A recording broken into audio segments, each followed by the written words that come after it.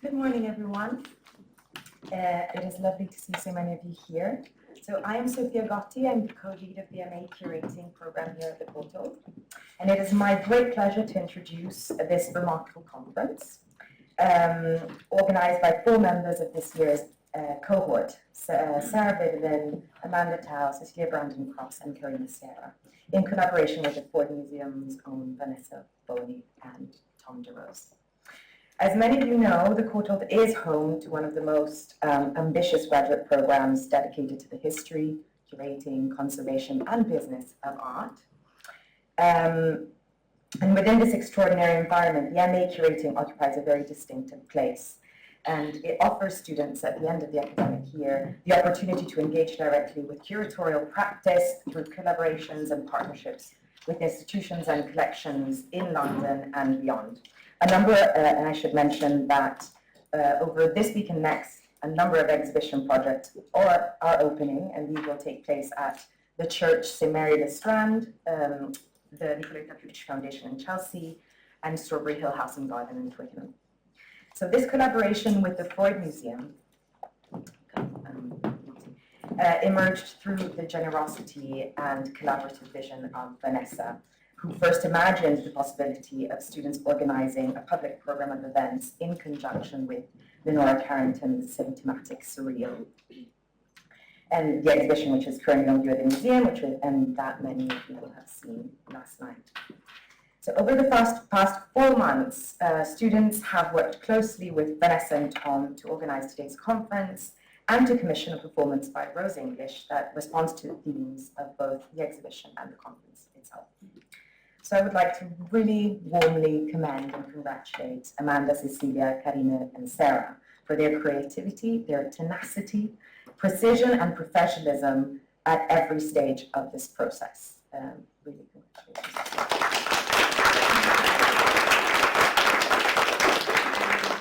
I would like to reiterate my heartfelt thanks to Vanessa and Tom for your expertise, your extraordinary generosity in guiding the students throughout this process.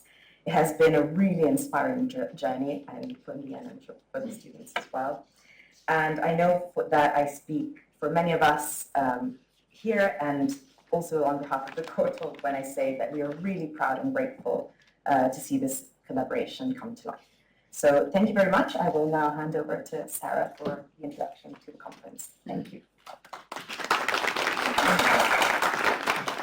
Thank you so much, Sophia, for the introduction. And thank you all for joining us today for day 2 of Leonora Carrington, Navigating a World Down Below. My name is Sarah Vidalin, and I am one of the 4 MA Curating students organizing the symposium alongside my colleagues Cecilia, Amanda, and Karine, under the mentorship of our tutor, Sophia. We are truly grateful to the Freud Museum for welcoming this partnership with such generosity and enthusiasm. This collaboration between the Courtauld's MA Curating program and the Freud Museum began earlier this year in February. It was during a site visit to the museum that we first met Tom DeRose, the research manager at the Freud Museum, and Vanessa Boni, curator of Leonora Carrington, the Symptomatic Surreal. From that first meeting, we were immediately excited by the possibility of contributing to the public programming surrounding their exhibition. For those of you who joined us at the Freud Museum last night, you will already know how deeply thoughtful and engaging both Tom and Vanessa are in their approaches to Carrington's Santander sketches, as well as her wider artistic practice and biography in relation to psychoanalytic discourses.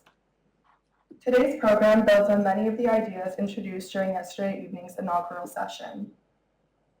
We are especially pleased that today's symposium brings together an intergenerational program of women scholars reflecting the profoundly feminist dimensions of Carrington's work and legacy.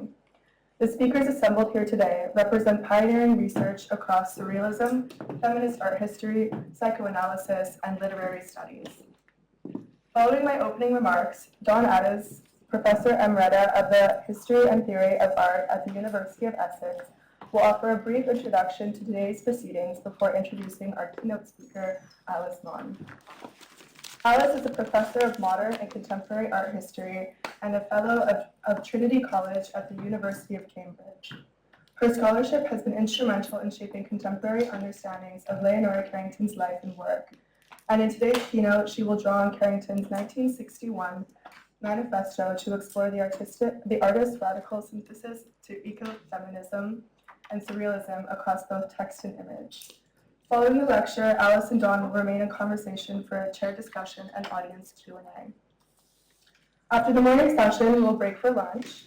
We are delighted to share that we have partnered with 3 local cafes and food spots, Quill's, Tommy's Sandwiches, and Frequency Cafe, all of which are generously offering conference attendees a 10% discount upon presentation of either your student card or today's ticket.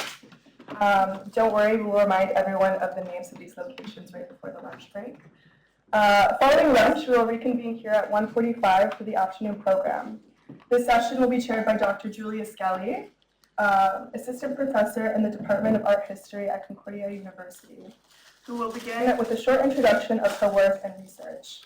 We will then hear papers from Victoria Ferrantino, Assistant Professor at the University of Iona, Helen Cram, Curatorial Assistant at the Fondation Bellier in Switzerland, Felicity G, Associate Professor of Modernist Literature and Avant-Garde Studies at the University of Exeter, and finally, the Courtauld's very own Professor of Modern and Contemporary Art, Sarah Wilson. Together, these presentations will explore themes of love, trauma, madness, and agency in Carrington's work while examining how magic, mysticism, and the opulent function as forms of resistance and self-transformation. After the afternoon papers, we will pause for a short refreshment break before returning for a panel discussion chaired by Julia Skelly, followed by an audience Q&A. After a final brief refreshment break to conclude the symposium, we will screen an excerpt from Rose English's 1992 performance, My Mathematics, as a means to extend Carrington's legacy into contemporary artistic practice. The MA Curating Group will then offer a few final remarks before inviting everyone to join us for a drinks reception at 6 p.m. just down the hallway. Before we begin, I would like to briefly mention a few housekeeping notes. There is one wheelchair accessible bathroom on this floor. It's just down here. As well as another on the first floor. There is also a single restroom on this level, so if you notice a queue forming, we will encourage you to use the facilities on the first or third floor. We would also like to remind everyone that the day is being recorded, so keep this in mind when asking any questions, as they will end up as part of the event's recording. Additionally, copies of the exhibition catalog for Leonora Carrington, The Symptomatic Surreal, are available for purchase today at the reception, and are at a special conference price of £20. And finally, there is no scheduled fire drill for today. Therefore, if you do hear the alarm, please calmly evacuate through the exit stairwell adjacent, just to the right here of the lecture theater. The meeting point is the garden, which is directly in front of the exit point. If you have any mobility issues and cannot descend the stairwell during an evacuation, please ensure you let the evacuating personnel know and stay safe in the stairwell landing behind the fire doors as you wait for fire wardens to rescue you. Before I welcome Dawn to I had to say that, I'm sorry. Before I welcome Dawn to begin today's presentation program, I would like to express once again how sincerely grateful my colleagues and I are for the opportunity to work alongside the Freud Museum team, Courtauld faculty, and the Courtauld Research Forum. Tom and Vanessa, it has been an absolute privilege learning and collaborating with you over these past months. While only the beginning of the symposium day 2, already this partnership with the Freud Museum has been incredibly rewarding for us. Sophia, thank you for your generosity, guidance, and mentorship throughout this process. Your support has given us invaluable experience and confidence that I know we will carry forward with us into our future professional lives. I would also like to thank Diego and Grace from the Research Forum for all their hard work behind the scenes and in helping us realize this symposium, and to the Research Forum, in general, all the helpers today. And finally, to all of today's speakers and participants, thank you for your time, your scholarship, and your generosity in contributing to this program. Dawn, it is an honor to have you with us today. Alice, thank you for making time for us amidst your very busy schedule. Victoria, although you cannot be here today in person, we are deeply grateful for your recorded contribution. Helen and Felicity, thank you for traveling here and for so enthusiastically accepting our invitation to participate. And Julia, As my former professor from Concordia University, it means a great deal that you have journeyed all the way from Montreal to be here with us today. And of course, I would be remiss to not thank all of you, the audience, for your keen attendance and for sharing this day with us. So without further ado, it is my great pleasure to welcome Dawn for her introductory remarks. Thank you, Sarah. And I am hugely honoured to have been invited to make a few remarks by way of introduction to this event. And I think the curating team, the four of you, Sarah, and your three colleagues have done a fantastic job in putting this all together. And Vanessa, I just congratulate you again on a fabulous exhibition, which is actually going on. I mean, it's rolling on and gathering speed and gathering energy and interest as it goes. This new painting that's turned up in Santander, which will be on show in Santander. It's very, very exciting, from the same period as the Down Below episode. So thank you. It's a few remarks, actually, partly generated by the recent heat wave, which is just proof that Leonora was absolutely on the ball in the 1970s, saying that the world is hastening towards its destruction.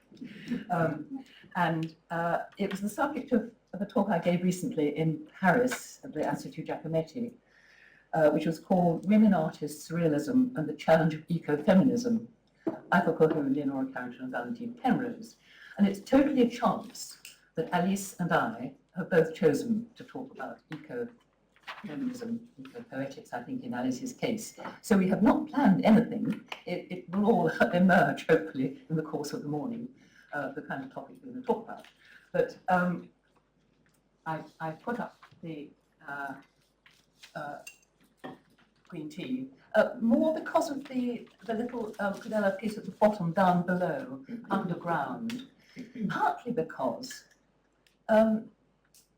the revelation of the new painting of Santander was in The Guardian a couple of days ago, at the same time as a particularly worrying country diary about swifts, baby swifts that were falling out of their nest, and the parents couldn't look after them, so they were sort of being eaten by predators. And I was just noticing down below there's a mother bird defending her eggs and her babies against predators. So it just reminded me that these things are linked.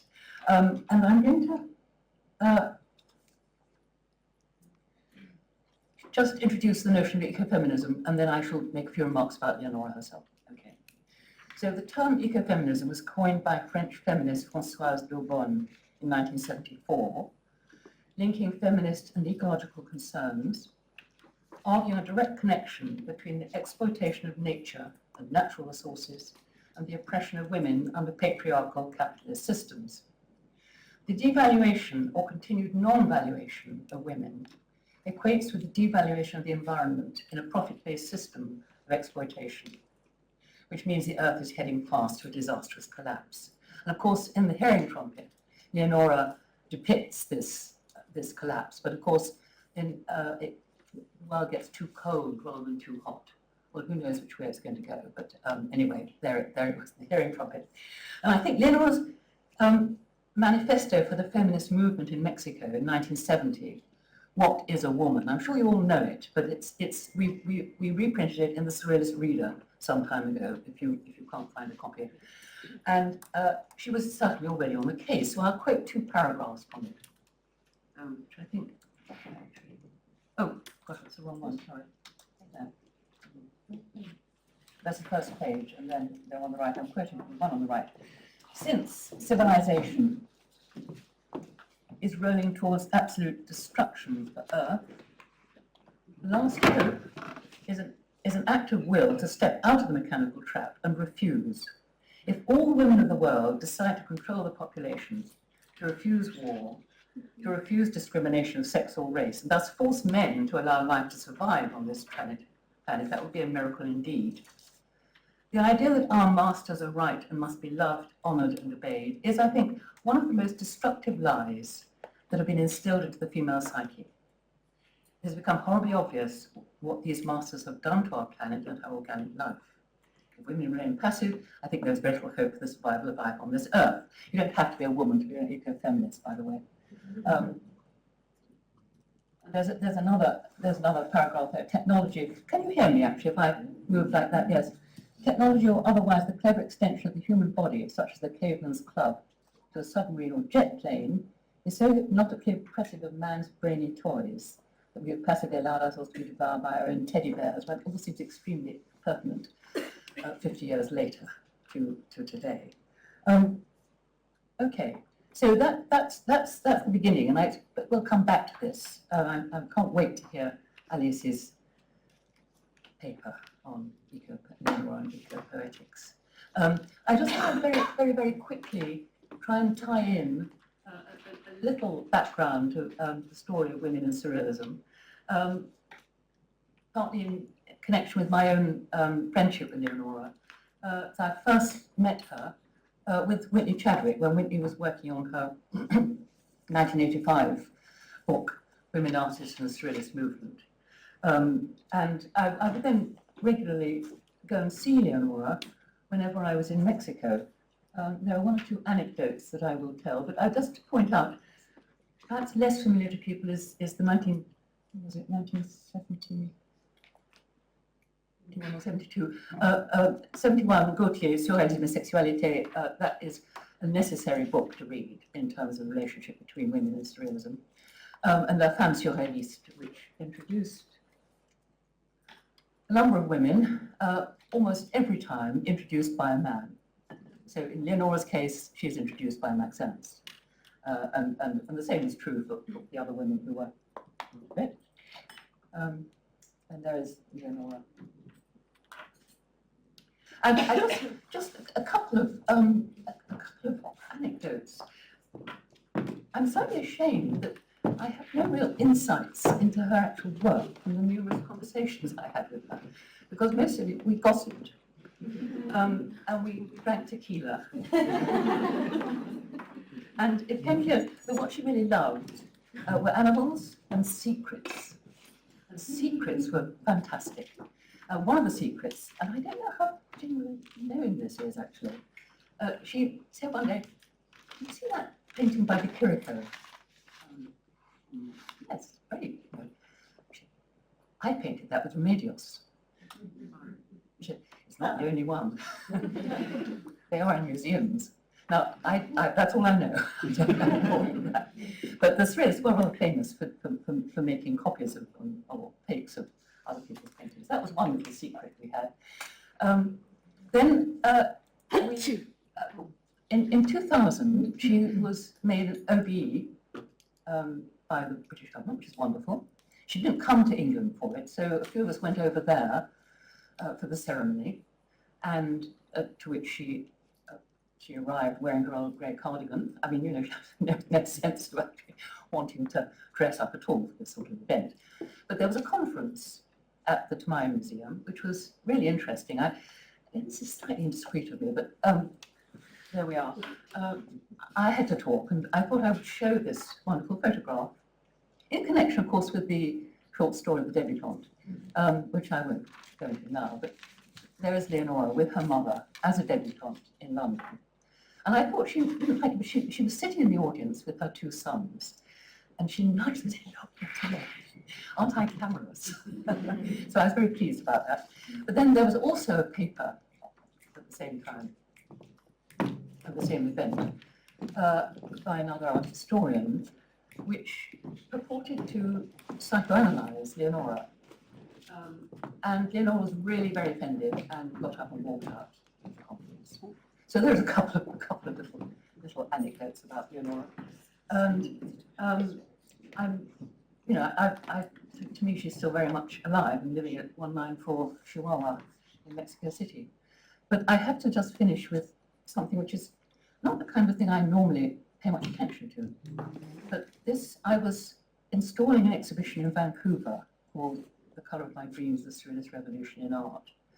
And I was having great difficulty with a painting by Leonora now at West Dean called The House Opposite. Leonora Feeney's portrait of Leonora Carrington, and another great painting by Leonora, and they just wouldn't fit together. And I spent a very long time trying to get them to work, and suddenly they fell into place and they looked wonderful. I went back to the hotel, and the next morning somebody rang me and said, Leonora died last night. And I've always thought this is May 2011. I always thought somehow she was there helping. So that is really, I could go on more, I won't. I'm very delighted that we're talking about her today, and it'll be really interesting to know what everyone says. And I now want to welcome Alice to the podium to talk about eco-politics and vision.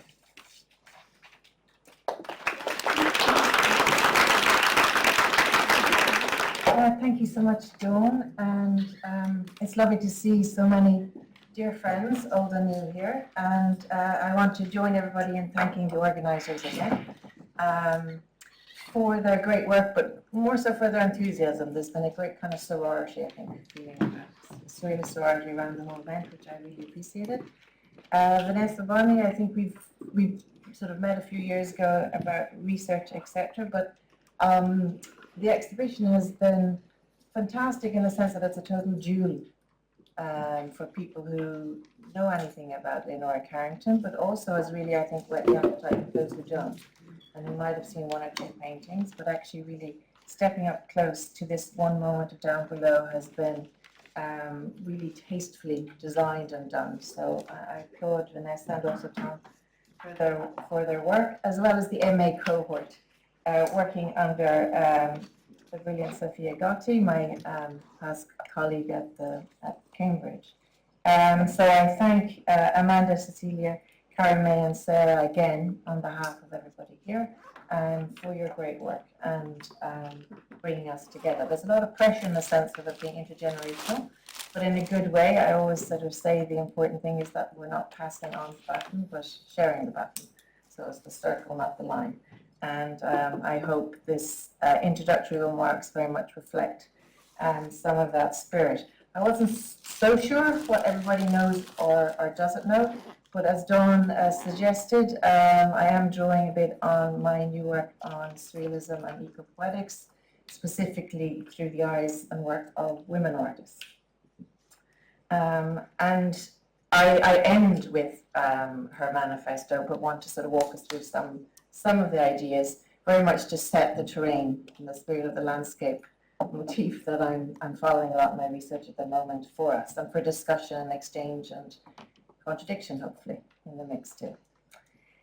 So, Leonora Carrington's art exemplifies what we might describe as the classical surrealist aesthetic known to us all. That is the fusion of opposites or seemingly contrary things. It's sort of the immediate visual analysis. I don't have my first slide there. So that's the kind of trope that we deal with the whole time we're thinking about surrealism as an aesthetic, as a worldview. The idea that we speak of binaries not as polarities or as a model in which we're meant to be sort of seduced or orchestrated, but we do talk about the real and the surreal, animate, inanimate, masculine, feminine. The critical thing in terms of how we approach that for surrealism, and certainly for everything around Leonora Carrington, is, as I say, that we're not searching for the submission of one to the other, nor the flattening of one to the other. Rather, it's the space in between where the surreal and the real meet that's our concern.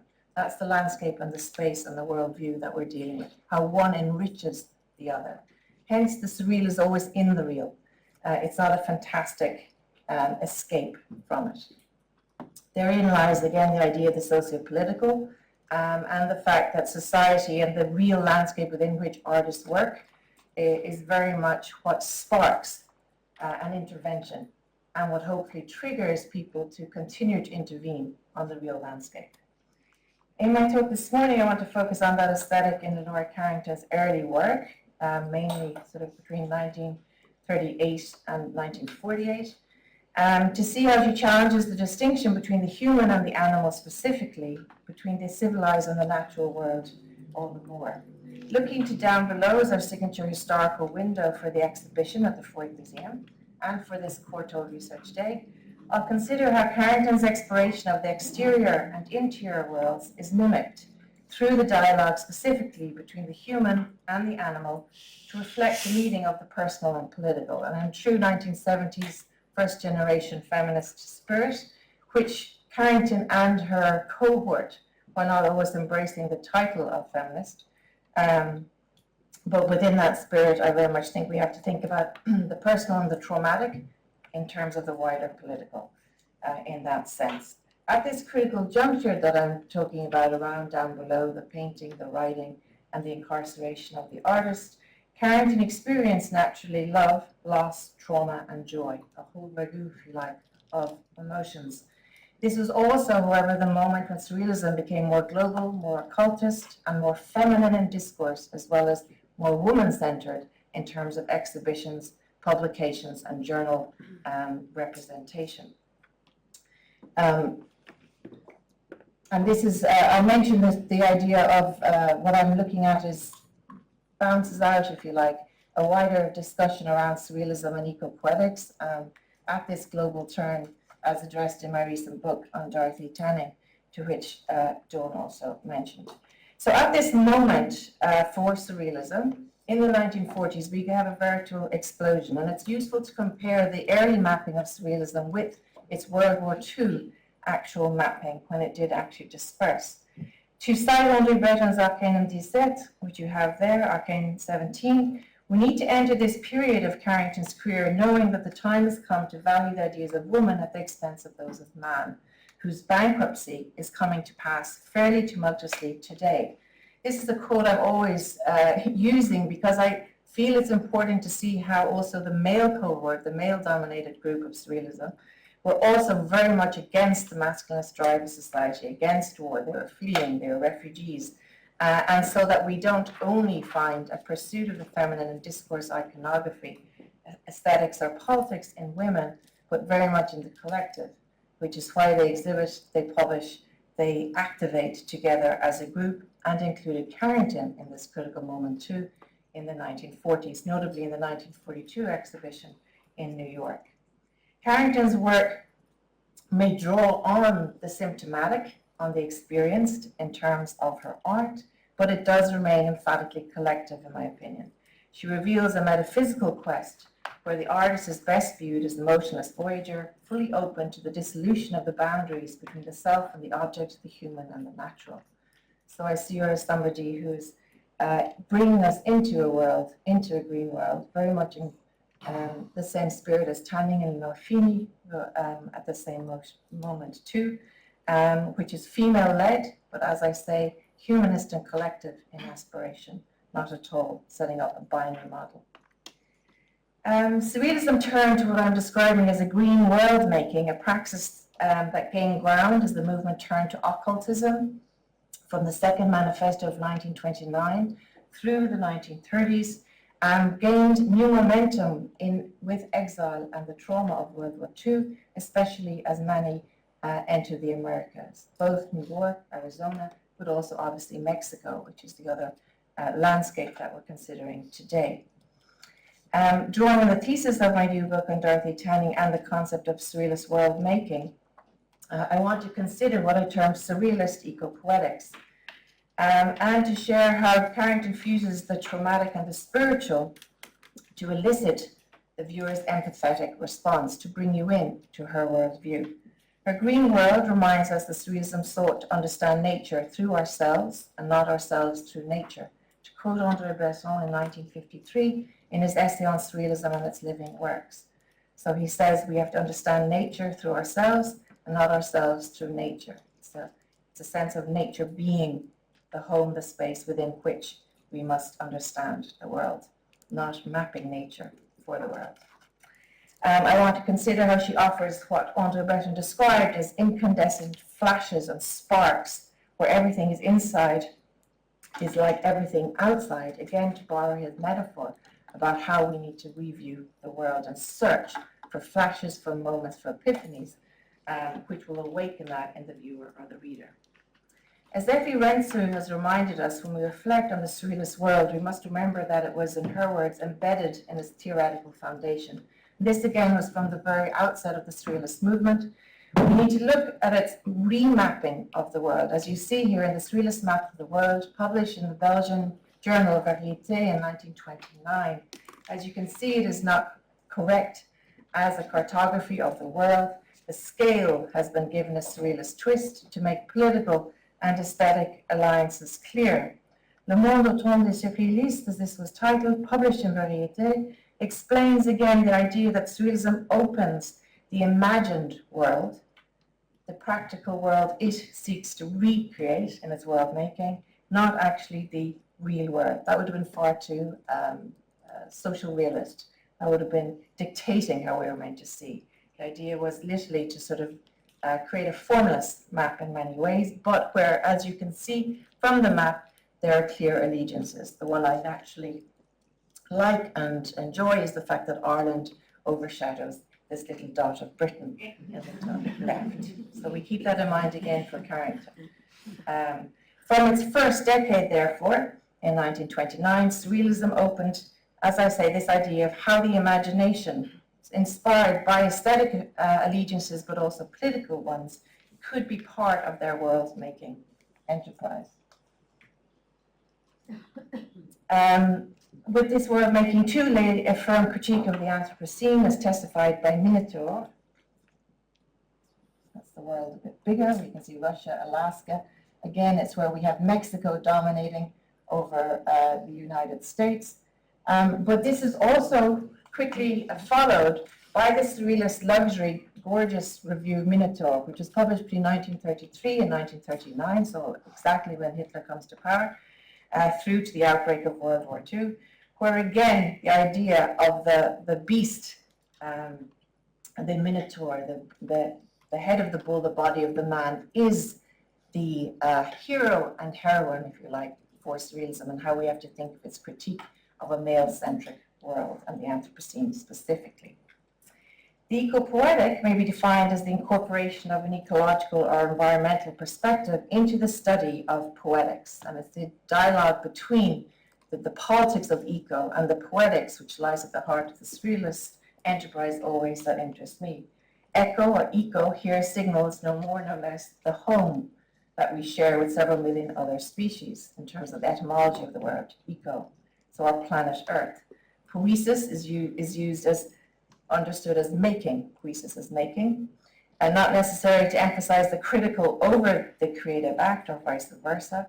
But when we join eco and poetics, we're basically talking about a house making, or at least that's what I argue.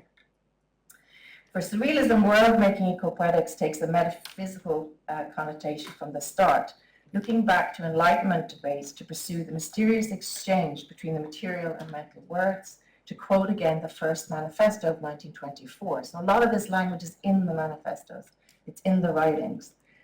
So they're talking about the mysterious exchanges between material and mental words, and obviously setting up their agendas against the Enlightenment rationale and education system within which they were all reared or educated. As Donna Roberts notes in her essay, The Ecological Imperative, in the collection of essays, Surrealism Key Concepts of 2016, eco-poetics may be seen to lie at the heart, or ecology in terms of what she's writing about, may be seen to lie at the heart of the surrealist understanding of art as having the ability to remake the world and reassimilate connective, analogical, and poetic thinking into new processes of knowledge. So it is about new knowledge, re-education, that underpins their sense of ecology. My approach to eco-poetics then asks us to consider, in the case of Carrington, I'm getting there, the humanist feminism at work. So the sense of a humanist feminism that's at work in the surrealist practice and as promoted, exemplified, staged literally in women's surrealist art. So how do they craft an iconography and a palette that situates woman at the center of a narrative and a worldview, and, if you like, answers that call that's contemporaneous with Down Below and issued by Breton, which is that we must discover, or we must lead or look to women for almost the new world order. And where, again, to cite the third manifesto, Breton reminds us that man is perhaps not the center, not the cynosure of the universe. So he's perfectly ecological language in 1942, 3-4 decades before there was any ecological turn in terms of our discourse. as is often the case, the artists create the need for discourse, which those of us who study these two ideas then pull into place. But he does critique the idea of the king of creation that prides themselves, these again Breton's words, and as I mentioned, that we need to turn to women for new directions. A further visual example, and this is partly self-promotion for the book, is Dorothy Tanning's self-portrait of 1944, which I use as the opening image for the book to again get you into a green landscape, a green female protagonist, looking onto a landscape, as you see in this self-portrait. This is the Arizona landscape, Sedona, Arizona, where she lives, and where we have a Rooken figure-like composition, where you're seeing the figure from the back, such that you are in her shoes and experiencing the same epiphany. And that's the motif I want us to keep in mind. You're included, you're a fellow traveler, a fellow experiencer, and that lies at the heart of surrealism, whether you enjoy it or you find it transgressive, etc. So Carrington's eco-poetics also emerges from this very same moment. I think it's very telling that in the 1940s, exactly when women had come to the fore, often through the work of people like Peggy Guggenheim and our gallery and our exhibition of 31 women, but the women artists are turning to landscape, and the women artists are getting significant recognition in journals and essays by male surrealists and André Breton in the mix.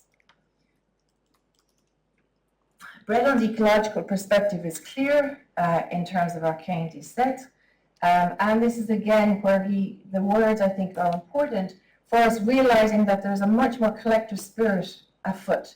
This is not just again that Carrington has had a breakdown or a psychobiography in the mix, or that we need to essentialize in any shape or form, but André Breton again is reminding us that the idea that the universe only has intelligent meaning for mankind and that it has none, for instance, for animals, is redundant and erroneous. So animals are at the forefront of a lot of the language of the period.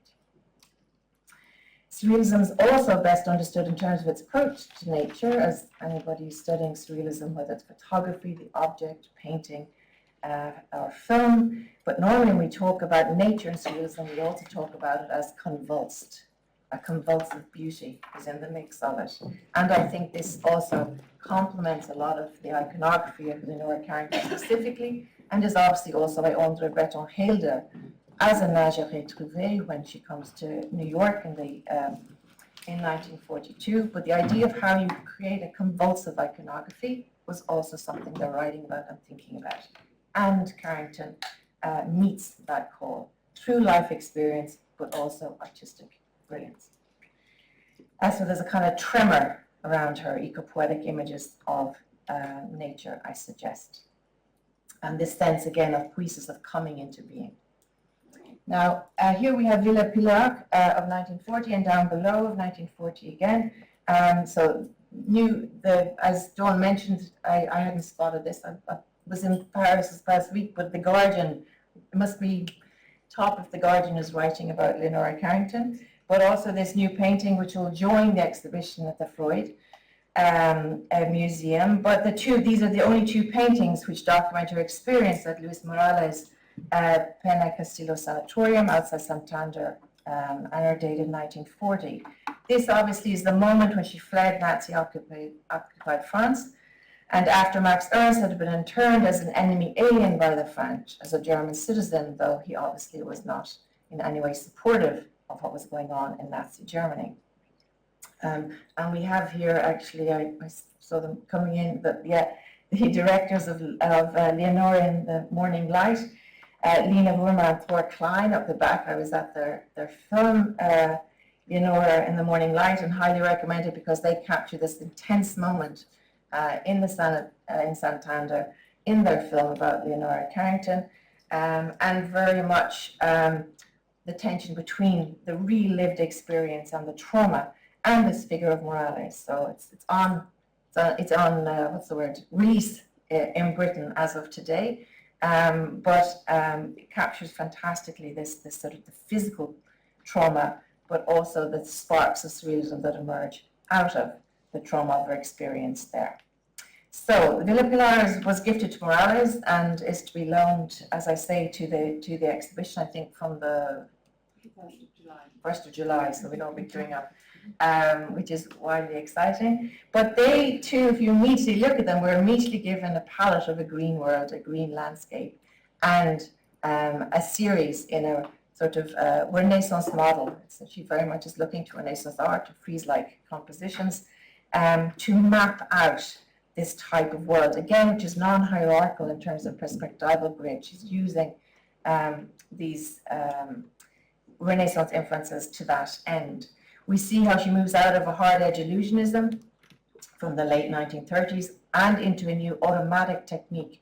And automatic techniques emerge again in the 1940s for surrealism.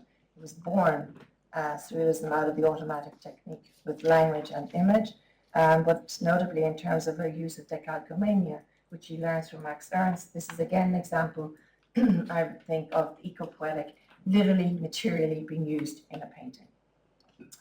Carrington explains her own way of world making to us, and this is also important when we view down below as a text. As with all surrealist texts, they're never memoirs, they're never diaries, they're never pure fiction. They're always merging between genres to keep us on our toes in many ways.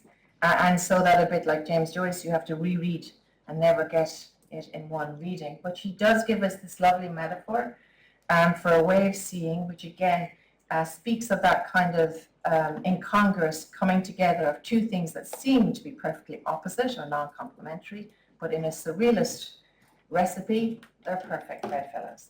So she says the task of the right eye is to peer into the telescope, while the left eye peers into the microscope. So immediately when you telescope and microscope, we're literally talking about two wildly different perspectives. One up close, intimate, and the other, which might be seen as epic, landscaping and scoping in the traditional sense. So one eye looks to the scenic, the landscape, the vista, the other to the detail, the feature, or the ground level view. I think this is something else that's worth noting when we read her compositions, formally, figuratively, where we often have, again, the decalcomania and automatic technique and more abstraction, very much in the spirit of Leonardo da Vinci at the background, and then the details, as Dawn sort of noted, where you're often seeing little insects, little details which pull you up close and intimately to the thing that's often overlooked. So you have the grand landscape, the grand building, and the creatures, but then the inhabitants all are, if you like, worthy of their place. It's not distorting perspective, but multiple perspectives at once. In terms of Carrington's life and mapping her life, which obviously is important, as I mentioned when we saw the map of the surrealist world, she, like André Breton, leaned towards the Celtic over the British. She didn't align herself with her British father, Harold Wild Carrington, a textile tycoon, but with her Irish mother, Maureen Moorhead from County Westmeath, and her Irish nanny, Mary Kavanagh. Carrington's preference for a matriarchal family is evident in many paintings, including in this in Cookie Hall of 1947. Here her childhood home stands as the backdrop to a scene of women's spirits, gardens, waters, and dogs that align Carrington to this Irish race of alchemists. Most of the females in the painting wear white gowns. They hover on the roof, in trees, and in the water, nymph-like. Through the emphatic green palette of the painting, Carrington adds a further alchemical dimension to the work, as green symbolizes the essential primal matter that will lead to the philosophical stone. You've got Carrington is fabulously well read. She acknowledges that Max Ernst introduced her to much of her alchemical readings, but at the same time, the Celtic twist, if you like, is something that she's emphatic about and shares with Marina Warner in interviews, but also, as I say, it's in her bibliography, her library, and her iconography. And this cites back to, I think, Dawn and I were just mentioning, it was 2013 when we did an exhibition at IMA, the Irish Museum of Modern Art in Dublin, on Celtic surrealism, where I worked with Sean Kassan there on some of these ideas. Carrington cultivated, as I say, then this emphatically matriarchal image of indigenous roots, which means that for me this is also as important as the Mexican turn, and very much we see them coming together. Specifically, her discussion of the little people known as the Shiha. Now again, you're told all about Shiha as a young child in the midst as a sort of in Irish education and culture, but very much so also in storytelling. and she's very much the storytelling in that way. Her grandmother Moira described the she, her, to her, in the artist's words, as descendants of that ancient race that magically started to live underground when their land was taken by invaders with different political and religious ideas, i.e. the British. They prefer to retire underground when they are dedicated to magic and alchemy, knowing how to change gold. So again, the politics of this language is important, the discussion is obviously around the native language, spirituality, and an alchemy which is rooted in the she has. So this is part of her own words. Of course, again, to sort of step back and forth between her and surrealism, Ireland was viewed by the surrealists as quintessentially surrealist, which is true. Jonathan Swift was listed as a precursor to surrealism in the first manifesto of 1924.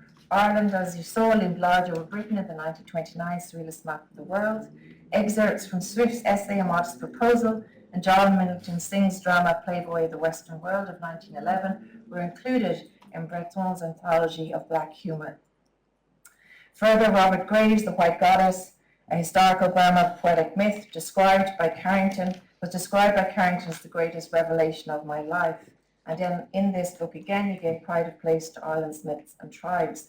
For example, Graves discusses Newgrange as built by matriarchal passage grave-making people that first reached Ireland about the year 2100 BC. He details at length the figures of female figures from Irish mythology. It's terribly matriarchal, notably Queen Maeve, the Queen of Fairy, who hailed from Sligo, north of Dublin, and the Tuatha De Danann, who are linked to the pre-Arcane goddess Dana of Argos.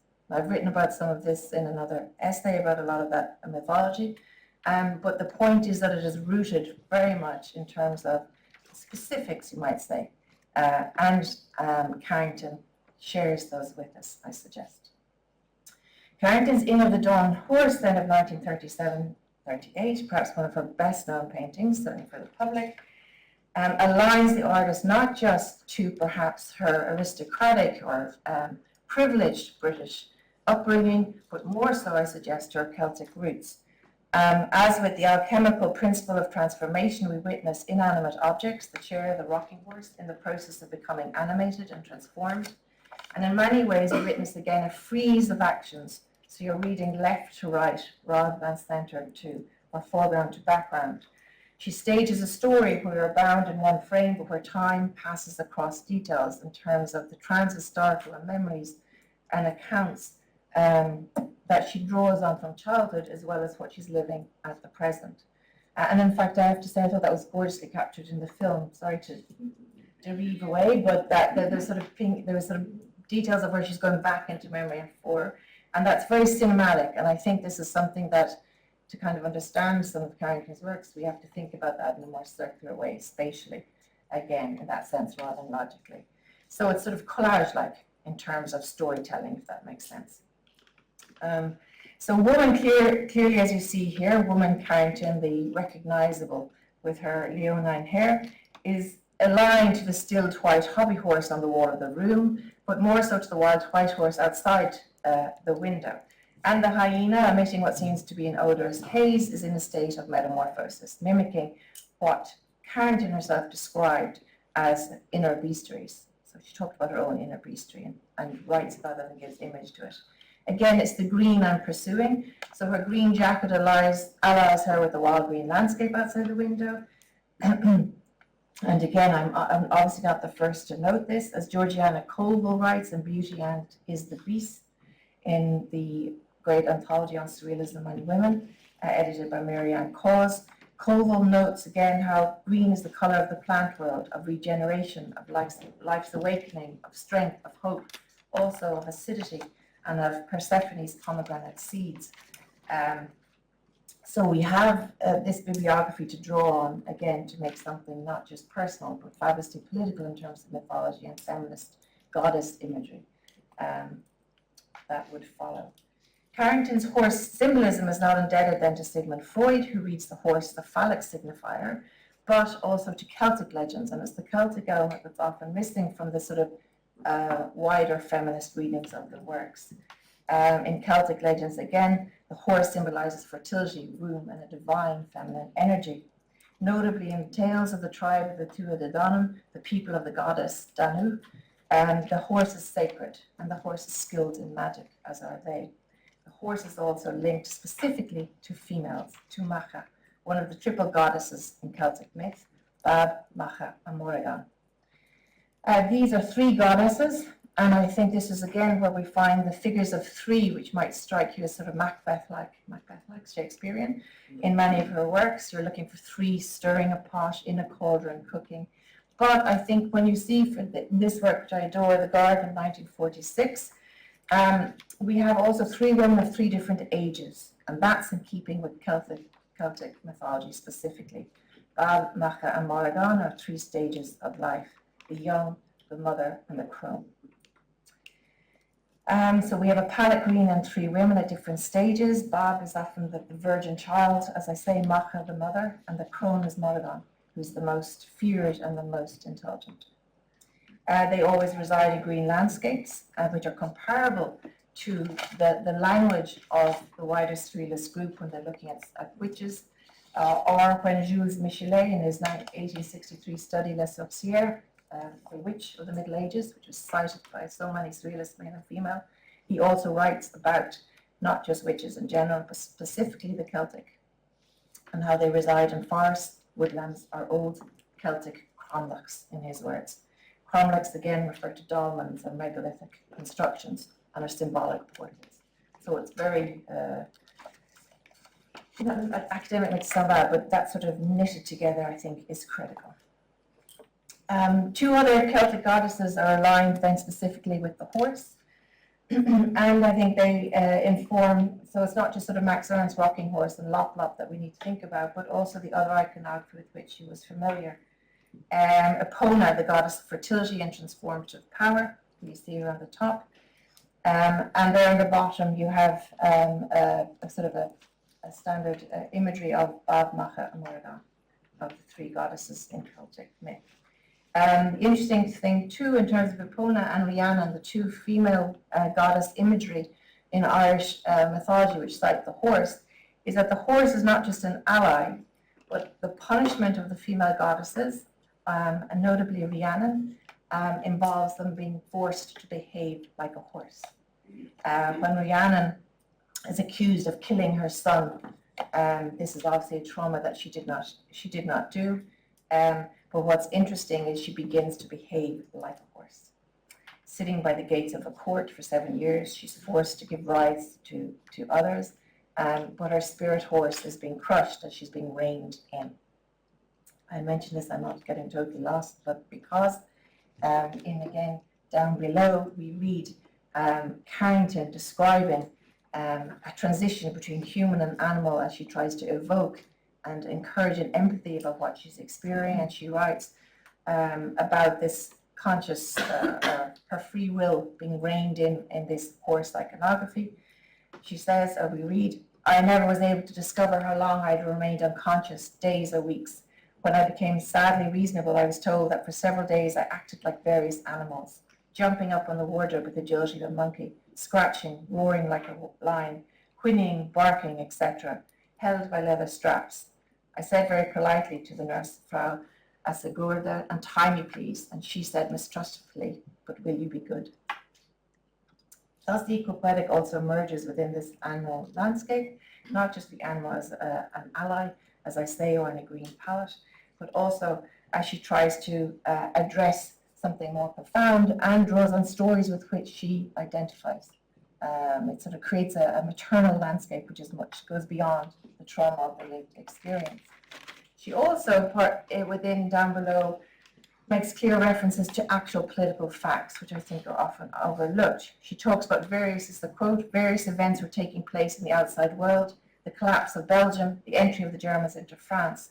And she, in passing, references the poetry of Garcia Lorca. So Federico Garcia Lorca is mentioned in the myths. Here you have him with Dali. But she says, we read, Madrid was singing Los Ojos Verdes, the green eyes, after a poem, I think, by Garcia Lorca. And it's just one little sentence, which of course Alice bounces on. because then when you go through this poem, and when you think about the fact that Lorca was assassinated in 1936, again, it means that these are all the little sparks, literally, that are coming together in her iconography and her thinking. Lorca's poem, again, which I put there, is all about green. Green eyes, the eyes of my brothers. She writes that the green eyes of my brother might deliver me from my father, in a few sentences down. But it's like she's finding a further green ally in the figure of Lorca, who, as I say, in this poem talks about searching for a green love. I don't have time to go into it in detail, but again, the motif of the green in Lorca's writings, also in an earlier play, is to denote the young, the fertile, the innocent, and also how when they're not treated with love, they can turn sour, as a green fruit is. The Lorca reference is also followed by a further cultural one in passing that maps a socio-political landscape through this sort of wider ecological frame, which, as I mentioned, is not just poetic, but always political, because she mentions Bei mein Biester Song, the popular Yiddish song from 1932, which was translated into English and made into a hit in 1937 by the Andrews Sisters. And this is from Life magazine in 1937. So these are sort of references in the midst of us reading about her trauma and being tied down, etc. This was a great hit, winning press attention, but as with the mention of Lorca, who, as I said, was assassinated by the nationalist militia on August 19, 1936, during the early days of the Spanish Civil War. So just like that has loaded, if you know anything about Lorca, but she's not going to footnote it, just like that, this song also is loaded with political significance, because it was initially very popular in Nazi Germany, thanks to the Andrews Sisters, and a great hit. It features in American Life magazine as a great hit too, but once its Jewish origins were found out, it was swiftly denounced and banned as degenerate.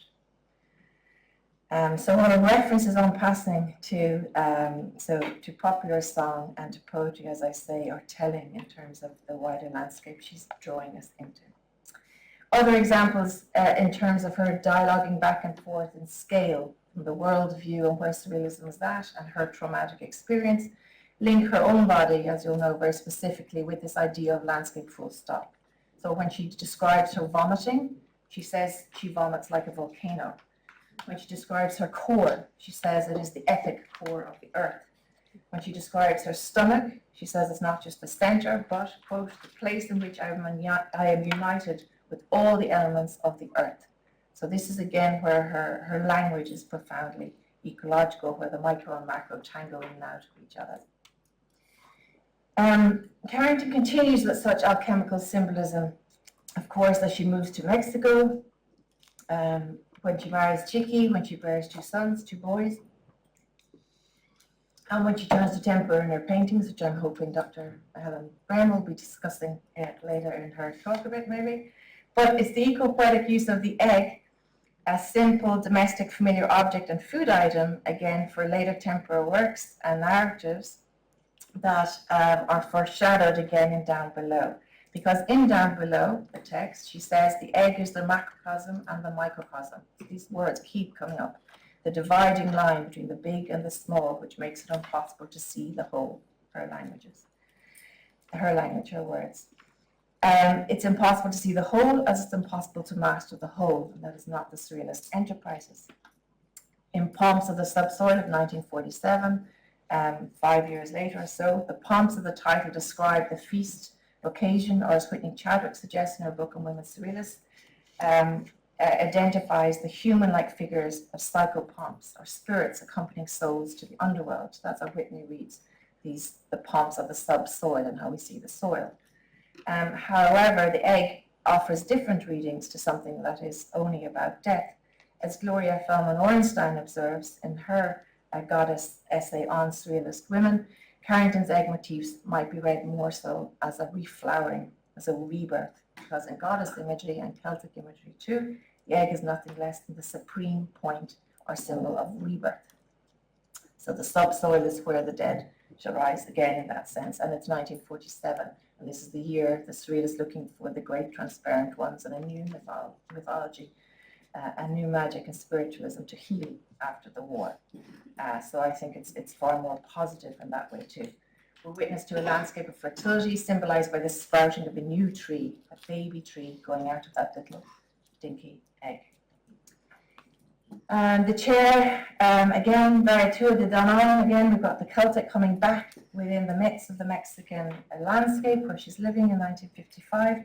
The alchemical egg, the principal vessel used in alchemical operations, is set here and is flaming in white, which is her colour, as you've seen across her self-portrait, and her Celtic imagery too.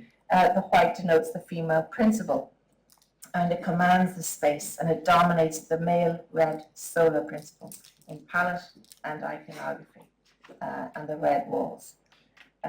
So the sort of subtle ways of her evolving her ecological perspective. The detail within the scene again demands we step up close and out from the surrealist world, as the Daya translates again, the Daya Tua de Danan again in Irish translates as the good God, the Celtic figure of druidry and fertility, a male figure of druidry and fertility who birthed the goddess daughters who would lead the battle, if you like. So he also, Daya is associated with the ancient Neolithic passage tombs, and therefore with the motif of a threshold, the idea of a new step, a portal, which lies at the heart of what surrealism is doing when it's inviting you to step in. Oh, to sum up, describing herself in down below as an androgyne, the moon, the Holy Ghost, a gypsy, an acrobat, Leonora Carrington, and a woman, no less, all her words, and painting this in down below in 1940 reminds us, for discussions today, how Carrington lures us into many familiar roles, but also offers a diversity, literally a palestra, a lineup of different female imagos, where we can each find something familiar but also strange. These are landscapes of bizarre creatures that are human, animal, but more so hybrid, from the mythological Sphinx to red-stocking femme fatales to her own self-portrait in a state of metamorphosis thanks to decalcomania techniques. It's something that again can be compared to Dorothy Tanning in 1942, where metamorphosis, creatures, are constant bedfellows, or a witch is familiar. So it's not peculiar to the experience of Santander, but very much in the forefront of the iconography of women at the time, as is the palette green. I also mentioned just briefly, again for the sake of history of surrealism, how VVV, the surrealist platform on American shores at this time, was also engaging in many of these wider ecological, for the sake of poetics and politics agendas. Here you have the Almanac of 1943, orchestrated by Marcel Duchamp, where you see the night riding over the globe and the world and that fabulous screen.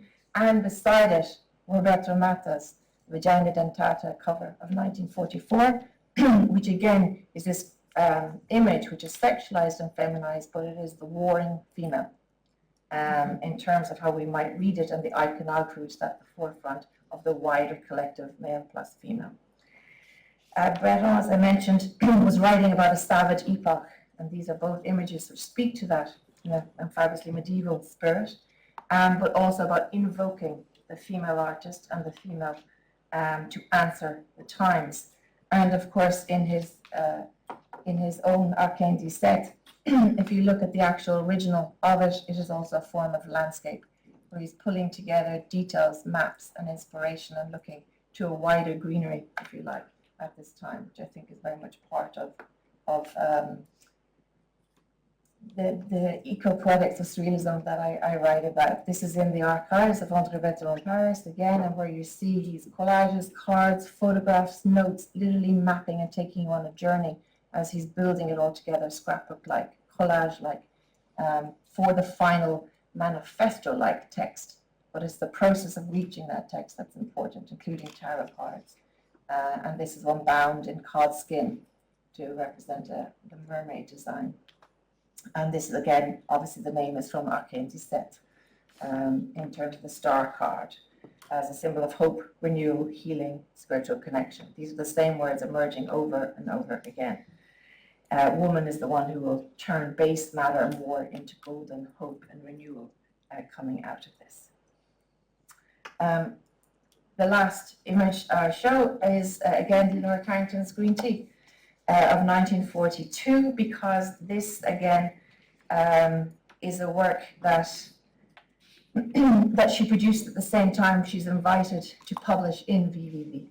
So Carrington's invited on her as part of her, it's not her healing process, but when she regroups with the Surrealists in New York in 1942 after Santander, she's immediately, as Dorothy Tanney, is invited to be part of VVV, which is the rally cry of the Surrealists in New York in 42.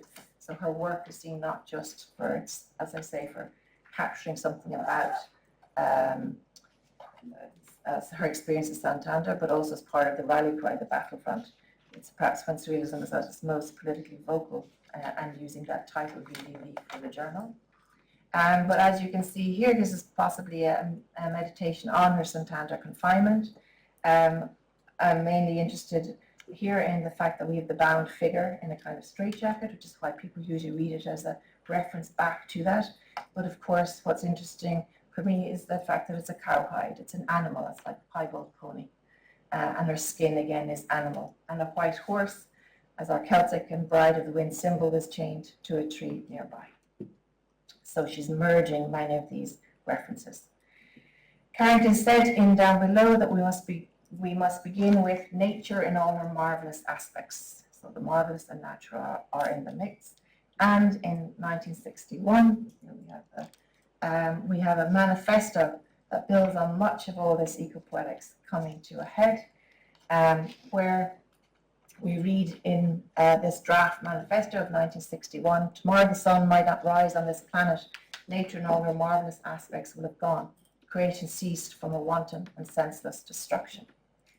This is a manifesto which is obviously born out of escalating Cold War tensions and the Cuban Missile Crisis and her experience in Mexico, working and living as a mother of two sons. Later she would address the events of May 68 too in other writings, and in Gary Weiss's memoir he documents that too.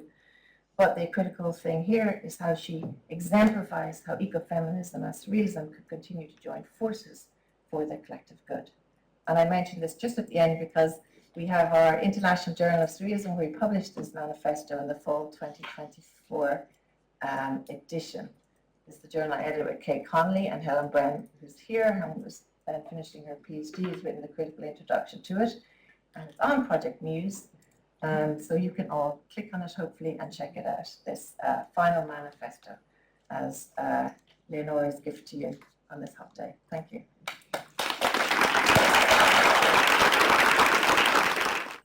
Well, thank you, Alice. Alice in the right places.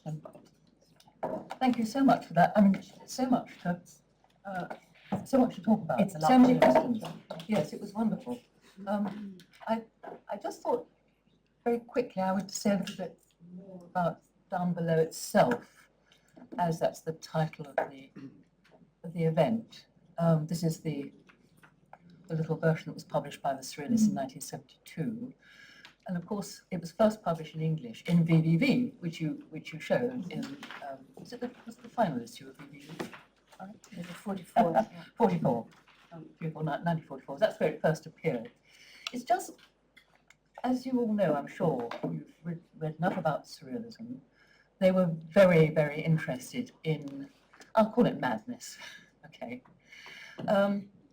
And of course, Courtauld and, who was it, Calais?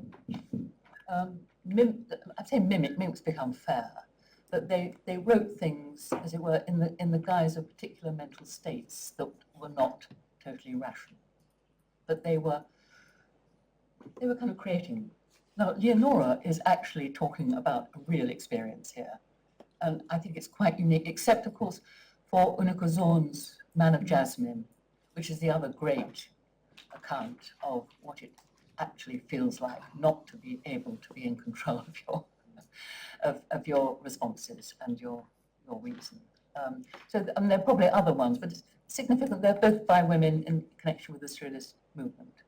And Down Below is a quite extraordinary account of what it actually was like, and she remembered it so vividly. But also I want you to just say that Down Below itself was the title of one of the pavilions in the grounds of the sanatorium of Santander, and it was meant to be the happy place.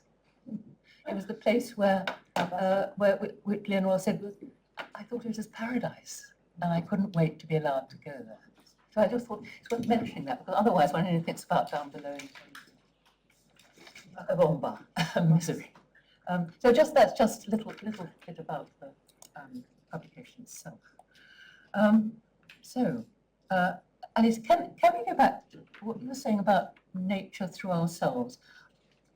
Can you remind us what the idea is? You're quoting Breton, I think. So it's the I think it's the opposite of how we often the idea that we map the landscape and view down on it, but he keeps on talking about the fact that we're not to turn to nature as a solution. It's almost like it's comparable to how he uses psychoanalysis. It's not to cure, but to better understand. So that we have to understand nature through ourselves and find it in us, rather than us trying to comprehend nature. To that extent, the model is bigger as a scale. And so I think what often it translates in art and text, I think often in terms of literally the mapping. It's not as if literally in terms of the grid. If you think of a perspectival grid, often what happens then with Carrington is that there's an emphasis, which is where she is looking to run a spot, she's looking to Renaissance altarpieces, and Julian Guerrero has written a lot about her work in terms of Renaissance imagery. But again, it's where you're reading, does that make sense, in terms of left to right and frieze? Frida Kahlo does the same thing in terms of the Mexican. So it's not a foreground, middle ground, background in terms of a kind of a Lorraine or Poussin landscape or something where you have a hierarchy of male over landscape.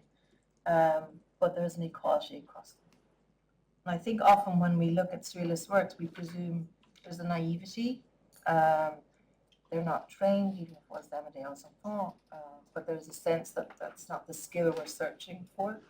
But actually, I think it's especially deliberate, and it comes across in her work emphatically so.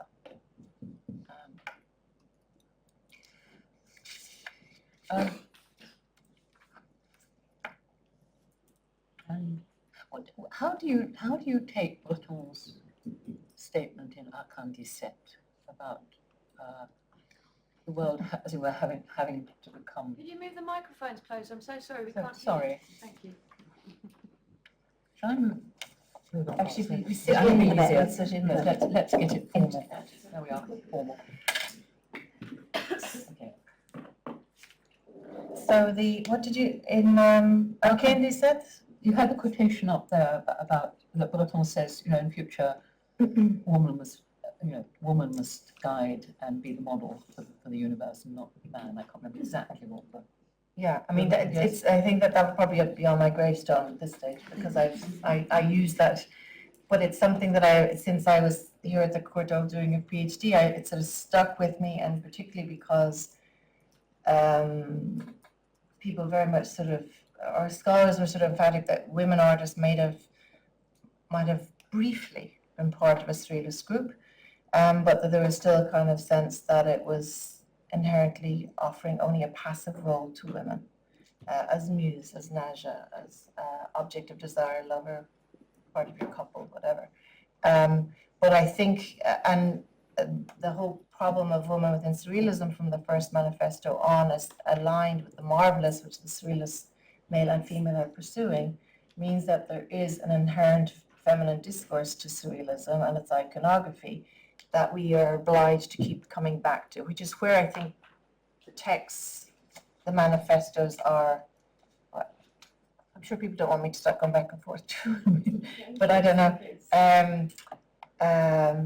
But that the language of surrealism from the start, then in the manifestos, obviously these aren't sort of literal. They're playing with topography and ideas in every publication and manifesto, but that we do have an emphatically feminine discourse, and it comes to a peak with André Breton, who's evolving alongside ideas, readings, writings, and a more female circle, which I think also has to be acknowledged. You've got women bringing ideas, writings, creative artwork, sort of expanding the boundaries for the collective in exhibitions. And Carrington, as the only woman writer he includes in the Anthology of Black Humour, alongside Swift, Marquis de Sade, other people, means that she's hailed for her talent, but also he is searching for the Melusine, the language of the the folklore language of the feminine at the time. And often what happens is, at the same time that we're trying to think about how male and female artists in the surrealist group represent women, we've also got to think about how they represent men. Men are usually absent, men are sleeping, men are involved in their anima, not their animus, the warring spirit. And often there's a celebration of eros rather than thanatos, the life rather than the death drive. And so there's a rejection of the civilizing role for masculinity in men on the part of a lot of the men too, in their language and iconography, or in the absence of male figures and the preference for strong female figures, I feel, in the iconography. Does that make sense? So I feel that's for some reason we're still sort of stuck in a very male gaze, so that if we see a female, we presume we're the male master. But there's also the question of where's the male in the figure, and who is the painting for, and there's more slippage between the gender roles, I feel, in the mix. Yes, that's very interesting. I think we'll open it up in a moment for questions. I just want to say something there about Ethel Colquhoun, whose exhibition I'm sure everybody saw at Tate. Mm-hmm. And there was a very interesting essay in the catalogue of that exhibition about Ethel and ecofeminism, about challenging the identification between woman and nature and man and civilization, and actually saying, no, we've got to take this back and re-examine it, in the way that her paintings do that. I found that really very, very interesting. It does not accepting this, identification of woman with nature, but on what terms and how is it done? And she does it in a very forceful way, actually. It's not passive at all, it's active. I just make that point. Because she explores the male and the female, yes, so it's again that it's in us all. So it's much more Jungian in terms of how we're trying to think about these ideas. And in her case, linked obviously to alchemy and the tarot too, and androgyne. And that androgyne is being a kind of an ecological model for us. I would like to, yes, I accept all that about alchemy and mythology and tarot and so on, but I do think we have to keep the question of ecology actually as an actual thing, an actual problem that needs political intervention.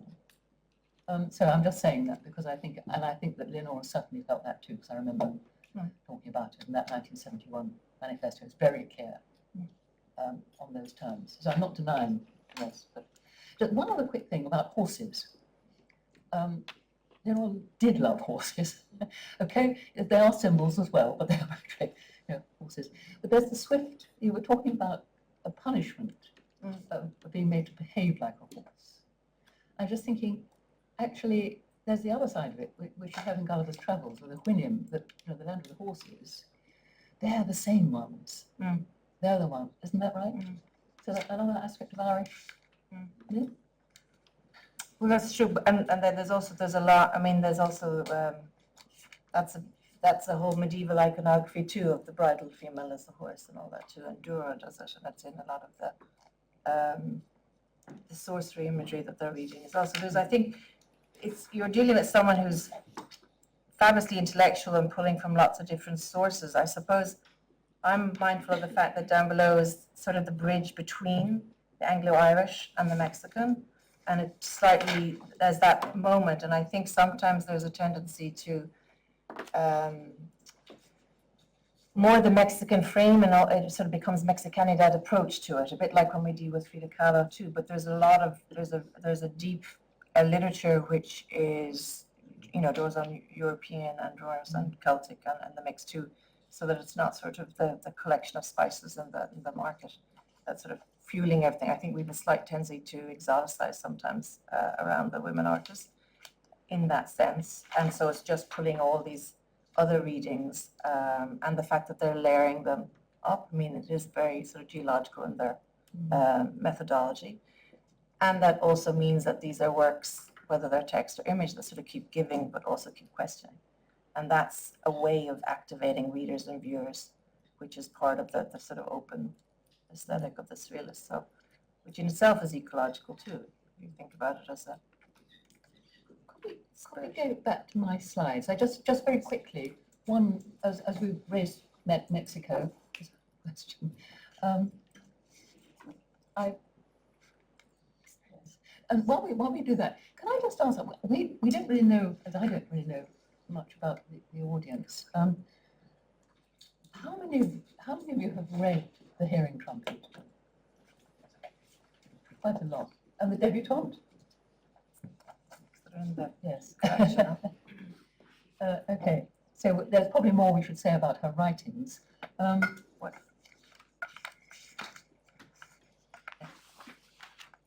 just wanted to. I was very fascinated by the relationship between the giantess, one of the great paintings, and the statue of the Coatlicue in the National Museum of Archaeology in Mexico City.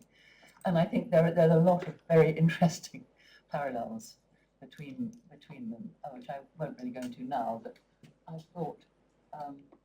There's also St. Bridget's cloak.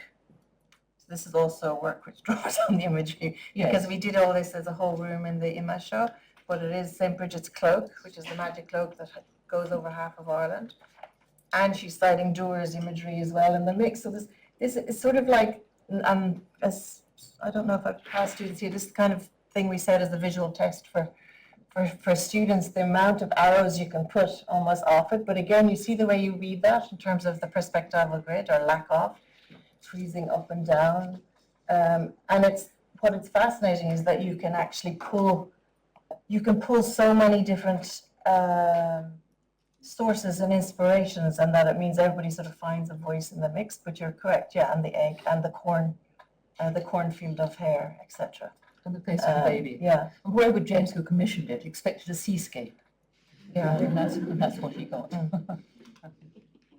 And it's a giant. Do you think, shall we Questions on the floor? open Sure. questions from the Professor Gotti, Okay. yes. Thank you so much. This was a really exciting talk, and I loved how you explored so in depth all the Celtic imagery. And that really made, and I kept wondering, she never came back to England, but did she ever go back to Ireland? And how, I mean, why would she ever, what drew her so strongly to Mexico? And then looking at the map, I realized that in addition to there being political alliances, and I noticed Peru is basically the entirety of Latin America. So obviously it's all of these alliances between Mexico and Peru, and it's very much about also indigenism. And that assonance also that you just showed, so the Celtic imagery, but also that really real connection to the Mexican indigenous world. So my question is about indigenism. So of course there are lots of problems with indigenism as a modernist sort of movement expression, but how does that fit? Well, there's also a connection. This is also the window for that moment, and there's a problem around a lot of the language. So, for example, Entre Breton with Aimé and Suzanne Césaire sort of saying the surrealists identify with the black. Dorothy Tanning is writing about the Indian. You know what I mean? So the language is sort of crude, to put it bluntly. But we have the gendered implications of the indigenous, and this is also the moment when we have Brazil and Maria Martins and Andre Breton writing about her and the mapping, so that there's a different, I think there is that, there's literally the global turn for surrealism this moment, and it is when all those new ideas aren't just there to be read about, but the artists are bringing it with their own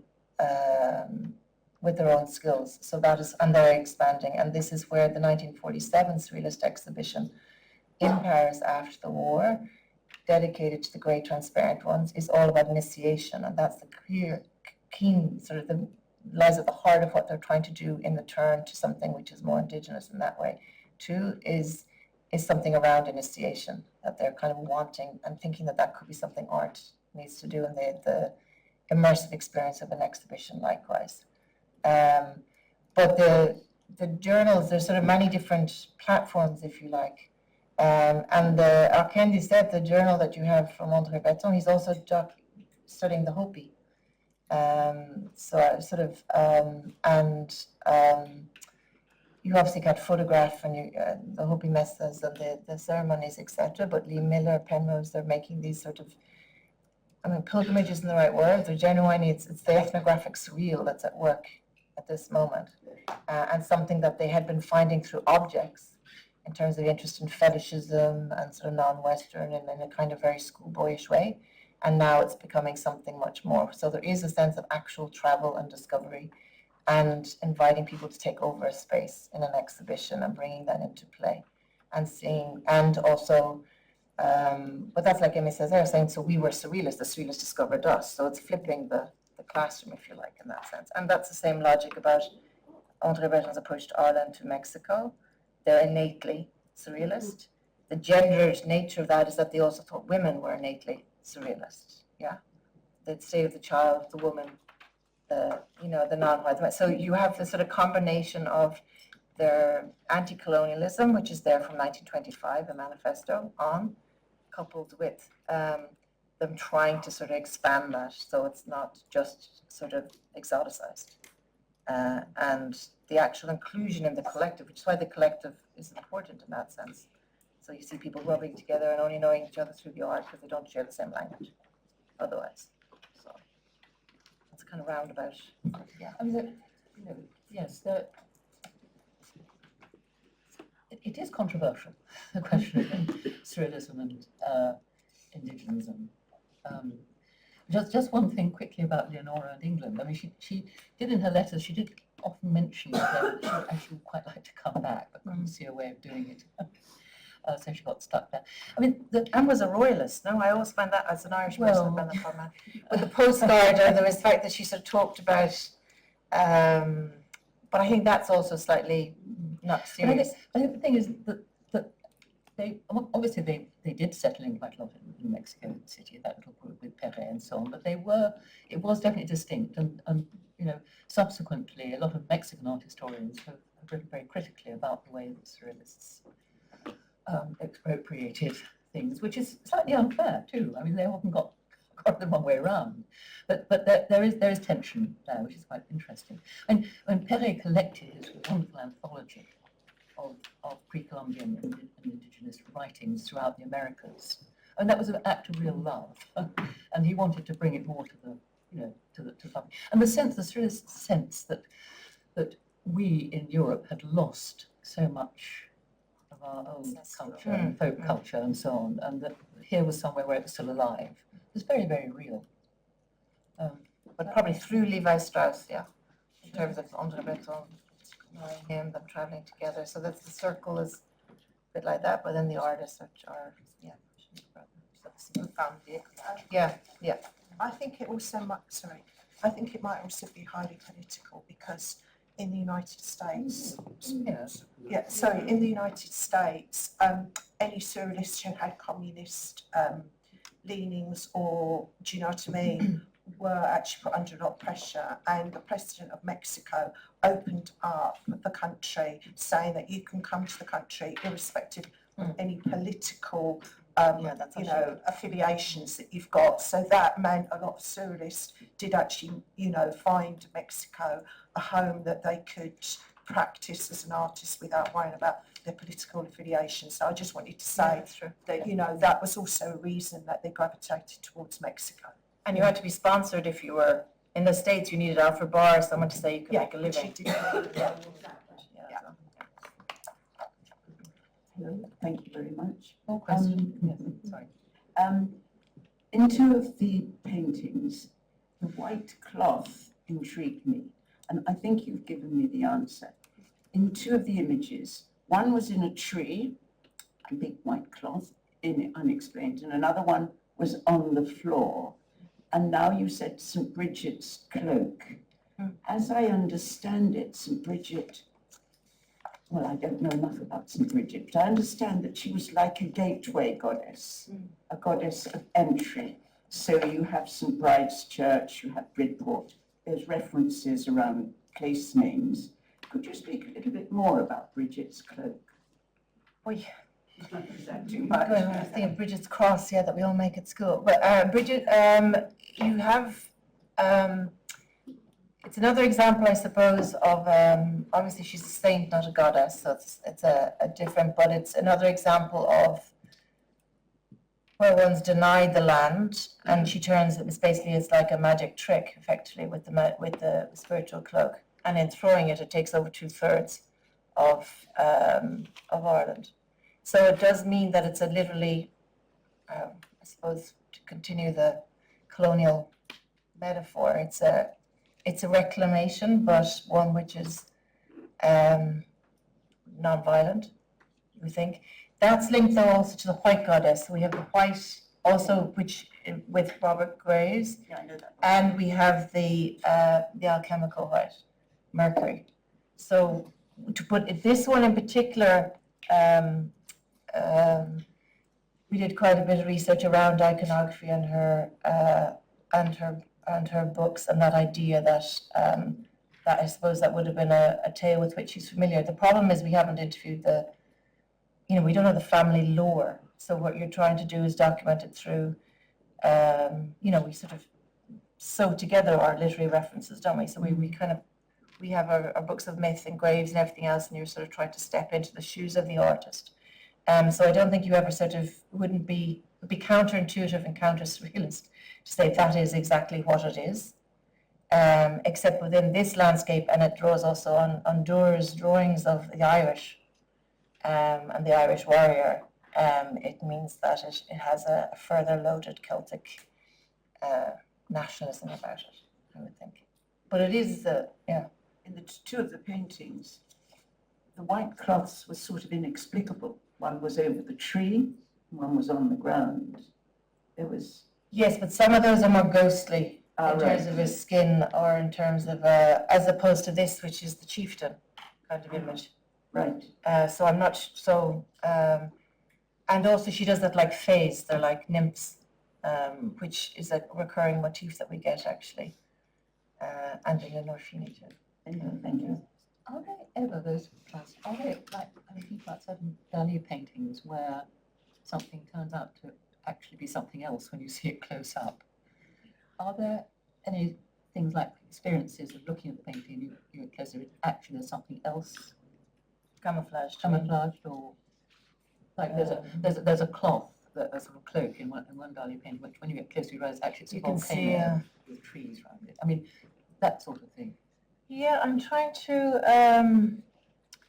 offhand I can't think, but I do, I think that serves that sense of a kind of that's the layering motif, or that sort of geological motif that you get in some of the works. And certainly these are, but some of the temp works, some of the late, I'm very interested in some of the late 1950s, 60s works that I've been looking at up close, where we, in terms of technique and automatic technique and graffage, and she's doing a lot of scraping, she's using gold, but that's a whole other conference, not linked to down below, that's other work. So I'm not sure, but yes, but I'll have to, figure it out. I do think St. Bridget is sort of, because you've St. Bridget's Day, you St. Bridget's Cross, there's certain things, it's like the Sheha, all these are things which are certainly bedtime stories and commonalities that don't, would be references that anybody knows who's Irish or is an Irish grandmother would be sort of, pinch in the ear and say the Sheha will take it, or, you'd almost say that if you're trying to get a kid to stop sucking a dummy, the Sheha took it, like you might say the fairies took it. So there's a lot of little references which are in the mix. In fact, it's only when I watched the movie Hamnet, did you see the movie Hamnet? But there's so many layers of that I was thinking it's very similar to kind of a whole sort of matriarchal storytelling that goes on, and that would be very typical. I think she pulls that, and for moments of comfort, if you think of her down below, trauma and the way she's talking about her body being attacked and strapped and defecating, urinating on a bed, and all that sort of imagery, which resonates in all the wrong ways today again.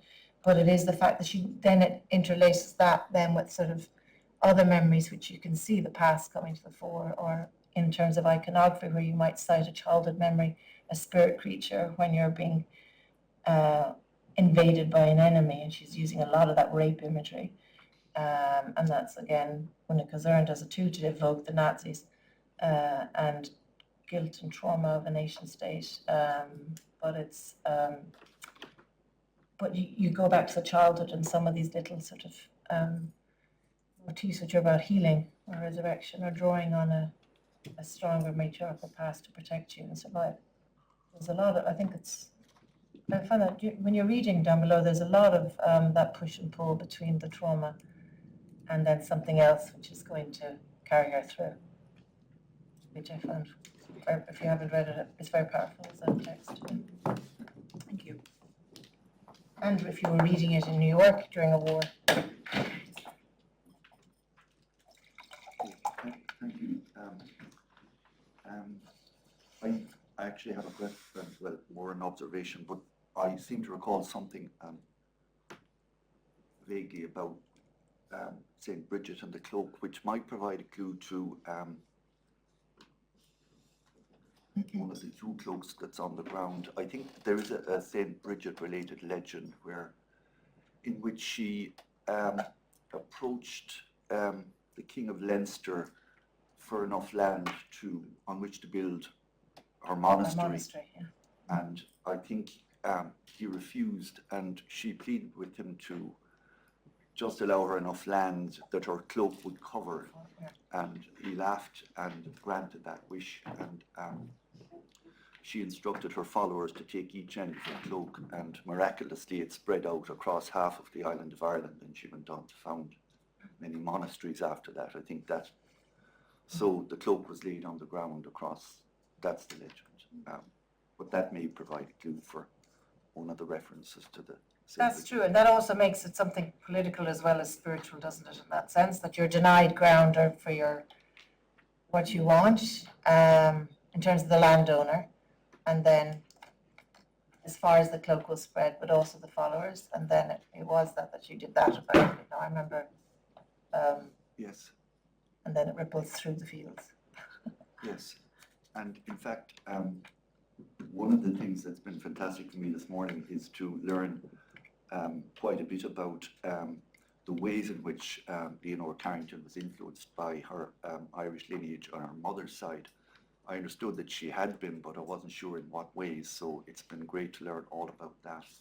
And I wondered, had she heard stories of Nishiaga and the fairies and the underworld, the fairies living in the underworld and all of that. And this is really my observation, I suppose, or maybe it's a bit of speculation, but when you mentioned that her mother's line were from County Westmeath, there is, of course, and you will know it, Professor Mann, of course, the legend of the children of Lear, which, of course, which is, for those that don't know, I suppose, County Westmeath is the Lake District of Ireland, but there's a famous legend associated with it called the Children of Lear, which it almost certainly, when you mention County Westmeath, she must have heard about from her grandmother. And it is certainly one which involves the transmutation or the transfiguration of humans into animals, and in fact transformed back again, metamorphized back again. The King Lear, an ancient Irish king whose 4 children, Finuala, Fionn, Con, and A, were cast under a druidic spell by a jealous stepmother and consigned to live for 900 years as magnificent white swans, 300 years in the seas between Ireland and Scotland, 300 years off the west coast of Ireland, and 300 years on Lake Derravara in County Westmeath. Almost certainly she must have heard of that legend. And the spell was broken, apparently, and I think this is where Christianity appropriated the legend and turned it into their own purposes. The spell was eventually broken when the first bell of Christianity rang out in Ireland, and they were transformed back into humans. Anyway, that's just an observation and maybe some speculation. Finally, it's been fantastic for me to hear all about, via yourself, Professor Mann, via yourself, about our interest in Danu, the Celtic goddess Danu, and that you had that Donnan. I mean, to think that a piece of work called The Chair Daida Tuha de Donans, created in Mexico in 1955, is absolutely incredible. I come from a part of Ireland, County Kerry, and I live under two mountains. They're two perfectly symmetrical mountainous mounds, and they're called, in Irish, in Gaelic, an dóchiach Donú, the two breasts of Dana, of Donú, because they're so perfectly symmetrical in the landscape, an dóchiach Donú, or more crudely, the paps.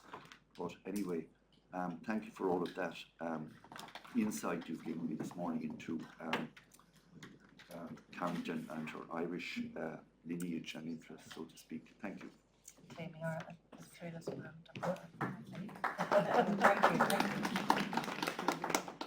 Hello. So I'm relatively new to Leonora Carrington, so forgive me if this is a silly question. My question is about eggs. And so I'm wondering when they first started appearing, and I'm wondering, obviously in Mexico there are various rituals to do with eggs about removing spirits and things like that, so sort of to try and remove evil spirits. So I wonder if their use of eggs changed when she went to Mexico, because they've got there's a real history of using them as sort of spiritual practice there, or maybe you don't know. So eggs are, we did a lot about eggs in our last big International Studios Conference, so they come up a lot, whether you're a reference to Pier della Francesca, and sort of, there's always the back and the forth for the surrealists. Many use eggs. Eggs and Leonora Carrington and Mexico and tempera technique and rituals are what my former student Helen Brem, Dr. Brem there in the audience, specializes in more so than me and has actually worked with eggs, have you not? So I don't know if you want to answer it more specifically, Helen, or if you're going to talk later. She completed her PhD last year at Cambridge, but actually did work in Yunnan and Mexico as well, all based on Yeah, thank you, Alice. going to the source. Yeah. I'm not talking about eggs later, so I think this opportunity to quickly answer it. I think it's very interesting. I actually traced throughout her over how the eggs appear, and they start appearing in the early stories, so in the late 1930s already, but less in this kind of alchemical magical capacity. That really starts, I think, in this moment with Down Below. Alice mentioned the microscope and telescope. The egg becomes kind of the symbol for the microcosm and the macrocosm, and then she only starts painting with egg tempera when she arrives in Mexico, and I think that's when it kind of enters this material dimension of her art making, which is really interesting, and really the symbolism and the meaning of the egg, and also the milk, which she also used as a paint medium, kind of then come together with the imagery and the materiality of the paintings, and then they're really there throughout her. Yeah, important. And we have documented quite a bit, and even though the last edition of the journal, we had Susanna Wald in the cover and everything, and eggs, and sort of also thinking about it more in Latin American art and a sort of variety of sources. So I think you can do this kind of diverse mapping across eggs if that's your penchant as well. But it's in her case too. We find that we're going back to Renaissance iconography. We're going back to sort of tales around eggs. Priestess alchemical imagery around eggs than actual technical, so the materiality of using eggs as binders, whatever the word, and tempera, and then she's not the only one who's using tempera at the time either, but yeah. Excellent question. Yeah, just sort of think more on the egg front. As you go there. But obviously how like Leonora Carrington was really into just sort of like I guess kind of reframing the domestic sphere, and kind of like that position of kind of women in the whole household and all that kind of stuff, and like obviously like eggs and like cooking and that kind of side of things. I just wonder if there's a nice little sort of interplay between like the magic of the alchemical egg and then the actual very real woman cooking in the kitchen making eggs, and how she kind of Did she cook you an omelette, Dawn? She might have done. We mostly had cheese. Yeah. The boiled egg in the morning. I don't know whether that's cheese. Okay. But it is true that yes, obviously it has household. Yeah, there's a. Yeah. Trying to think whether we get many eggs in. There's a great deal about cooking in the herring trumpets, as you were talking about yesterday. Yeah. She put a couple of recipes into the journal at that time. DPV. Yes. Say it again with that, yes. Yeah, she put a couple of recipes into a very strange project with matter, in which her writing was taken over by the young poets in DPV 2/3, called Le Jour That's est the un Duchamp one, attentat. yeah. Mm. With the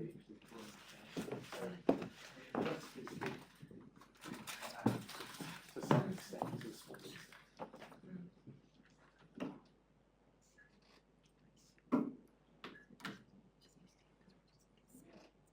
Any more questions? Huh? Or- Hi, thanks for a brilliant lecture. I've got a question about the hybrid animals in her work. Is there a reason why they're included in her work? Is it that she felt like a mystic, maybe?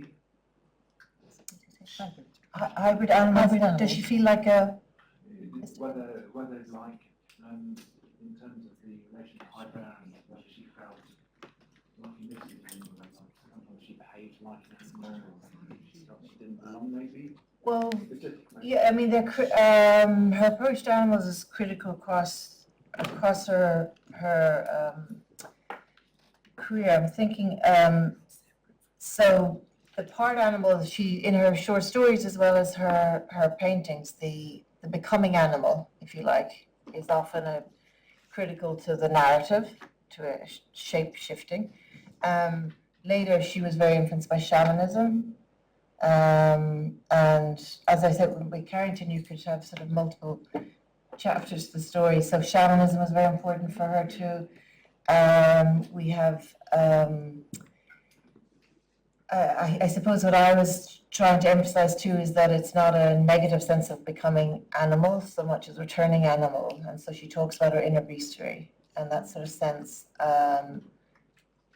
And that's also linked to a lot of Michelet's writings about the witch and the sorcerer. And so that's why you have your animal creature, your ally at your feet or at your horse, your creature there, but also that is perhaps the innate spirit. In terms of what she sort of, I suppose the diverse thing about the sources then too is that what you read into it varies. But if you were to compare what she does to Grunwald, to Durer, to other images of the animal and the witch or the woman becoming animal or being affiliated with the cat, for example, again that is normally which would show the demonic, which is why you burnt the witch, obviously, in that kind of sense. And so you have that being reclaimed by a lot of women artists in terms of the animal imagery. And Georgiana Colville writes a bit about that in terms of the animal beast.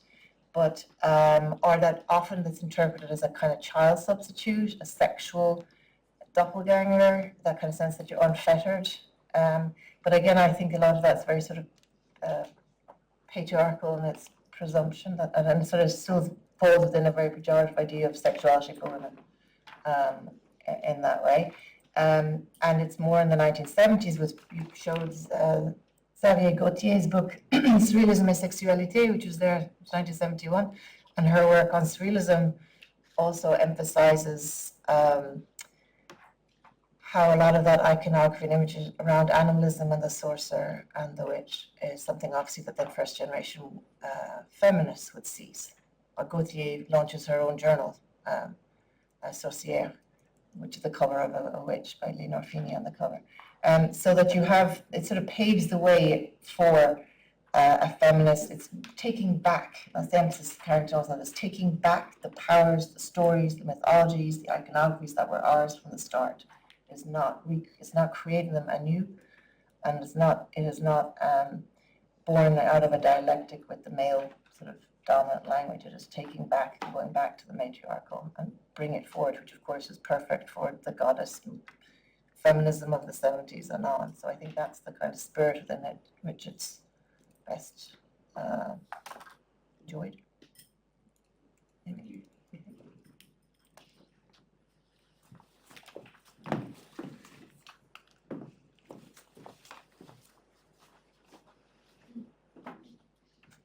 So this is a question I wanted to raise already yesterday, so I kept it for today.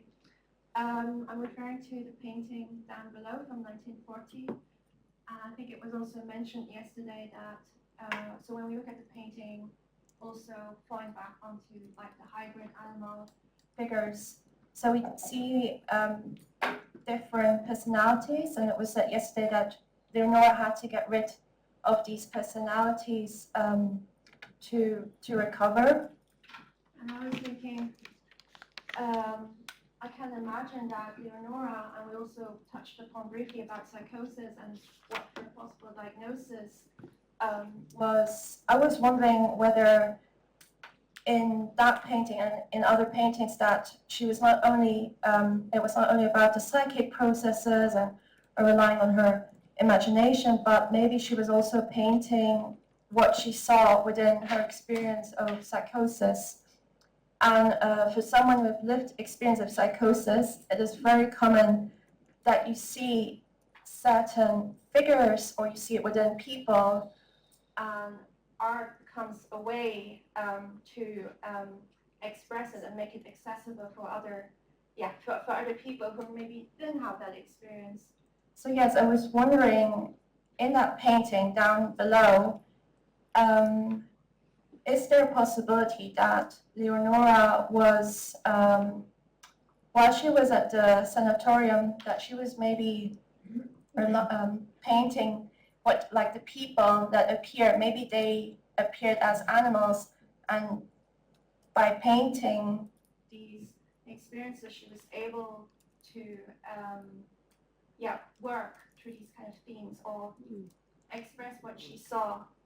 Because I guess that's also the benefits of being an artist, to express it through means to make it accessible for other people. Sorry for the long question. That's for me. Okay. I'm not sure what was said about that. Yes, I mean, I see. Because it was what yesterday. Was this related to what Vanessa said yesterday? Is it, or I mean, your point is that always is slightly. What do you think? Could the imagery actually be what she experienced through psychosis, or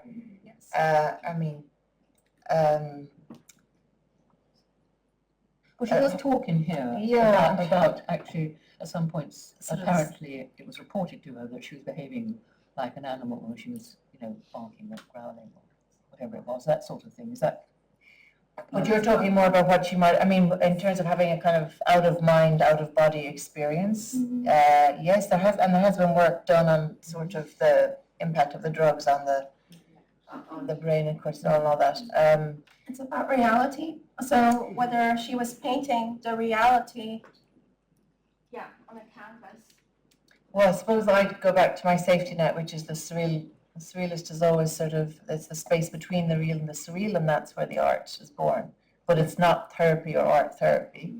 Or you might think of Vincent Artaud's works, again, or where you're encouraged to use art as a form of translating an experience into an image, etc.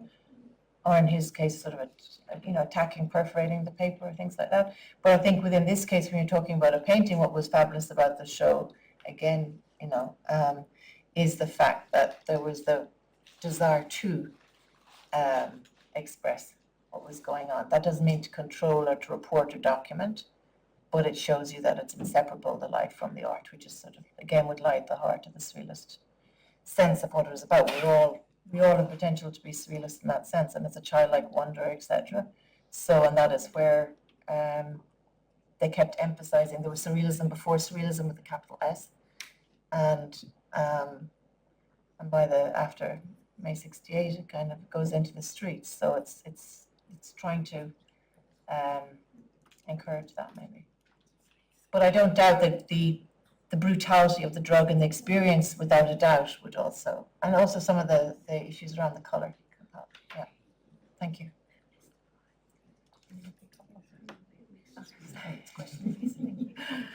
Hi. Okay. Leonora has many things, but she was, I feel, first and foremost, a visionary. She had these images, that she saw from a child. And she was seeing these hybrid creatures, as it was Max Ernst that said to us, you know, if you see these, paint them. And it was her expression. She kind of refused to intellectualize her own work. She didn't like to talk, you know, to analyze it. She said, you know, the work speaks for itself. And I think she was always trying to do what the surrealists were talking about, but also she did naturally, which was to access the hypnagogic realm, the realm where, you know, you access the unconscious information coming up, and she was exceptionally good at that. She saw things other people didn't see. Yes, I think these images, you know, it's very interesting what you were saying, but these images came to her naturally all throughout her life as well. I think the whole experience down here also changed. Yes, unfortunately, yeah, I think so, but she was a natural vision from Thank you. So I think the ladies I think that probably, unless there are any other very urgent. Yes, hi Betty. We must remember we are 90% DNA with the trees, no doubt the horses. We are all one. We are unbelievably close to every other aspect of nature. It's quite extraordinary. And we now know that scientifically. Amen. Yes, I think that's a very good note to end on. Thank you very much. Good afternoon. My name is Julia Skelly. I am super honored to be at such a feminist conference. Thank you so much to Alice for your amazing talk. I want to talk about power briefly. I'm fairly new to Carrington. I am of course obsessed with Carrington's work. I'm not a monster.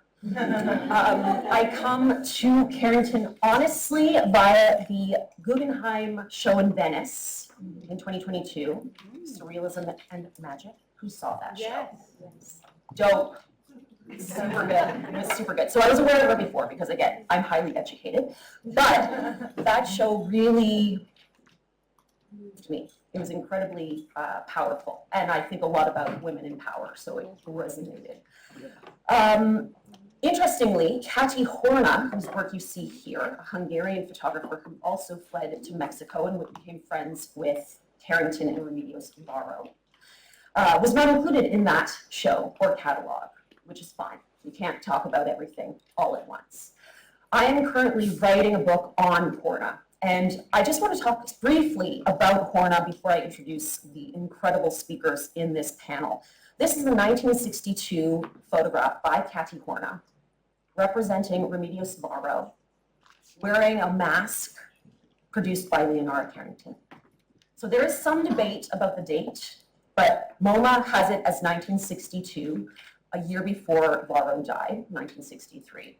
And I did write an article about Horna's work a few years ago that was published by Women's Art Journal. And I just want to say very quickly that while the editors, who of course are sympathetic to feminist art history, loved the work, huge fans of the article, the token white man on the editorial board, not so much. And I described the three artists, as the three witches of surrealism. Now, as I'm sure all of you know, I was not the first to do that. I did not coin that phrase, right? That's not original Julia Skelly material. But the token white man on the editorial board did not like that phrase. And so I have learned through lived experience that we still really need feminist scholarship on these female surrealists, because not everyone thinks about their work in terms of feminist issues, power, agency, and certainly the quotation that Alice brought to the fore earlier when Carrington talked about controlling the population. Like ecofeminism, newly urgent, given the onslaught of violence towards women and, of course, reproductive rights. in certain parts of the world, the United States. Again, I'm Canadian, not American. So, without further ado, I want to introduce our presenters. Our second talk will be given by Helen Brem of Fondation Baylor in Switzerland. Helen works as a curatorial assistant at the Fondation Baylor. She holds a PhD in history of art from the University of Cambridge. Helen answered the egg question earlier. So she has written, published on a range of artists, including Carrington, Sylvia Fine, and Jerry Gutmann. Is it Jerry? Yeah, incredible artist. My God. Her research interests include surrealism in the Americas, epistemologies of making, and feminist philosophies of materiality and embodiment. And as was mentioned earlier, she's done a great deal of research on Carrington's tempera works, which you will not be talking about today. Okay. But if there's more egg questions, I'm sure she'll be happy to answer. Okay.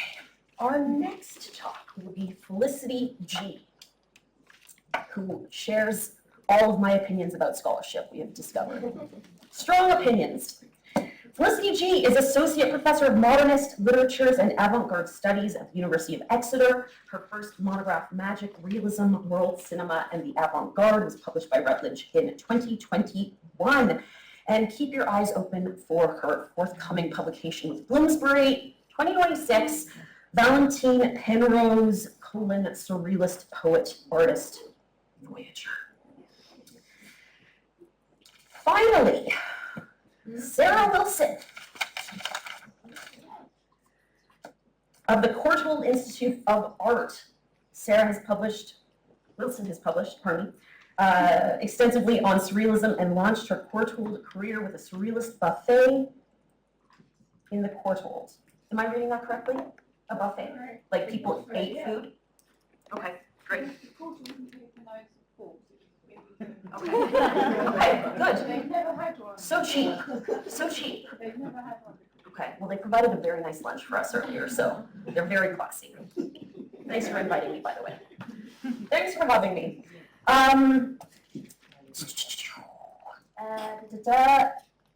Wilson has, of course, published extensively on surrealism, and I see here that Wilson engaged with post-1945 surrealism and surrealism revolutionnaire in her own PhD, and I'm quoting here, long before supervising Alice Mahone's work and introducing her to the post-surrealist artist Jean-Jacques Lebel. That's a direct quotation. So I've been obnoxious enough, and I'm going to take my leave. Okay. First, I would like to thank Cecilia, Cleme, Amanda, and Sarah very much for this invitation and putting together this program of speakers with talks, which I think will dialogue quite nicely. So I think my talk will go quite nicely about Victoria, just very generously shared with us. In 1940, the Second World War forced Leonora Carrington on a journey. She would leave Santander in France, where she had been living with Max Ernst, and flee with a friend via Andorra to Spain. There she suffered a mental breakdown and was hospitalized in a sanatorium in Santander, where she was treated with the drug cardiazol, as we've heard several times yesterday and today, the precursor to electric shock treatment. After her escape first to Portugal, she immigrated to New York, and finally settling in Mexico City in December 1942. This experience, not so much the physical journey in exile, but the spiritual transformation that accompanied it, was to become Carrington's artist origin myth. At her first ever solo exhibition held at the Pierre Matisse Gallery in New York in spring of 1948, her patron and friend Edward James summarized the artist in the catalogue with the short but weighty aphorism: "I am armed with madness for a long voyage." Asserting that, quote, about 3 years ago the painting of Leonora Carrington went through a radical change, unquote, he dedicated the conclusion to her wartime experiences recounted in Down Below, evoking a transformation of the artist and a heightening of her imagination and artistry through purification and death. Thus mythologized in the context of the epic theme of the hero's voyage, James's introduction and Carrington's own writing cemented her retelling of her suffering as her rebirth as the artist we know today. Right at the opening of Down Below, Carrington makes clear that it is about a physical and metaphysical journey, a quote, journey beyond that frontier, beyond what she calls the border of knowledge. As Victoria just mentioned, she addresses the surrealist and occultist Pierre Mavet, who together with his book Mirror of the Marvelous, published 3 years earlier, inspired her retelling. Mavet had collected myths, fairy tales, and alchemical narratives from around the world, as he explains, to serve as maps, aiding the reader on their journey towards the surrealist marvelous. And although the marvelous is never explicitly defined, it is indirectly equated with the journey or voyage by Mavet. And through his notion, Carrington retold her journey in Down Below as one of alchemical transformation, led via the body and the senses and the depth of the psyche. Today, honoring the idea of the artist's long voyage and lifelong journey, I want to take Down Below only as the departure point, to look ahead in time and make some connections between her text and 2 important works created by her around 20 years later, in 1962. This work constitutes maps or diagrams of Carrington's artistic, spiritual, and magical journey, on which she continued as an artist and alchemist after her experience in Down Below. They draw our attention to the importance of the body and objects in the artist's transformative work, with which she plunged into psychological and spiritual depths, but by always utilizing the influence of the cosmos and the planets above.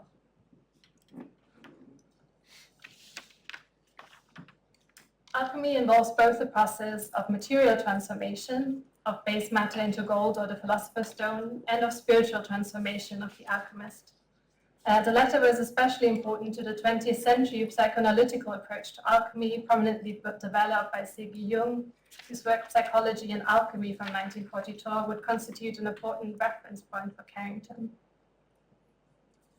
And the narrative of Down Below contains several moments which can be linked to key events in the alchemical process, the first being separation.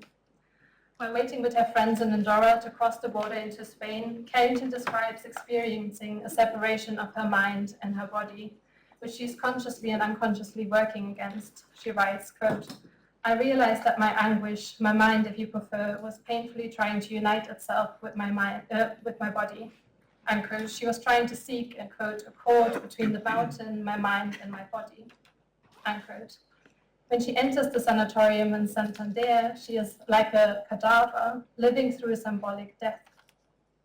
Her body subsequently undergoes a kind of abject putrefaction, and her mind and body are subjugated to what she describes as, quote, purifying torture. Her final goal is to become one again, to get hold of herself and become a whole, unified, rational subject once more. But I think it's telling that, to my mind at least, the ending of the text is left rather open and ambiguous. The fully final transmutation and oneness is never achieved, but the journey and transformation continue. Alchemical transformation of the self through psychological and spiritual work, albeit always firmly rooted in the body and the material world, would also later be central to the work Carrington was undertaking. At the beginning of the 1960s, she underwent Jungian analysis in Mexico City. Around the same time, in 1962, she created a diagram or map, charting her inner alchemical transformation, which she titled The Map of the Human Animal. This map consists of a central round diagram, as you can see here, with scenes at 8 points of the page that Carrington put numbers on. They relate to the 8 worlds of psychic matter, she writes, which she explains in a small map key interpenetrate the physical body, represented by the blue circle in the center. It is surrounded by the signs of the 11 astrological bodies. Around the central shape, the artist placed 3 Ouroboros-like animals, you can see out there. Usually represented as a snake eating its tail, it is a symbol of constant regeneration and suggests a process of transformation that is always repeated.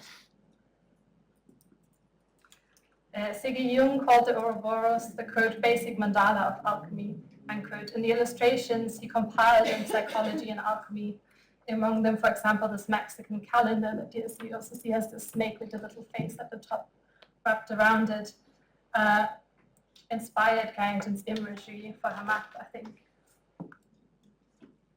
The 8-petaled flower at the center of Carrington's mandala also appears in Jung's illustrations, as you can see here, also in combination with the astrological signs on the right.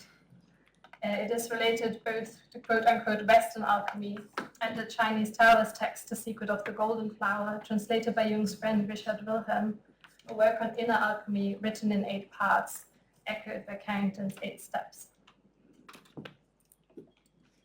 At number 1 at the top of the diagram, we see what Carrington labeled as the quote fourfold androgen.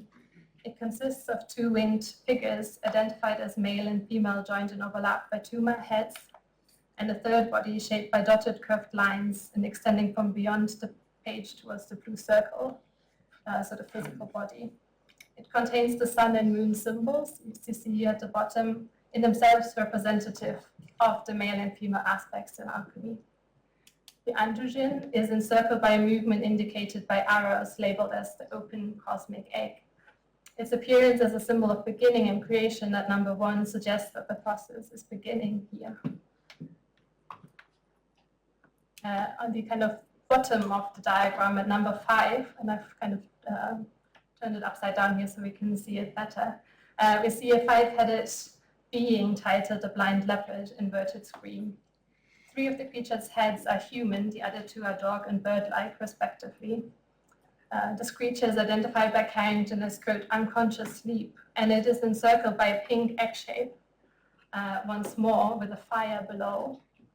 As you can see there in the center, captioned, quote, fire burns underwater. This shape represents the alchemical egg or vessel, sometimes also understood as a womb in which the alchemical transformation takes place.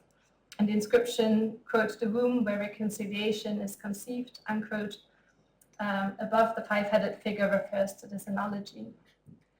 We see the practical and material necessities for the great work evoked here by Carrington, such as the atonal, the alchemical furnace, the alchemical vessel, and the elements of fire and water. But terms such as sleep and consciousness also point to the psychic aspects of transformation. That Carrington understood inner alchemy as an embodied process is underscored by an annotation to the diagram reading, quote, this dance is to be conceived in spiral motion in either direction. It's kind of noted here at the bottom left. So it involves the body in this exercise. Blending corporal and mental language, the map, despite an exercise in spiritual alchemy, evokes material alchemy as closely interlinked. And this is also encapsulated in Carrington's later description in an interview with Penelope Rosemond of her body psyche as the atonal, the alchemical furnace, through which she bridges the divide between matter and mind and locates the process mapped out here on paper within the mind-body complex. In the same interview with Rosemond in 1996, Carrington explained that alchemy was a form of magic and that the nonverbal part of magic was especially important to her. In Down Below, she introduced a material object-based magic through which she attempted to gain agency over her own fate and the state of the world. It centers on common everyday objects which are organized in specific constellations relating to the state of humanity. While recovering from her first dose of cardiazol, Carrington developed a ritualistic way of consuming her food, rearranging the rinds and pits of fruit into different constellations, quote, representing as many solutions to cosmic problems, unquote. Next, regaining her material possessions like jars of face cream and her nail buff, she, quote, sets to work combining solar systems to regulate the conduct of the world. After a second injection with cardiazol, she enters the building called a bajo down below on the estate, and she finds a table with many objects in disarray. To her mind, they are the cause for the war and suffering in the world. The, quote, disorder among the various objects, unquote, is linked to the, quote, disorder in the cogs of the human machinery, which immobilized, kept the world in anguish, war, want, and ignorance, unquote. By rearranging the objects and hiding some in her clothing and taking them away, she completes what she calls the work. This repeated organization of objects by Carrington is a magic-informed act with the goal of effecting change in the physical world and ultimately of healing. It is also fundamentally similar to the solar system practice the artist's friends and collaborator Remedios Varo would later detail practicing with Carrington and other friends in Mexico City. In a letter, Varro described an object-based cause and effect magical system based on the, quote, ability to group people and objects according to their nature, unquote. She reported that her friends have their own solar systems in their homes and that they're all connected and interdependent. Carrington and Varro's magical work is based on the principle of correspondences, where things in the microcosm of the table or home correspond to larger issues in the world, the macrocosm. Making changes on the microcosmic scale affects changes in the world affairs. Only around 2 months before she drafted her map of the human animal, Carrington created a work inspired by the tarot and alchemy, which also constitutes a map or a diagram of her magical worldview, in addition to functioning as a magical device related to this object, solar systems.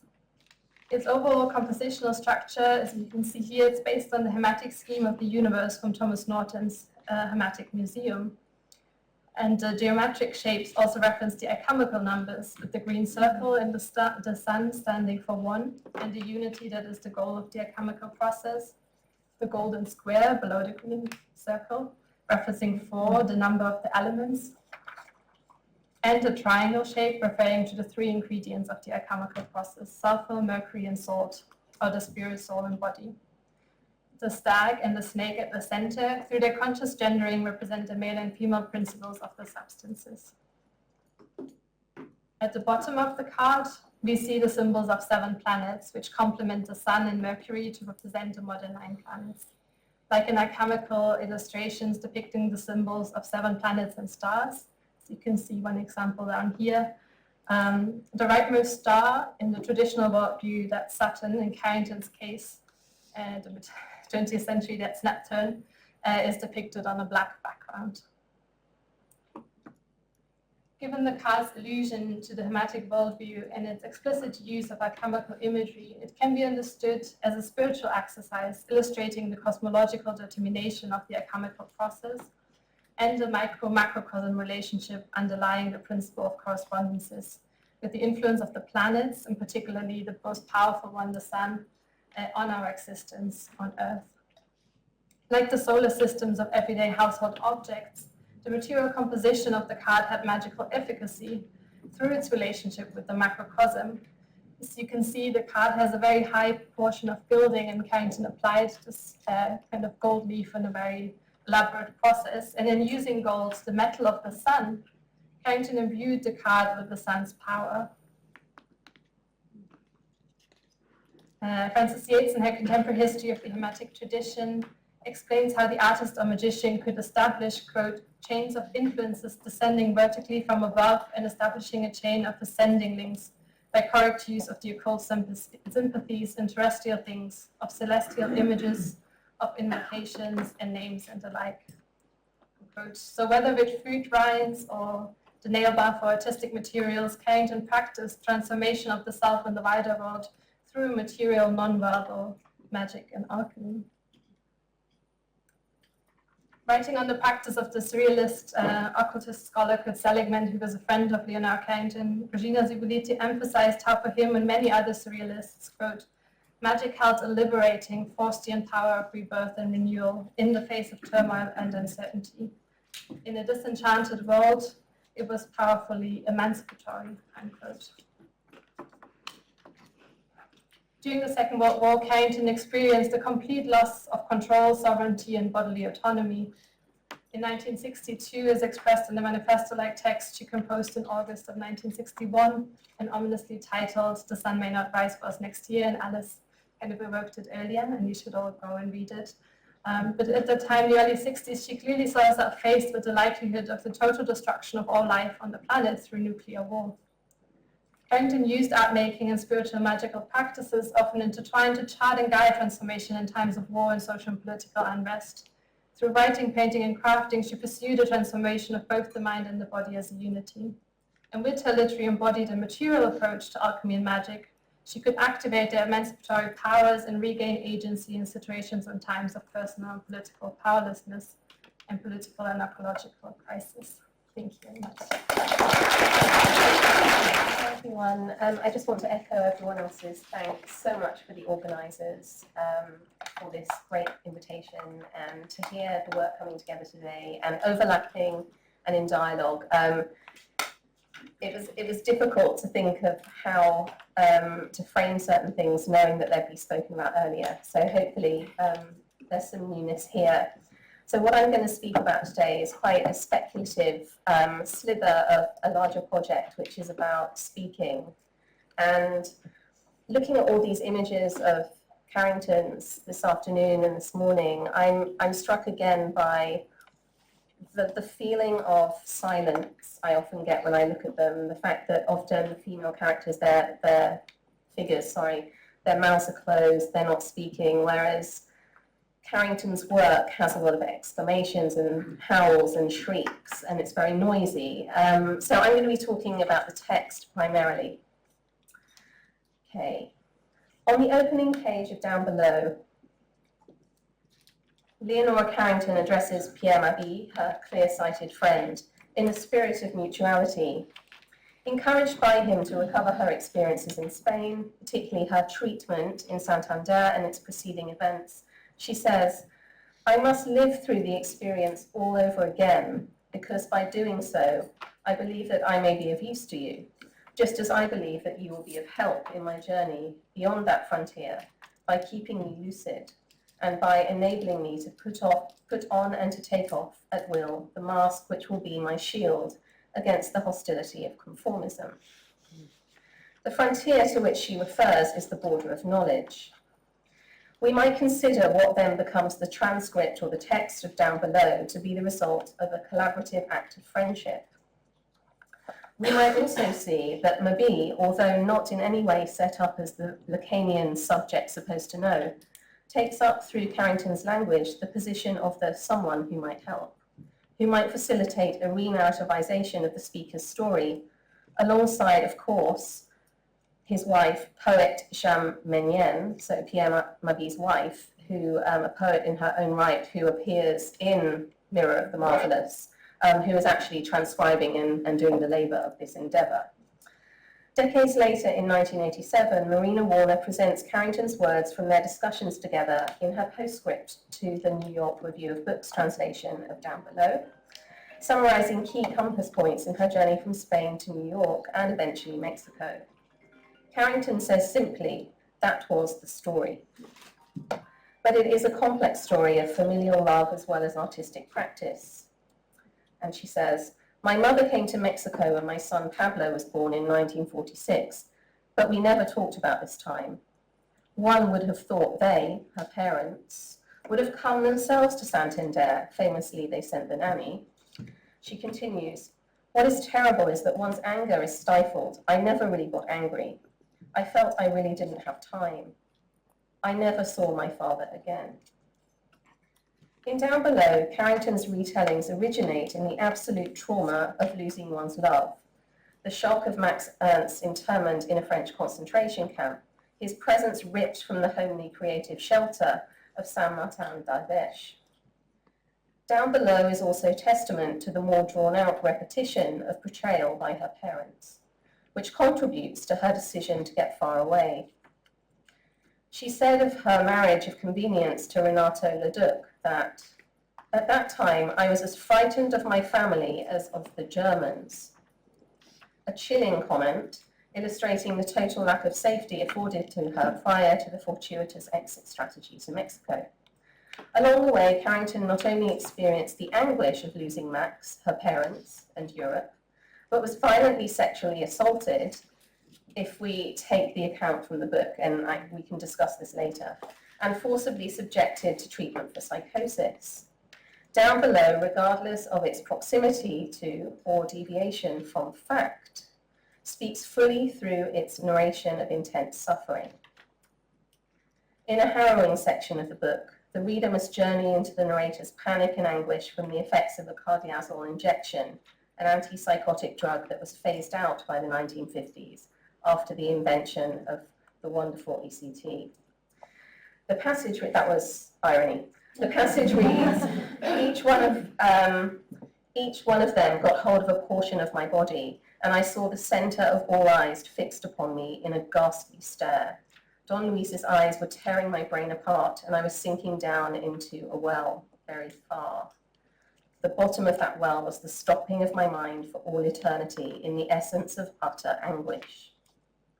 With a convulsion of my vital centre, I came up to the surface so quickly I had vertigo. Once more I saw the staring, ghastly eyes, and I howled. I don't want this unclean force. I would like to set you free, but I won't be able to do so, because this astronomical force will destroy me if I don't crush you all. The howl reaches us from an abyss of pain, an attempt at agency, complete with a godlike vision of the power necessary to withstand the torture. Unfortunately, at this point in the narrative, Carrington, strapped to the bed, is not yet able to find liberation. Much has now been written about Carrington's hybrid text, its place in an autobiographical history, and in-depth discussion of madness in relation to surrealism and surrealist practice. What I'm interested in thinking about so briefly today through this paper is the role of voice in Down Below, the writers' and speakers' voices, the unconscious voice of language, the conscious voice of psychoanalytic parody, and the fabricated and projected voices of the characters who come and go. Writing between life and death, an artistic language emerges that is spoken alongside, but not in direct engagement with psychoanalytic ideas, such as the Lacanian verb or cut. Lacan himself said in Seminar 6 that Breton's concept of mad love stood for the unknown desire at the heart of the unconscious, the thing itself that escapes articulation, the madness of love. Carrington, as Breton notes in his book on black humour, has her own language to express this without needing anyone else's structure or signification. So what can a listener or reader make of this language? Who else participates in this kind of language? Who does it reach? And I loved Tom's paper yesterday at the Freud Museum, this idea that we participate in Carrington's work, and what that means. Okay. These questions for me return to the unfinished business of second wave feminism. What can be learned from the post-war anguish felt and spoken by women? How can it impact work being done in our current moment? Okay. Created in the 1940s, obviously, Down Below, as well as some of Carrington's later short stories, seems to anticipate certain writings of the French theorist Hélène Cixous in the 1970s. And there's a lot about intergenerational voice and speaking and listening in this that I'd like to tease out perhaps later. Cixous, a writer enmeshed in dreams, psychoanalysis, poetry, and of course feminism, writes from a point of suffering in her surreally experimental novel Angst, published in 1977, which has been republished this year with the first full English translation by Sophie Lewis. I really recommend it. Okay, many of her other works, such as Tomb, Hyperdream, and Well-Kept Ruins, are also things that are very much in conversation, texts that are very much in conversation with Carrington, but I'm focusing on Angst. Angst is a story of abandonment and the desire to be loved. It races and jumps toward and away from a suffering that is tethered to two conjoined figures, the mother, the original love object, who left and abandoned her, and the second, a lover who keeps leaving.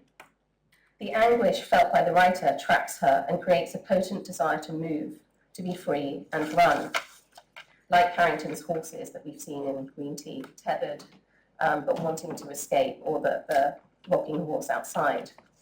Down Below and Angst communicate the lose-lose situation of the self, who cannot rely on any other when they are in a position of potential paranoia.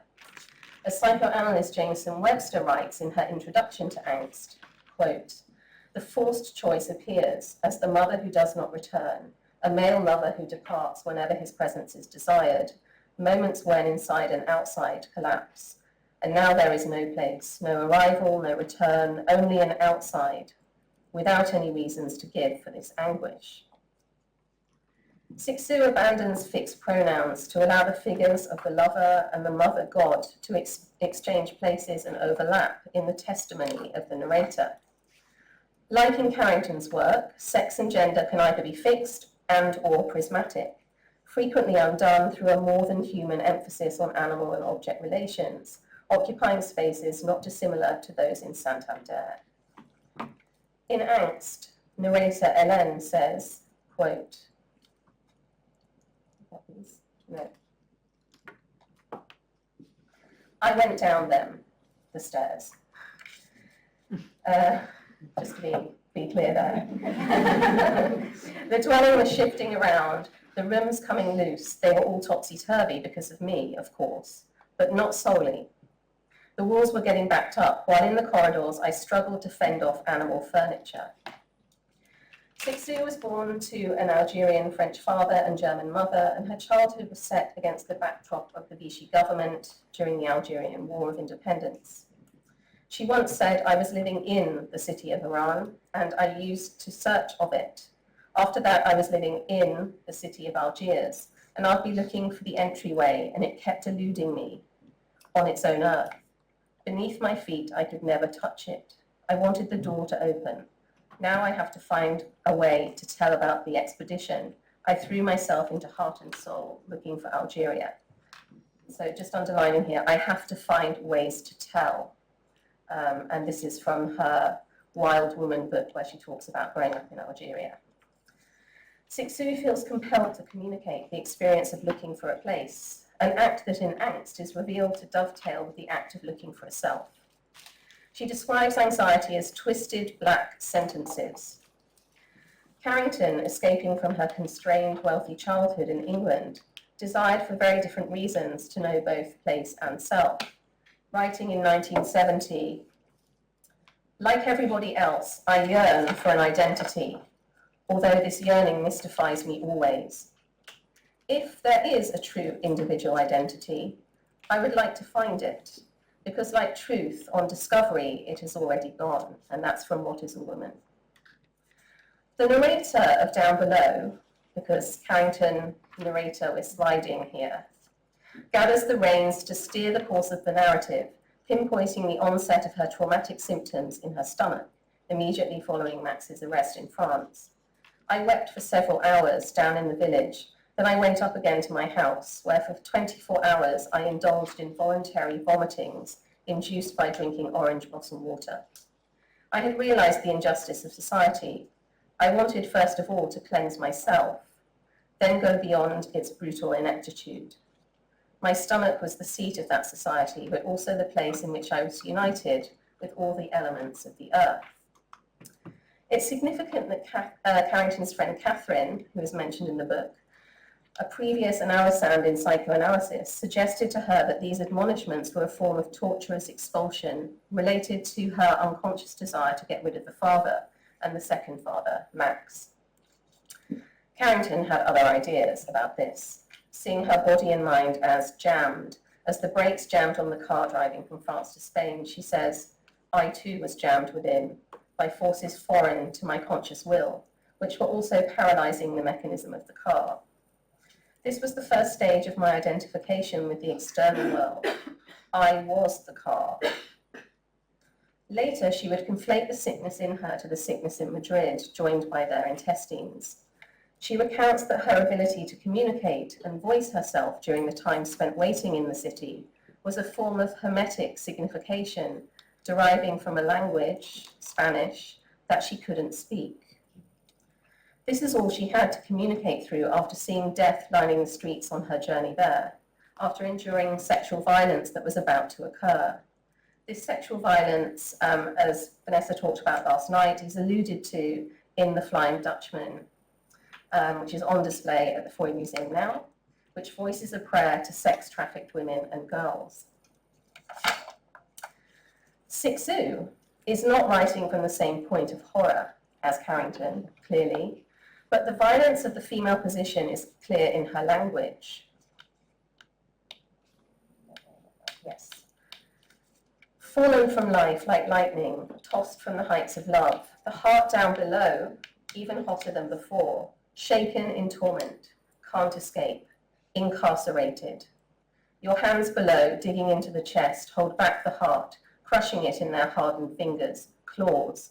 I'm here where there isn't place, the body here without address, being which has ceased to have the impossible possible here.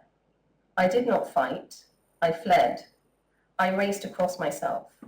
When the skin catches fire, you're thrown into anguish as if out of the window, and suffering can no longer stop. This is early on in the book, Angst, and she arrives in her own down below involuntarily, sooner than Carrington does, than Carrington forced into her prison in the text, in her recounting. Here, Sixu describes the writing process for her. 3 days sans sense, words dropping dead, animals fleeing, the horses are going mad and eating each other, no more sentences, no one can swear anymore except on nothing. The rupture was written within the paper, the 4 words were allowed to fall there. Elsewhere, she observes, when I went to write I love myself, the fabric tore.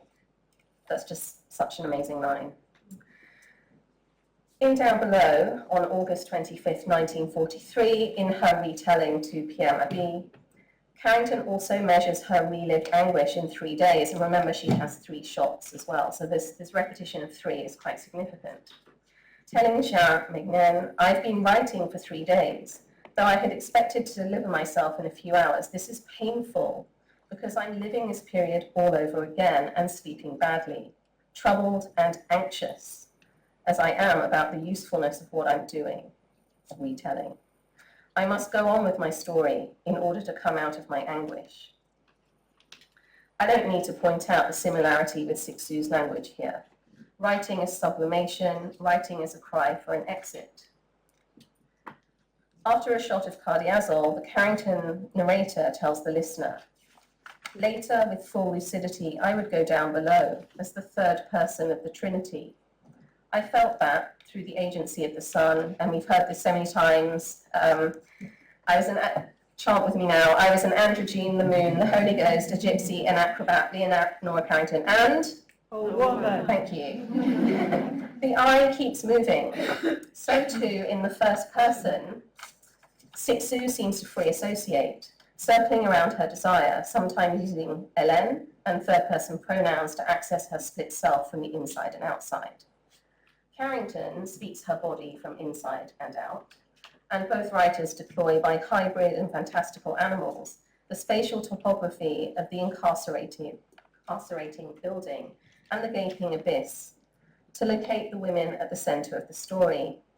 Sixu summons harpies, lion-headed serpents, hyenas, monsters, and street birds, and Carrington speaks freely about her power over animals.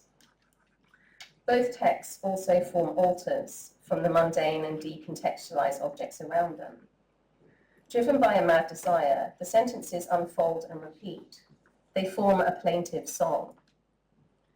Carrington also draws, as we've seen, I think they're just gothically dark visions in her sketches, but something in her verbal retelling gets deeper into the heart of things. It truly, the text is just very troubling and very powerful in that way. Laying in her own urine and excrement, speaking her fantasies and refusing to hide, ugly, messy, bursting out. The voice is unbearably clear. Similarly, Sixu, also a hyper-reflexive writer, allows her reader to participate in a story of anguish that exposes her flesh and her own submission. When she finally gets to spend time with the man she desires, it feels ecstatic, yet dangerously without mooring. Quote, every day was extraordinary. So many days went by with each glance cast, and so many events that no history could have recorded them without the narrative breaking down. I've forgotten none of it. And I think this idea of remembering and forgetting, lucidity, mad writing, is really important when we think of what is down below, in fact. What kind of text is it that we're coming to, okay, and addressing? There is little or any silence or slowing in either of these texts, which is that the pace of retelling, of confessing, is crucial, and it's startling, at least to me, it's startling. It's a form of freedom in which ideas pile up, and desires for wholeness are expressed in remarkably similar sentences across the 2 works. Okay, so coming to the end, it's fascinating to me now that responses to both texts since the time of their respective publication have been effusive and quite emotional in some cases, often with fellow women artists and writers citing the daring, the directness, the possibilities that these writers found within.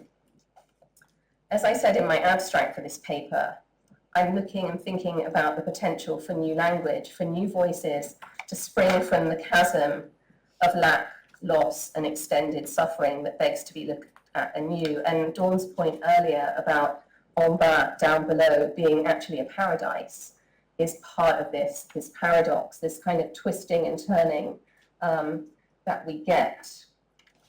Okay, there's nothing utopian, nothing purely marvelous or fantastical about these works or other works in Sixou and Carrington's oeuvre. They do not escape pain entirely, but they find ways of sublimating the images of the thing that rises up, but from which we are always separated. Both texts find a freedom in sex and in intimacy, gaining control over their desires. In a very ordinary manner, and this picks up on Helen's point about it being the start of a journey, and this idea of when does madness start and begin. Down below is very ecstatic, explosive. There are moments of jouissance, there are moments of absolute anguish and darkness.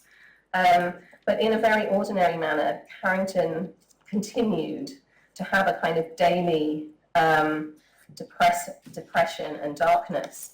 Her family friend, Chloe Aridhis, recalls in her A to Z of Leonora Carrington, under the entry for X, Xanax, or Tafil in Mexico. Leonora would take half a tablet every night for sleep and anxiety. The darkness would set in by late afternoon, she said. The darkness was set in by late afternoon, she said, end quote. Sixou, on her part, continues to push far beyond any frontier, not just those of gender or sex or of power hierarchies, but of animals, post-colonial dread, death. I'm amazed that something so deeply philosophical can come from mad writing, and I use the term mad as in mad studies, and the kind of reclamation of mad. Again, up for discussion. So this paper was never intended purely as a comparison of these two texts, but it's part of a wider project on what it means to speak messily and to speak traumatically. I want to finish, though, with the idea of potential liberation and joy. Is this possible? Where does joy function? Sixou explains the tension at the root of living. Oh no, that is there. There isn't a word in our living languages to express the impact of joy when it springs up on the borders of death and eternity, but there are some in the languages of madness to express a loathsome joy. Carrington's language of madness found expression in her great works of storytelling, where polyvocal characters carry the works of dark, violent liberation. Feminist joy. Feminist joy, then, is not some form of glib aphorism, but if we heed Sixou and Carrington, a joy in pain and a détournement of the marvellous for new ends. Thank you.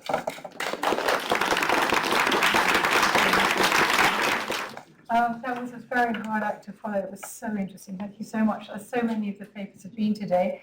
My thanks to everyone, to Sophia, to Amanda, who looked after me when I said I'd be involved in this. And I'd like to say that I'm not a Carrington scholar. I will explain a little more in a second. But it gives me a certain kind of liberation coming to this. And I've also brought, and it will feature in my talk, both the catalogue and the so-called Petit Journal of the Paris exhibition. I first of all wanted to have a little prelude by showing you, firstly, this exhibition for which I curated the English part an incredibly long time ago, as you can see, which was the 50th anniversary of the 1936 Surrealist exhibition, but it was when the Pompidou Centre curator I had worked for before had moved to Marseille, which is of course where all the Surrealists emigrated from. I just wanted to put it in as well, because rather than global surrealism being a wonderful discovery by young curators 1 or 2 years ago, it actually was exhaustively and powerfully presented in this magnificent and very large exhibition whose catalogue is now online. So I put all those countries in so you can really understand that that was why it was important. And you can see, here is me with the curator, with my little English bit behind me, with Grace Palethorpe and all sorts of not very good surrealist painting. But I must say that I discovered to my horror that there was no Leonora Carrington in it. And I'm wondering if, because at the time there weren't the means to borrow from Mexico, and West Dean wouldn't lend, for example. I can't understand it retrospectively. And I really love looking at the West Dean Leonora Carrington, which was always on display in our lovely West Dean seminars. I then wanted, as part of this preamble, just to show you that it's very funny, actually, that for not the 50th anniversary of 36, but the 100th anniversary of Max Ernst, Werner Spies asked me to write basically on English surrealism and Max Ernst. And while I think this is a really marvellous topic, Max Ernst in England, this introduces Leonora Carrington. This is when I got into things, and at that time did all read as much Leonora Carrington as was in print at the time, and there was no real scholarship either, so not very much. When it came to France, he said, oh, no, we don't want any England in it, thank you very much. What about Alice in Wonderland? And so that's how it turned into Alice in Wonderland, which is another Max Ernst story, but both play, of course, into the Leonora Carrington story, because Leonora was obviously Max's Alice in so many ways, and obviously something they discussed together. So that's the preamble, but what I really wanted to talk about was love, which is a very surrealist, but on the other hand, unfashionable topic. So love, and this is Ernst Leonora in The Morning Light of 1940. Love is not a preoccupation with woman as muse, as hysteric, or the symptom, or sexuality, or trauma. Love is about the erotic, the surprising, the serendipitous encounter as our objectif, fusion, ecstasy, joy, as you've just mentioned. Unfortunately, the durational loss, and of course memory, and that other very important factor, and I'm talking about love since its romantic invention. I'm not going back to, tribal times. The other thing about love is its asymmetry, and the other thing about love is its afterlives. So, of course, surrealism is full of all sorts of wonderful love stories, which as surrealist scholars, I'm addressing us as all surrealist scholars, we're very familiar with, like Penrose and Valentine Hugo chasing her to Egypt, Picasso and Marie-Thérèse, Éluard and Nouche. Who have I got here as another character? Oh, Aragon, whom I disapprove of. I disapprove of lots of people. Aragon, Nancy Cunard, and then Elsa Triolet. And what I particularly love is the very sharp and desiring poetry with no fixed male object of Joyce Mansour. But it is not Breton and Nadja.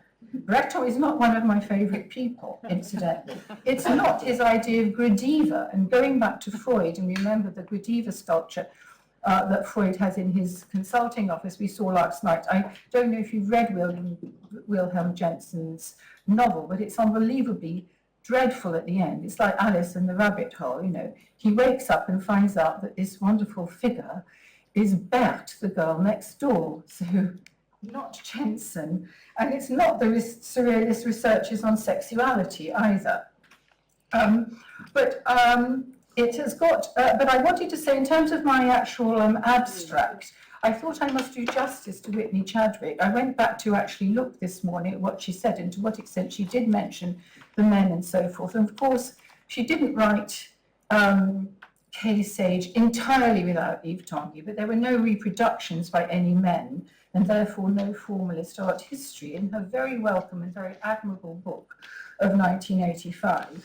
On the other hand, in terms of what I did say, like, looking at the women without the men, I've just had to read a supervised Courtauld PhD thesis on Gwen John's melancholy and sad portraits of nuns in convents, the whole thesis with no mention of Auguste Rodin and her 2-year affair with the most exciting, important artist in France, the most sexually powerful, etc., etc., etc. So you know, it still goes on in the most shocking way. So this is why I want to reinscribe a little bit of love and a little bit of Max Ernst into the story. So, as you all know, probably, the film, which I haven't seen yet, I'm going to see tomorrow, called also Leonora in the Morning Light, came out yesterday. And because it's a film, there's no problem at all about talking about passionate love. Of course, it's part of the film. But what is interesting here, if we go on to the sort of real thing and the witness photographs, is that for this escapade, when Ernst had introduced Penrose to Lee Miller at a Rochas ball in Paris. So Lee Miller becomes a new woman, and Max Ernst has just met Leonora, and so has got to get rid of Marie Berthe, and so forth. This wonderful meeting in Cornwall, photographed by Lee Miller, it's also the moment when everyone can get together, when Miller suddenly comes over the channel and can be with Penrose, and also when Adie, because I want to introduce you to a theoretical concept here. Where is it? It's just I can never remember her surname. So Adie comes over to be with Elor. Her name is Adrienne Fidelin, and she's born in Guadeloupe. And the first post-colonial critique of the treatment of Adie has just been, well, at least not just been published. I read it, published a few years ago. But rather than looking at things in this way, I just wanted to introduce rather provocatively, because it was very interesting and reassuring to me when I discovered this term, the term exophilie, which means loving something which is strange and not quite what one is familiar with. Loving someone from another country, for example. This can be just as strange if it's an American woman, Lee Miller, as if it's a German man, Max Ernst, or whatever. But if you go back to Paris in the 20s and 30s, it was almost impossible in the world of art and letters, well, I was not saying impossible for two French people to meet up, but the whole place was a cosmopolitan mix where there were no skin colour debates, where everything was much more fluid. Of course, there was prejudice. I'm not having a big argument about this, but I just wanted to introduce the concept, which I find rather attractive, of exophilie, and get finally to, and you can see how he's looking into her eyes, and her eyes are closed. It's rather interesting here in this Lee Miller photo. I wanted to say, actually, when I was talking about the Max Ernst in England essay, that had Penrose not been around, do you realise not only would all sorts of Max Ernst publications, like his Cahiers d'Art, all sorts of exhibitions, like his retrospective at the ICA, but also every venue where you're seeing a Lee Miller photograph is financed by Roland Penrose on his surrealist jaunt. So don't forget that. So this is the exhibition. And what I wanted to say here was that when I myself was like probably overeducated feminist English woman in Paris who was like a complete anomaly, I experienced the relationship between well, I suppose the whole French community, not French national community, and the way that English people, and especially English women, are conceived as rather anomalous and rather strange. And this helped me when I was working for the first time, thinking about Leonora Carrington. Obviously, the other thing that's very interesting is if you are, as she was, for example, in Paris or in Mexico or whatever, all notions, not just to do with wealthy parents, all notions of class and accent disappear, and you're in a much more level world. What's interesting about this exhibition, and I haven't seen, I've only just learnt from a colleague and specialist here that apparently the best Leonora Carrington exhibition catalogue is the 2018 Mexican bilingual one. I didn't know that, and I haven't consulted it. But you'll see that nobody here has got any, I don't say they haven't got any sympathy with it, but nobody here really understands English culture. The revelation for me in this exhibition were the fairy tales she illustrated when she was 11 and when she was 15. 15 is Sisters of the Moon, but there was a little book of animal drawings on one of those flip screens that she made when she was 10 or 11. That was really quite a revelation in terms of its premonitory thing. And it is really a splendid exhibition, which really changed my residual feelings about Leonora Carrington, because just to be provocative, I'm going to use the word whimsical. which of course is not a word one is allowed to use at this conference. So it was a really powerful and interesting exhibition, and it had, and I'm going to show you one or two of the things that were in it. It had, for example, this wonderful double portrait with Max Ernst. It also had, and I'm being a little bit achronological here, but it also had horses of 1951, just to show that horses are also there to be ridden as well as to be rocked on, as in rocking horses. I was quite surprised personally to see this. But it shows that we're talking about very real relationships as well as with horses. The Max Ernst episode was really conveyed to Saint-Martin d'Ardèche by blowing up the contact sheets of Lee Miller and framing them in this square way, like contact sheets. And that was it, basically, as far as Ernst's presence, apart from one or two paintings, was concerned. It wasn't really treated as an episode, and the catalogue itself really begins intellectually in 1945, without any problem.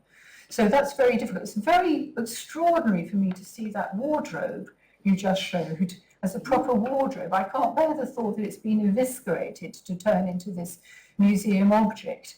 But getting back to the Alice thing, of course, there was a whole Alice thing that went on before. These are, from my previous excavations, and I'm not going to enlarge upon them, except that you can see how this analogy moves from the une semaine de bonté right to this moment of collaboration. Now, it is so lovely that even if one thinks retrospectively, it's a bit strange that she didn't illustrate her own House of Fear. It's extremely interesting and lovely to think of them collaborating together, to think of Ernst suggesting ways of doing collage that would complement or bounce off, if not complement, her text. So there is a whole thing going on here about them working together as well as loving together. And Ernst obviously enjoying her own parodies of her own family in the Maison de la Peur. This is before the Santander episode. So when we actually get there, and these are not Lee Miller portraits, it's also a way, as Whitney Chadwick told me this morning, I didn't really think of it like that, of Ernst to get away from Marie-Berthe Orange, who was chasing him around in despair. But you can see that this is a photo by Ernst of Carrington, and this, what is unlabeled, so I presume it's a photo of Carrington, by Carrington of Ernst. It's all really rather lovely and idyllic, of course. And there was this one little book I was able to consult called Lot Secret, by this German journalist who went down there and talked to a lot of people in the 90s, but some people who remembered things were there. And she also did a lot of work in municipal archives and got things like the house sale documents and all sorts of things. So it is a really important moment just to mention in terms of scholarship before we get on to, as it were, down below. In the film, which as I said again, I haven't seen, what's very interesting is obviously they've made this up relating to the sculptures on the facade of Saint-Martin d'Ardèche, but you don't see just Ernst doing the sculptures. You see Leonora, this is from the trailer, Leonora mixing the plaster and then actually putting the stuff on while Max is doing something else. These sculptures are always attributed, of course, just to him. When I was studying it, for every sculpture, it said this incredible phrase, détruit par les intempéries, which means completely ruined because of the weather. So they must have been very, very much restored, these sculptures. That's just to, I'm again not giving you a push for the film, but it's just to say that their life there was entirely collaborative, not just she doing little things upstairs with her watercolours and him making the big plasters downstairs, I suppose. We're back to Lee Miller. This is 1 month before war was declared. If Lee Miller's there, it means Roland Penrose is there, they're waiting for Eloire, and then they're all going to go off to Antibes and see Picasso, or whatever. They did go on to see Picasso straight afterwards. And this is one which is interesting in terms of her hair, in terms of the Spanish physician I'll show you in a second. It's in this idyllic moment that one can actually imagine. And once again, it's only 2 years on from Cornwall, a kind of moment of group love. And I really wanted to emphasize, although Felicity, you did emphasize both her despair at the Nazi invasion and the setting up by the French of these internment camps. And Ernst being taken to one, and then you quoted her vomiting and so forth. People really just, it's like a line in a biography at the back of the catalogue. It's so much more than that. He did also joint works with Belmer in the Condé Mille. He was released for a short moment in May 1940, went back and Leonora had already left the house. But there was no doubt with all the refugees down there, not only refugees from the Spanish Civil War, but refugees from everywhere and Jewish people already being taken there, that it was a situation of extreme danger and threat. And this is much later, September 42, but I just wanted to put the statistics in conjunction. It was the old brick factory, which Belmer is always painting the bricks. How very, very desperate this situation was, because I don't think and so how very, very upset and scared after that idyllic moment she was, in terms of, as I say, in terms of using the love word. So this is a little tiny weeny canvas I didn't know existed when I wrote my essays and showed Alice in 1949. It's a very interesting premonitory work for some other big things coming up, but it's got more erotic notes in it, erotic memories, if you like, than some of the subsequent work.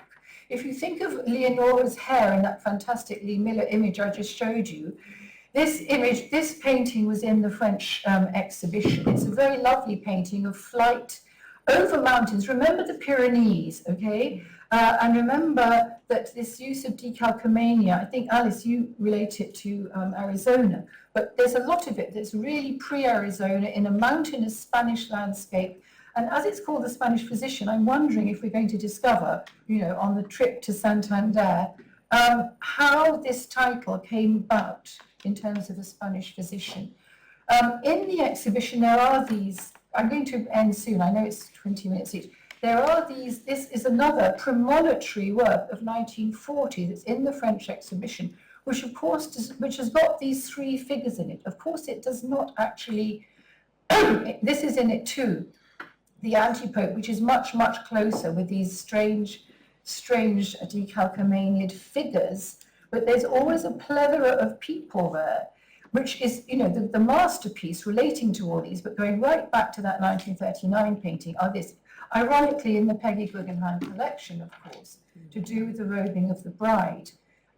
Peggy was Ernst's third bride, and of course there could be no greater difference in personality, let alone asymmetry in terms of power and money between Peggy Guggenheim and Leonora Carrington, in terms of soul twizzling or anything. I mean, a completely different person, shall we say, who we're going to discover again at the Royal Academy, but absolutely so different that I think it helps compartmentalize their memories. And at that moment, while we're looking at this extraordinary thing, which when I first saw it all those years ago, I thought so much of Orpheus and Eurydice, of the woman disappearing and the man knowing that everything is ruined in this fantastic work. It's not anticipating Arizona, it's Europe after the rain. I mean, the sense of Europe's devastation as well, I think, is something that we need to feel. And so going back to Leonora Carrington, her short story called Waiting is an absolutely heart-rending and terrible way of telling this story. Now, where did I put my little notes about waiting? I think it's here. There's this terrible double line. There's the two characters, Margaret and the blonde Elizabeth, who's obviously Peggy Guggenheim. There's a lot going on, but Margaret says, I'm waiting for Fernando. And she talks, for example, about his blue-grey hair. I love it so much. I should have said when I showed you the kiss picture that the big critique of the film is that he's much too young. Max Ernst was very much blue-grey hair. And then there's this terrible exchange where Elizabeth says, do you fondly believe the past dies? And Margaret replies, yes, when the present cuts its throat. I like the absolute power of Carrington's really dreadful things. And then at the end, the phrase is, as I smell his skin, which smells so different from his hair. And Margaret says, who is that? And Elizabeth says, yes, it's Fernando. Fernando's gone from not A to B, but from LC to PG. So it's a very, very, very powerful moment. I just wanted to evoke. And this, of course, Alice in 1941 is the canvas, which I don't think I even knew in colour in 1991, but was so thrilled to discover, where there is that sense of loss and melancholy and evocation and memory of love before other people crowd the scene. I mean, let's give everyone these moments before the rest of the chronology develops apace. This use of decalcomania, which in itself, if you think of the kind of tearing away of surfaces, to get that sticky effect is so powerful as an emotional technique. And of course, then there's the aftermath. This image we've seen before, but it's so interesting because normally speaking, when you see the surrealists in New York, it's not this particular photo, is it, with Leonora?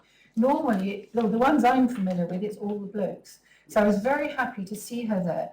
The whole story of publication, their dreadful meeting, the idea of them not only meeting in Lisbon by accident, the three of them with Peggy Guggenheim and the Lisbon problem, but then meeting Max Ernst in the Pierre Matisse Gallery, and this kind of so near and yet so far game going on all the time in a dreadful, well, I mean, I believe in art history that it is involved in empathic projection, even if some of you don't. So when one imagines what it might be like at the time for them. And then those joint projects they did after the war. The Temptation of St. Anthony was the sort of pièce de résistance, the major painting loaned to the French exhibition. And it's very interesting to see them both involved in this very large international exhibition, which was a competition for a film decor, because actually here I think one can see that, Carrington's work is more powerful and less repetitive and more striking than Ernst's. I talked about the problem of love and memory and afterlives, but whereas Dora Maar, Gwen John, Camille Claudel had dreadful afterlives, it's very interesting that this is the absolute threshold of what is considered to be her most powerful new development. So I'm very happy that Laura Maar, I was going to say, Leonora Carrington had that amazing new life to look forward to. But I wanted to, I think that is my last slide. I wanted to end though with a quotation.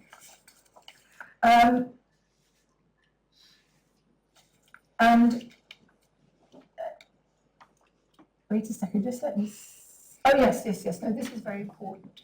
So this is the way I wanted to end, because it's a Katie Horner photo, and it's called necrophilia.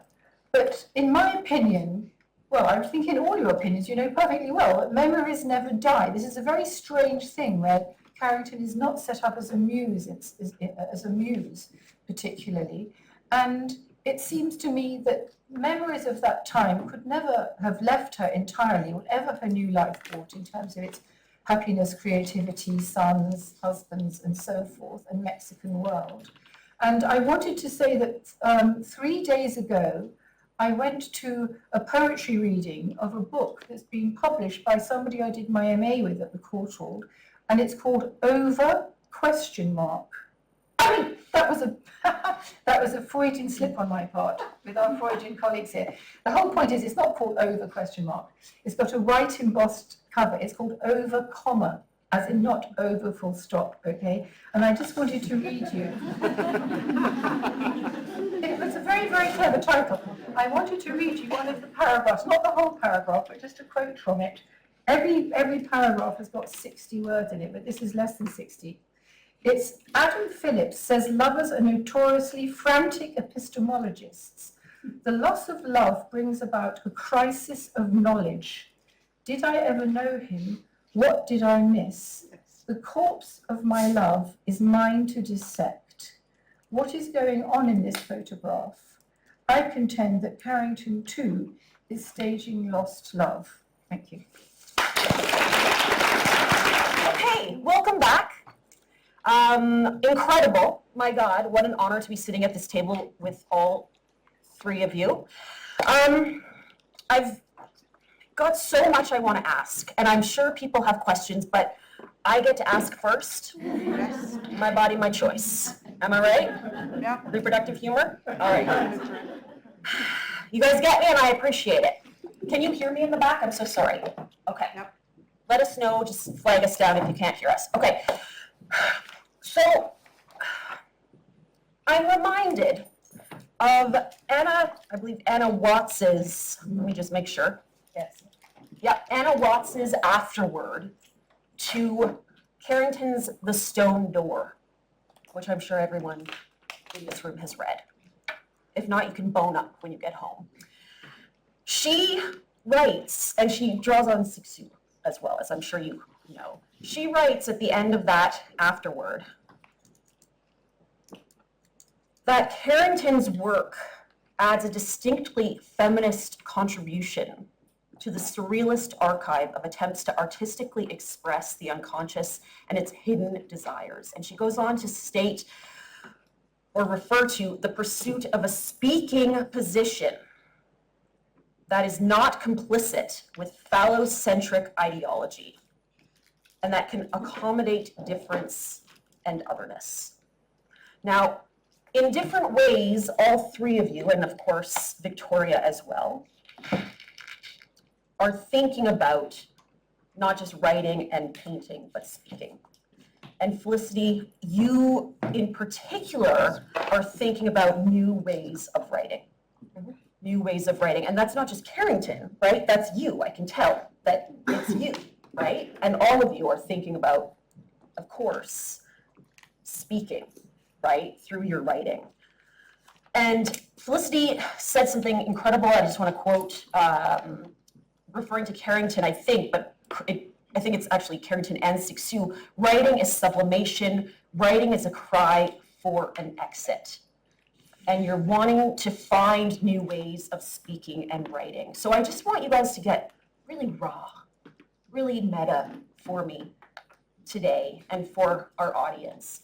And if you could just tell me a bit about your own writing for today's presentations in particular, or more generally if you want. What is important to you when you're writing about and speaking about Carrington? And empathic projection, I think, is an interesting place to start, right? Because I think, if you will allow me to say, I saw possibly a little bit of all of you in your texts, but I, of course, could be projecting my own baggage. So, Professor Wilson, if you want to begin. I'm trying to remember with whom I had a discussion where I said, what about, I think it was my friend who wrote all these poems. I just quoted one that was less personal. Over, comma. Yes. What about your readers? And sometimes people write for themselves. Mm-hmm. And other times people write for readers. I mean, there are very famous examples of correspondence being published where you suddenly realize that the guy was actually writing for it to be published years later. And I think that there's a difference between, and this is why I think the whole idea of it being, and one thing I really want to say is I'm perfectly sure if you imagine the situation, there was Pierre, Mabie and wife and her and the tape recorder. Okay, so he might be asking the questions, but I'm sure it was a tripartite thing in terms of empathy. And that, I mean, basically she was presented as the typist. I don't think, especially if she was a poet and a woman, that it would have been, just he asking the questions, she replying, and Miss Poet wife doing the typing. So, that's one thing. It is, but see, you're doing that British thing where you're not talking about yourself. So I want to hear about one thing that was very interesting, when I was in Paris, I had to start writing for an imaginary reader who didn't know anything about English culture. Okay. For example, which was very interesting and a very good lesson. Yeah. Because when I was writing about Kurt Schwitters in the Lake District, you have to say the Lake District and say and you have to say what a dry stone wall is and all sorts of things. I'm not saying all of you know what a dry stone wall is, but there was a way in which and I always say to my students as well, which is to do with me as well as them, I'm not begging the question, that there was this big moment of change in the 1930s, because before people had said, Mr. André Gide, why do you write? And then it became, at this time of political, uprisings all over the place and the danger of fascism and the Popular Front. For whom do you write? And so there's personal writing, and also I'm an arch scribbler who doesn't dare do it on I don't dare do my scribbles on a, what are they called, pad thingy, and turn it into text. I don't think the pad could cope. But there's a difference between scribbling and my scribbling and writing for someone to read. And I think those three questions are very interesting when you think of the immediate publication in VVV, which is a very competitive environment. I mean, it's not possible not to think of Carrington as just a kind of emotive, brilliant person and not competitive. Because obviously I looked at some numbers of VVV looking up Levi-Strauss the other day. I mean, they're extremely competitive, mostly male writers in a very specific format, which she is proud, one would imagine, to participate in. So this question of who is the reader, death of the author only happens once you've actually written it and it's been published. Then you can, notionally speaking, die if you want to. So I think it's very complicated. Thinking about your talk in particular, and in relation to your Freudian slip of over ? I heard some loss of love in your talk, and that's what I heard. I heard sadness about relationships ending. I heard grief. So that seems to have been really important for your presentation today, that you brought, perhaps not explicitly, but I thought there implicitly your wasn't own. enough of it in other stuff that I've read. And also people, because they have just enjoy writing about women and hysteria, and I don't mean, there is a kind of, jouissance in it, writing about trauma and so forth. One of the things that really irritates me, Niki de Saint-Phal had a retrospective at PS1 about 2 years ago. His most important female artist. Could you please? Oh, sorry, and because I just said here at the back. Yeah, I just said Niki de Saint-Phal had a retrospective about 2 years ago, and because a lot of her work, despite her self-lacerations and razor blades and so forth, because a lot of it looks joyous and positive, she's not considered to be a sufficiently interesting, traumatic object for feminist art historians to write about in comparison with, for example, Eva Hesse. I don't like the way that a lot of feminist writing, talking about empathic projection, very probably under the skin, wishes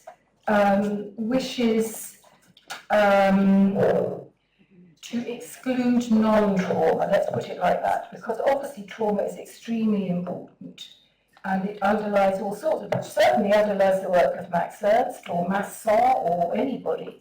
There's a lot of trauma. But I don't like the sort of sexual separation in terms of the studies of trauma. And I don't like the way that, more traumatic work is given a head start.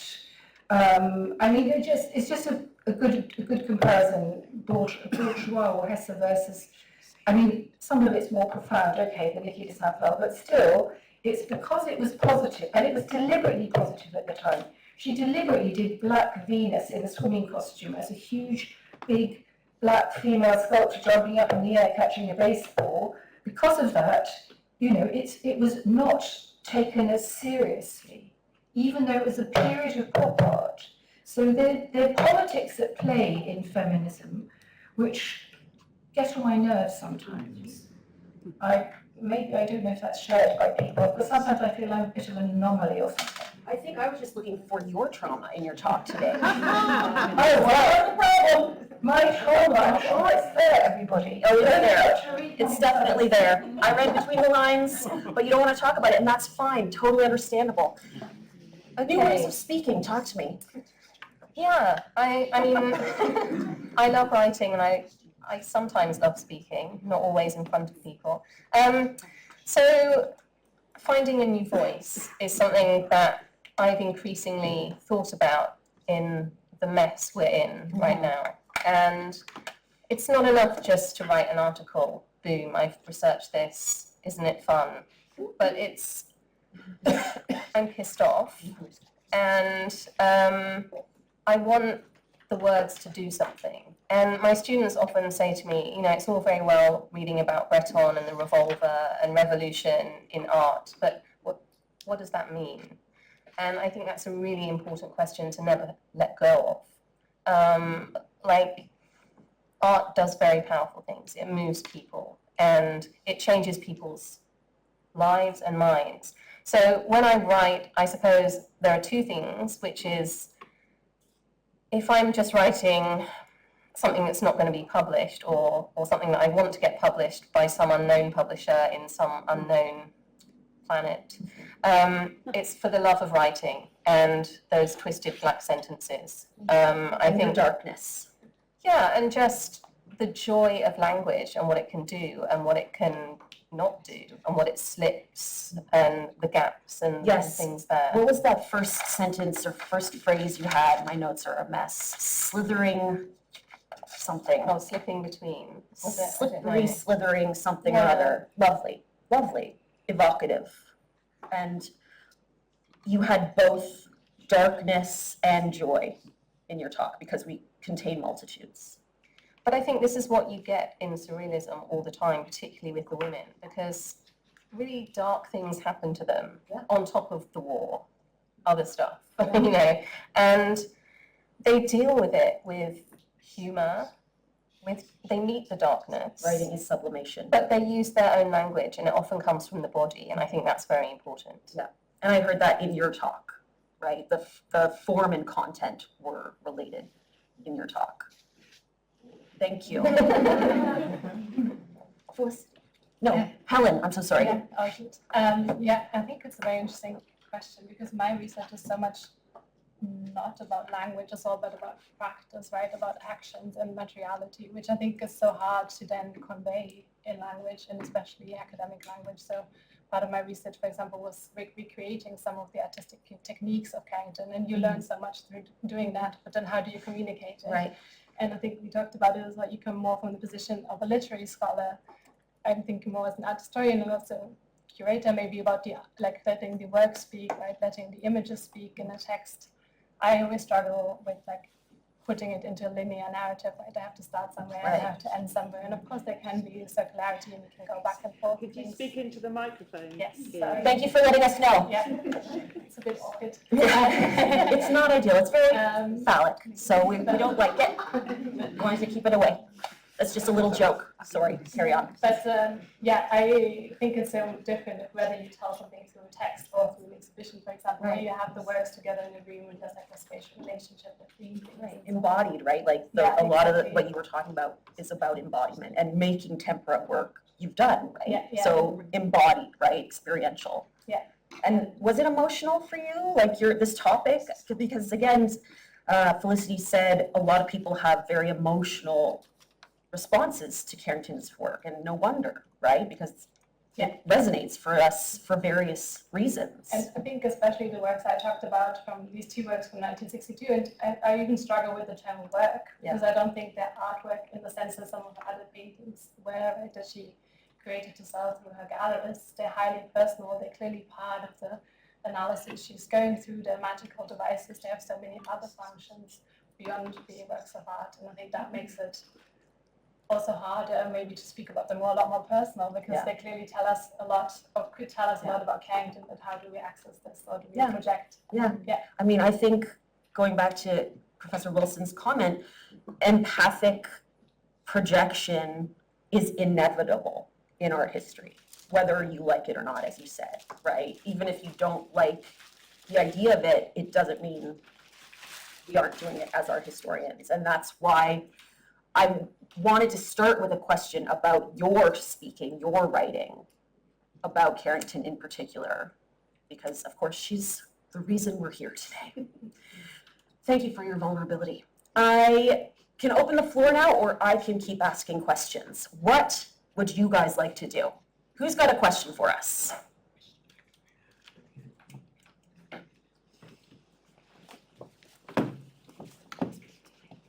Just a general comment about, I was thinking last night about the fact that I was thinking last night about the collection of drawings that are on display, and they come from the sketchbooks from the her time at the sanitarium, and she gave that sketchbook to Julian Levy.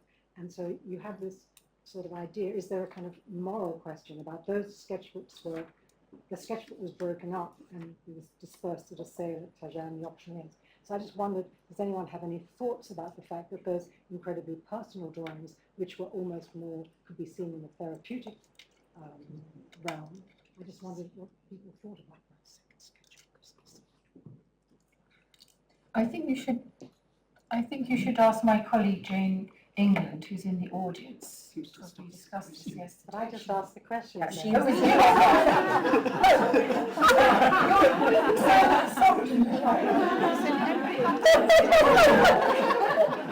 So she's hiding what she knows. No, I'm asking for other people's comments. Or do you want somebody else's thoughts? No, Vanessa, I would that'd be like great. someone else's thoughts. No. I'm trying to ask you. Yes? Thank you, because it was a really important part of my thinking in the exhibition, that I felt that in a way their ontology is somewhat contested, or that their ontology shifted at some point when they were sold at auction in 2004. And at that point, before they were personal sketches, and after they became artworks that were circulating in a market. And that's why I included the Tajan catalogue of the sale, to bring that complexity out in the show, that these sketches have shifted, and also, you know, they're owned by private collectors who have framed them all, and so now they also, when I've been working with them, they've been in that format. So it was also something that you can't undo that. If you see what I mean. The intimacy is gone. The intimacy is gone, yeah. But then being fragments of the sketchbook remains. No, I really wondered more in terms of how people on the panel, people who are sort of working on Carrington, how they feel. Do they have an opinion about the fact that those works, which were therapeutic in intent perhaps, and were a very intimate thing given as a gift to someone to keep? Because I gather she was distressed when she found out they had been sold, presumably after Levy's death. So I just wondered what the kind of view was from other art historians here. Yeah. I mean, I think the fact that she chose Julian Levy, who is a gallerist and who sold things on, is one thing to think about.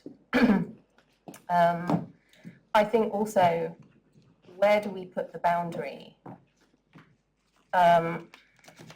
In that, if we're talking about what is the intent, which, you know, I don't even want to go down that road, but do you know what I mean? Like, what is a personal painting? What is something that was a gift? Most things, I think, that were gifts have ended up in museums in some way or another. I think the ethics of the archive are very challenging. And probably, I mean, this is just something that helped me was a very contemporary example, I suppose, because now we have email correspondence, which has different modes of access that are very different from the letters we find in archives. But something like Kathy Acker and Mackenzie Walk's email exchanges, which were published, raise these really interesting questions. They're not artworks, but it's about after someone's died. Who's the gatekeeper anyway in some way? And yeah, absolutely. I guess my feeling isn't, it's not that I don't have any objection to the drawings being on view, because I feel she's dead, it's fine, they're out there. I think my thing was really that the sketchbook was broken up, and that it wasn't kept together. And I think Julian Levy, although he was a dealer, I don't know if that would have been his wish that they were broken up. I mean, I'm surprised he didn't make any provision that they would end up in an institution or museum, which would have been a much more fitting home, and they could have been kept together. Because now some of them are scattered to the winds, and there's a few have been gathered for this exhibition. But it seems to me that there's a particular magical collection has been dissipated and turned into sort of commercial things when they really have no commercial intent behind them. And I don't really believe that Julian Levy, he kept them so long. I don't think he personally had any intention of selling. Was he still alive when the auction took place? No, he died in the late 80s. That's what I thought. So the fact is, it's his estate. So in a way, he obviously treasured them and kept them together. Exactly. Anyway, it was just really how people sort of had any thoughts on that. That was really all I was It was more, I mentioned Levy to sort of say that he, like, whether she wanted them to be seen, you know, I don't think it's a question of whether she wanted them to be broken up, but whether she wanted them to be seen, giving them to Levy is quite an interesting choice, perhaps. I don't know. It's also a way of getting rid of them to somebody trusted, because I was surprised, really, because I would have, I don't know, but empathically projecting, I don't think had that been me, perish the thought, but one would have thought that as that really personal document of that very crucial time, she might have wanted to keep them. It's only, one imagines, quite a small sketch. It's not something that's taking up a lot of place or is not transportable. I thought it was rather amazing and a psychoanalytically interesting gesture that she wanted to actually give them to somebody and get rid of them. You know, without going into gift analysis. But it was a way of, you know, it's like débarrasser in French, a way of putting something somewhere else. It's a way of moving on. I think it's a very good, very good question. And I think it's a slightly different case, but we know of later sketchbooks that don't have the same, obviously, emotional value maybe, but she was doing sketches for all her paintings, right, preparatory works, and she would often just destroy them, and she would tear them up, and her good friend and collector Edward James does record that he gathered the pieces, he restored them, he framed them. To him, they clearly had a very different value almost than Carrington's, right? So I think it's also interesting to think about how she handled her later kind of sketches that often they were just flying around being destroyed and so on. I think perhaps we can infer that she wasn't so much also thinking about posterity in that sense of like preserving the work for a moment when, had relevance. We've got a It's a question for Dr. Helen Brehm, actually. I read a tiny little bit about your blurb before coming here. Can you? Oh, sorry. Yeah. Lift it up there. Up where? To your mouth. Oh, sorry, that was unnecessary. So I was reading a tiny little bit of blurb of Dr. Helen Brehm. Lovely lecture, Maya, thank you. That you mentioned that paint is alive, I think you said, and that it's like in terms of Leonora Carrington's extempore paintings as well. If you could expand on that, maybe. Thank you. Yeah, thank you. Yeah, the title of my doctoral research was Living Paint, and those are the words of one of Carrington's fellow painters, Sylvia Fine, who really described her paint as living and always talked about the secret life of extempore paint. But also Carrington, she asserted in interviews that all matter was thinking matter, so or whether our bodies, all materiality had consciousness, and this was very essential to her. And I think the way she approached the extempore from very different. On the one hand, the symbolism of the egg as life-giving, as animating, but also through her practice, through engaging with extempore. I argued that she would actually learn about the life of all matter through this very intimate engagement with the artistic materials and this very ritualistic practice. As I said, I kind of recreated some of her extempore making practices and kind of thought about the interaction between the material and the artist in this kind of scenario and so on. So how Carrington was learning through the life of paint and all matter, by extension through art making. Thank you.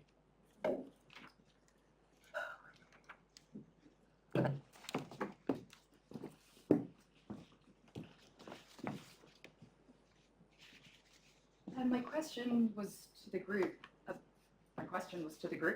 About agency within Down Below, and I think Dr. Bremen, you mentioned it. The thing that struck me in the book was that when she's talking about the ritualistic way that she eats and how she organizes her food and her objects, beyond assigning them alchemical meaning or symbolism, it struck me that that was a way of regaining control in a situation where you're completely stripped of control And I know that Joanna Moorhead talked about it in her biography of Carrington. I was wondering if that was something that you explored more in your research, these like little methods that she did day to day in Santander to reclaim control. Yeah, it's a very good question, and I think it also maybe relates to a bit what you brought up in your talk about how do we understand down below, right? Do we really understand it as a literal record of what she was doing, or how do we access what she was doing in that specific moment? Because there is very little documentation, I think. But yeah, I think we kind of know only through the text, and there it really struck me that, like you say, she's kind of establishing a rhythm. She's always talking about doing the same thing every day, meeting the same person in this specific order, right? It is, like you say, she's reclaiming control over a routine in a moment when she's in a place and things are being done to her that she has not decided to do. Yeah, so, but maybe you want to say Don't you think it's a way of controlling time as well? In incredibly long, boring days. I was thinking of Marina Abramovich's Counting Little Grains of Rice. I mean, I think that if one imagines how long a day was, it must have been dreadful. So that doing those things had got that kind of double, both the symbolic side of it, but also the actual way of doing it is taking up time in some quasi-meaningful way. Yeah, I think it's a really good point. And I think the idea of control is a very slippery one in this text and in general. I think the way things are handled is important, so the tactility of that, but then moving on to the kind of topographical ordering that she does. So from objects to spaces to this kind of mapping as a form of understanding, but within all of those things is always this micro macro, and it's almost like what's close at hand needs to be understood and handled before what it might lead to can be understood or tackled, maybe.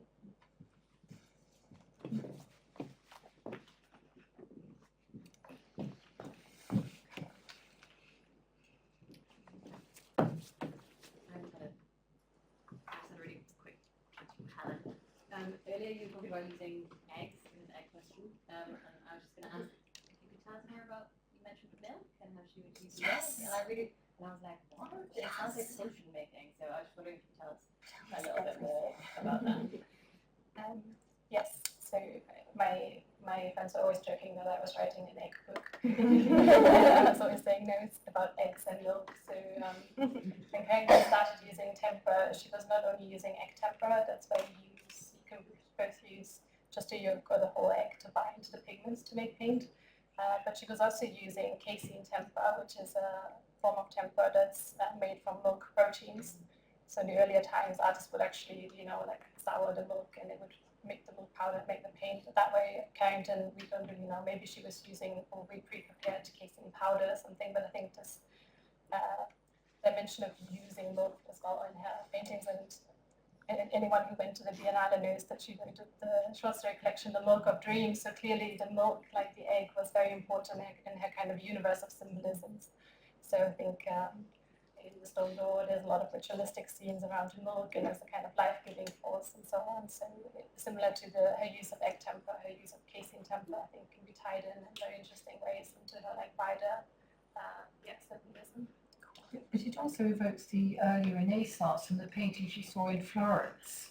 And going back to those things which relate to predella panels, I've always thought that her small formats with all these little people popping around are very close to the Florentine painting she saw, and the actual formats, I always thought her, she likes these long thin things, but they're absolutely predella panel size. So there's a whole kind of historic investment in the egg tempera, surely I would imagine, as well as the actual material. Yeah.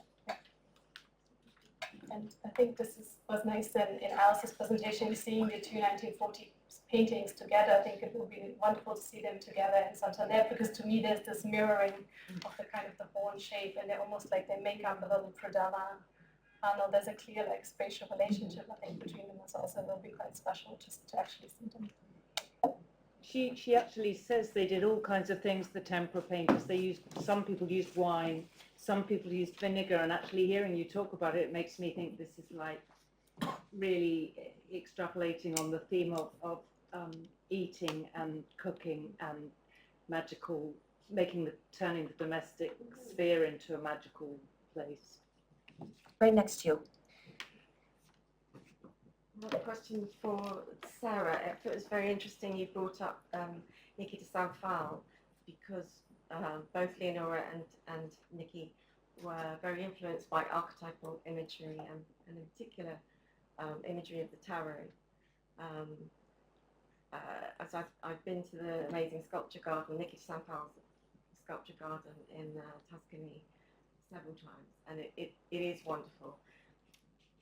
I also have some books that she published, which are mainly sort of illustrations, which clearly speak to her early childhood trauma and familial abuse. Yeah, so it is an incredible celebration, her work. And I wondered if there's any work been done about. They were both clearly, obviously Leonora, produced a deck of tarot cards that she illustrated. I wondered if there was any work done about sort of the female. It was for both of them. It was part of finding a language and a structure. Both of them were influenced by alchemy and archetypes, mythology.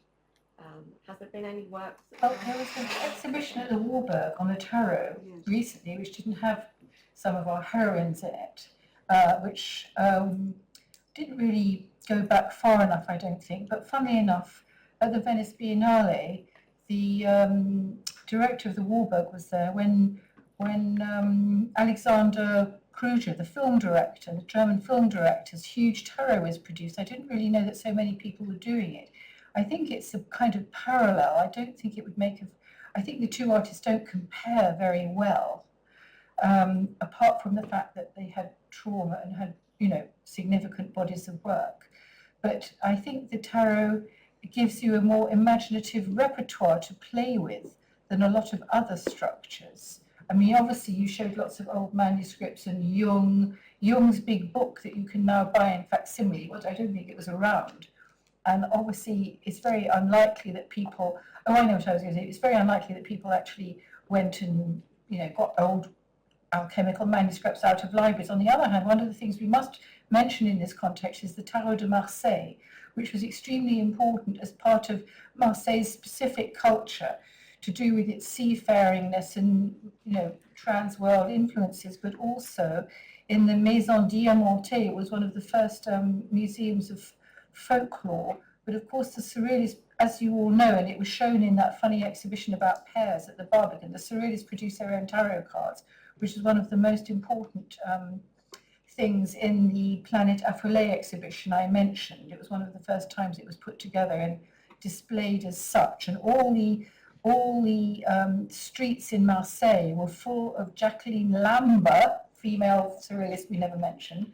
Her wheel of revolution was a wheel of revolution covered in blood, and the streets of Marseille, because people couldn't find these enormous old hospital building, the Vieille Charité, the old charity building, were covered in these tarot cards of blood.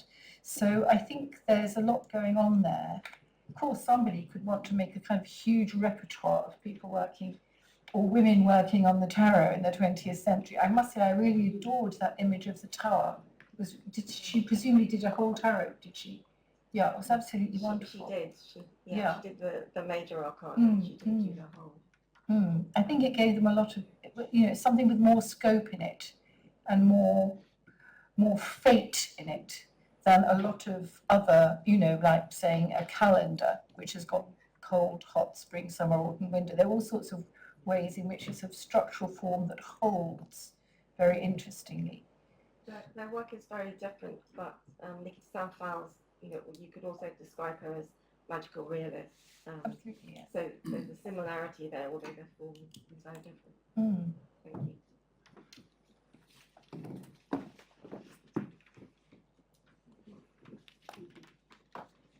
Going back to, is that on? Yeah. Okay. Going back to the thing about like egg tempera, I'm curious as to whether there was a link between Leonora and Ernst Fuchs, who pioneered like the bringing back of the leash technique. I train with Ernst Fuchs, and there's actually a exhibit on next week at the Leonora Carrington Museum in Mexico. I'm in, and there's 20 different artists, and it's a whole bunch of circle of artists that train with Fuchs and like fantastic realism, and it's at the Leonora Museum. And I was just thinking, God, how come I haven't Googled that before? What was the connection between Leonora and Fuchs? So that's one question. And then a deeper question, I'm really interested in how Freud and Jung and all of surrealism, the whole thing occurred at a time of war, and it's really all about the resolving of PTSD and like the fracturing of the human psyche and like the descent and rebirth. And it's really interesting that right now we're at another time of war, and lo and behold, like suddenly surrealism is like back in. And I'm wondering if anyone has written a specific paper or has some specific research around the trauma of war specifically and surrealism. If any of you have done anything really, I mean, it's all about it, right? But Patricia Alma's book, Traumatic Surreal, is a really great book. Say that it's again, not Patricia? Alma, Okay. Almer, the Traumatic Surreal.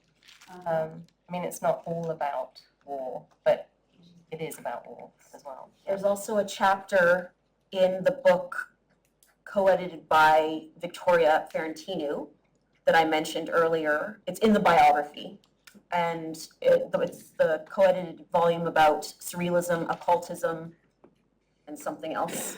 But there's a chapter on, I think, Breton and anti-fascism, and there's a couple other references to war and fascism in that text, so that might be something worth looking at. Thank you. Anyone have any ideas about the Fuchs-Leonora connection? No? This one in particular, but it's interesting to note because you mentioned also the connection to the Italian Renaissance that Carrington only starts using tempera when she's in Mexico. So I think it very much relates to the artist circles in Mexico that a lot of they were reading Franz Roh, magic realism, a lot of the German technical treatises had come over and had been translated into Spanish in the 1940s. So I think there's definitely this connection to new objectivity movement in Germany and like artistic techniques. There's a tempera revival in the United States, so there's a lot of going on, and it's interesting to think. At the beginning, I thought there was only a handful of surrealists working in tempera, but the more you look, the more emerge, especially in Mexico and the United States, where a lot of them were using egg tempera and casein. Right, and it's all like the big exile out of Vienna, basically, right?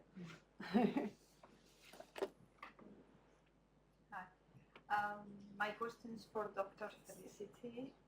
I believe because you are the only one who mentioned today, and I missed yesterday the event.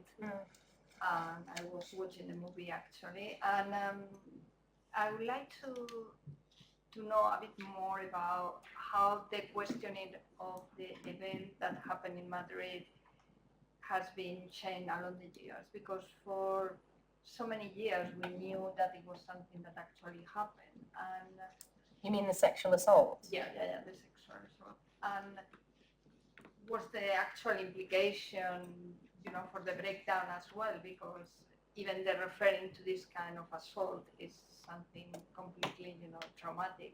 Then I would like to know much more about it. I know you mentioned that you're talking about yesterday, but I missed it. So. Yeah, it's a big question. I mean, one of the things that's really important is testimony, and what Down Below is as a work of testimony, and what gets put in and taken out in terms of the rape that happens. And obviously it's in the New York Review of Books edition. And how it's addressed is that it happened personally. Some scholars have extrapolated the kind of, this stands for fascism, it stands for what's happening across Europe. I've always taken it very literally myself. But I don't know, in reading these accounts, it's difficult to talk about because it's so harrowing to think of all of this kind of piling up. And what Sarah was talking about love is really important as well. And these kind of absolute differences, Max, and being sexually assaulted if it happens. I've never read anything where it's discussed by her. I don't know if anyone else has. I don't know if anyone else has opinions on this, but... I read something, but I can't remember because I did lots of reading very quickly at the last moment, where she was talking about that period and the possibility of being raped by German soldiers. And she says, I wouldn't have cared at all. I was much more interested in, I don't know, I can't remember, escaping or getting away or thinking about people I really love, because there was a way, presumably, of dissociating mind and body. And she did actually say that. I wouldn't make this up if I hadn't just read that that's what she said. So it's, of course, obviously, I'm sure people were discussing it in terms of German soldiers and so forth. And so it's quite interesting that maybe before the event that subsequently happened to her, I don't know, I can't give you chapter and verse, but maybe before that she thought of it in a non-traumatized way, and then if and when it did happen to her, it completely changed her relationship to the event. I've got no idea, but I do remember that, just to put that bit of information into circulation. I think Vanessa brought it up in the talk last night. In the drawing, I mean, Vanessa knows more about this at close hand, but I think it's significant that she singles out sex workers and says a prayer for them. That doesn't come out of nowhere. Vanessa, do you have? Yeah, just to add this point, the title, The Flying Dutchman, of course evokes the ghost ship, but the thing that I didn't say yesterday is that it actually refers to Van Gent, who she... That makes sense, yeah. Yeah. Van Gent. Who was the Dutchman who she talks about in Down Below. Obviously wasn't the perpetrator, but she, you know, he says this thing to her in Down Below. I'm not going to be able to remember now off the top of my head. He kind of diminished her experience after it happened.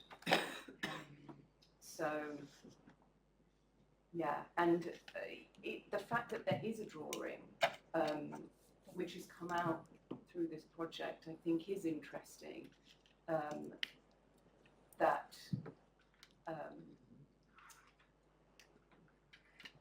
Well, I just think it's interesting that that there's doubt somehow. That I mean, it's a mirror, isn't it? Yeah. For now. Yeah. Still. Yeah, when do we ever, and I'm not going to go down there, but you know exactly what I'm talking about. And I think for me, it resonates very much with our ongoing issue with this. Yes. Sophia, did you? No, come on. I thought I'm going to go back to tempera. I know.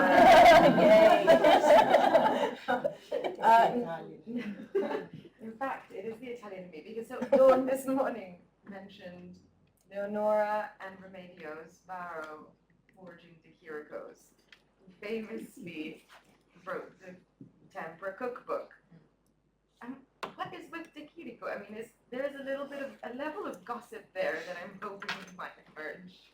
Do you know that Helen did a little master's?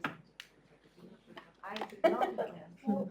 I think with De Chirico, I don't know, the gossip, it's a bit of gossip. I feel there's a wonderful letter by De Chirico to Andre Breton where he details, like De Chirico details his discovery of tempera. It's a long letter and it's very interesting to read because he's so enthusiastic. He's like found a solution to the future of modern art. Like this is like the direction we have to go in, study the old masters, return to tempera. And Andre Breton clearly was not impressed at all. Like, for him, for a lot of the surrealists, I think De Chirico's return to order, his return to traditional techniques was seen as very regressive and very much at odds with what the direction surrealists are going on. And I think there's been speculation by scholars whether Alberto Savigno, the Chirico's brother, had a hard time kind of continuing with the Surrealists because he was also painting in tempera then, like his brother was. So it's interesting that that moment De Chirico is kind of ousted by the Surrealists, right? Although they liked his earlier work, but his return to tempera for De Chirico is this is the kind of De Chirico the Surrealists no longer want. But then afterwards, a long time, not a long time later, but some years later, a lot of surrealists turned to tempera in a very different way, maybe, than De Chirico does. So, but this letter is very worth it. It's been published. If you can find it, it's very interesting. Know each other.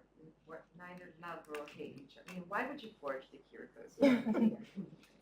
Because they were, well, Alice knows this better, but I think they were selling for high prices at the time, right? The Surrealists were trading, they were dealing with De Chirico's artwork. So I think there was a way to make money in a time when these women desperately needed money and their own works weren't selling, right, for much money. So they resorted, or allegedly resorted. Yeah, I feel like there are themes of forgery and revenge, which were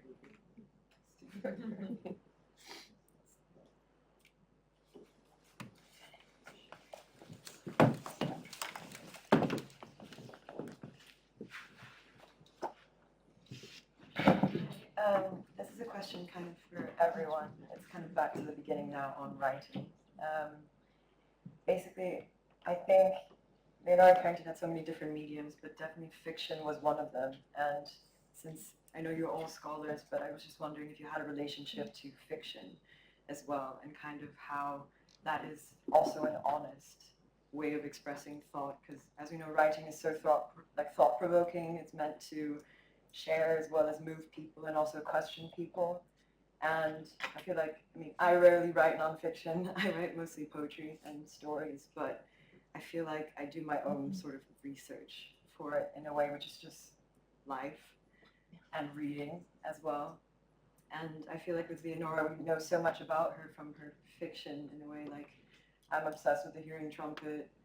And I feel like I learned so much about how she actually considered her relationship to Remedios Varo through Carmela, for example, or like actually understanding what she thought about like mysticism, about like esotericism, as well as like just female aging. It was so interesting to see like how she actually thought, and I feel like I learned more from that than if she actually just like said it. Same with like the stone door, I think that was mentioned earlier, just understanding about, you know, her relationship to her husband, how she felt about that, because I feel like that's also not mentioned too much.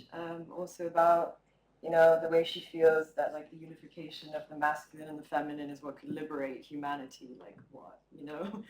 But that's how she expressed it, like through short stories. And yeah, I'm just wondering, I don't know who said it earlier, but it was just about her work kind of existing between, or actually surrealism in general existing between the real and the surreal, like this liminal space in between. Yeah.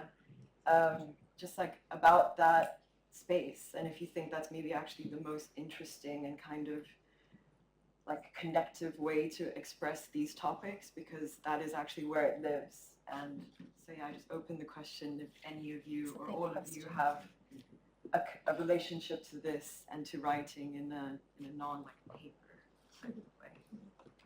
I think there's a very interesting relationship to fairy stories, which can also be very cruel and have very interesting roots. And I suppose the short story format is the way that's both propitious to periodical publishing. But there's also, I mean, there are bits about Leonora's writing, as well as sometimes her painting, where they're like incomplete stories where you perceive narrative, even in the short stories. Sometimes I haven't read. I mean, certainly haven't reread them all. I've just reread one or two. There's sometimes I'm completely irrelevant, but I don't really go for that format. I find it a bit twee in terms of precisely you were saying what was happening at the time and so forth. I don't know what else I could suggest. I'm not suggesting she should have done something else. But there's a way of turning things into fiction where the kind of relationship to the nanny and the child, and there's a certain type, not necessarily of infantilism, but transposition into characters.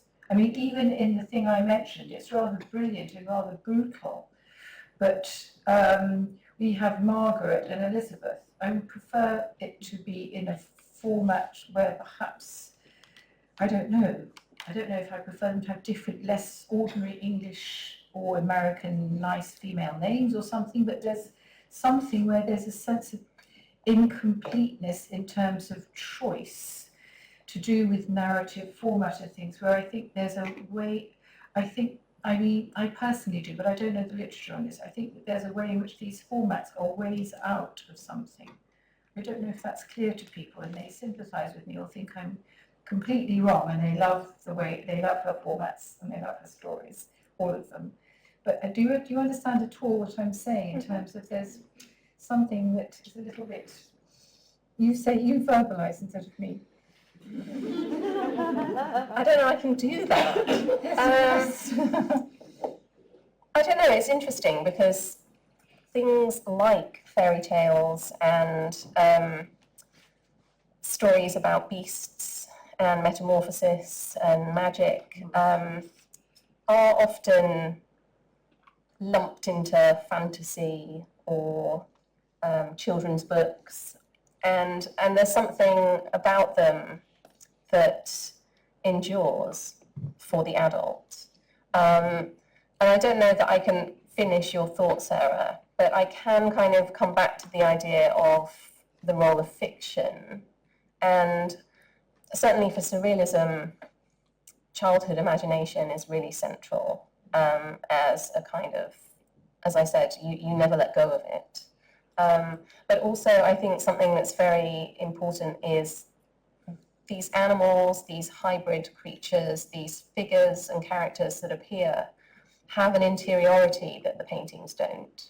We can project interiority, I often do, into Leonora's paintings, but to actually have it voiced gives it a different kind of interior reality, I would say. And what is fiction? What is fact? What is imagined? What's in your head? What did you say? I love the kind of dissonance almost between all of these things, and I think fiction gets at things that, and you know, you're pushing us, talk about yourselves and see how we kind of slide around that, and how fiction fiction is a way of getting in there, even if sometimes you have to use something that's more playful and open. And you know, I could talk about magical realism, and I'm not going to because it makes me really angry because it's misunderstood often. And I think there's a lot that's carried in the magic that's not just magic, but it's very serious. It's very real. And I think it's beautiful, that kind of, the containers of those things. That's what I would say. Also, yesterday we talked a lot with Sophia and Vanessa. Also, you brought us up this idea of the fragment of the archive, right? Even with scholarship, you come to material that's never like full. It's never the complete story. You always have like little bits, and whenever you write about an artist, you're kind of piecing those things together, and you're filling in the gaps. And I think there's a lot of discussion to be had about how much history is fiction and so on. But I think that's very interesting. I think, especially if you deal with artists that don't have a complete archive, where a lot of information was destroyed. Like, do we just not write about them, or how do we write about them? Is there a kind of space, you know, to write about it more creatively and more poetically, and kind of complicate this idea of history versus fiction?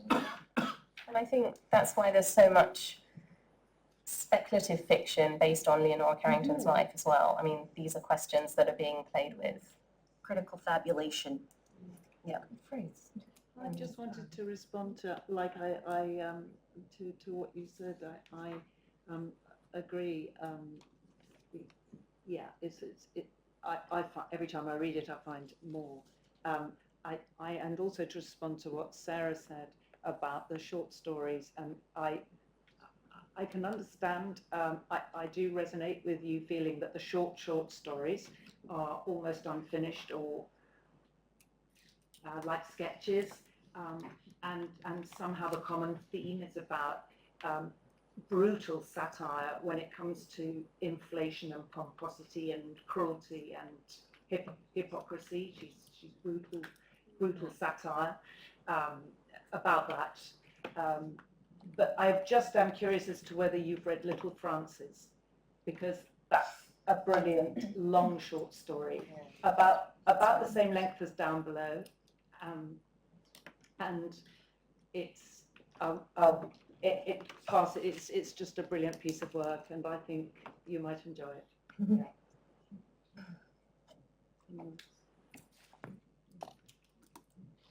I was wondering if there's an equivalence in linking alchemy with Bataille's ideas of the formless and basis of materialism. Theory at the end of the day.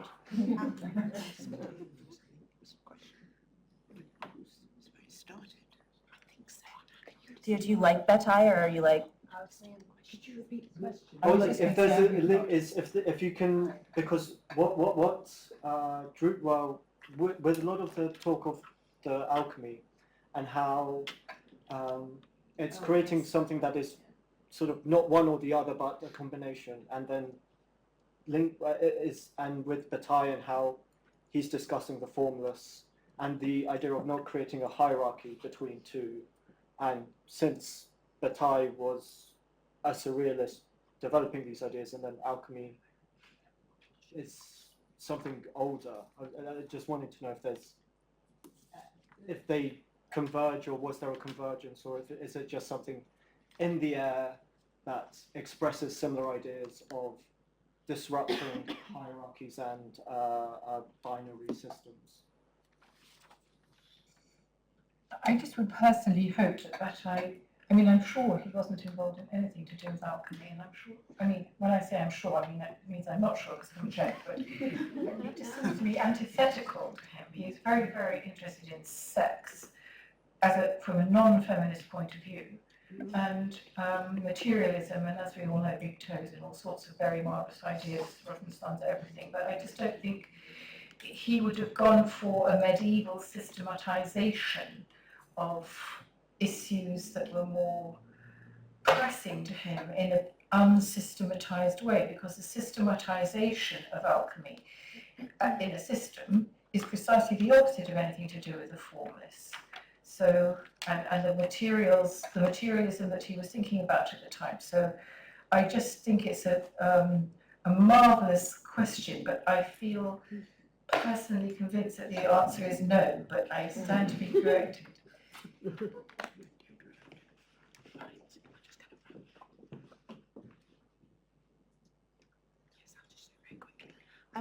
I wondered if I understood correctly that there was a second sketchbook, is that right, that went missing?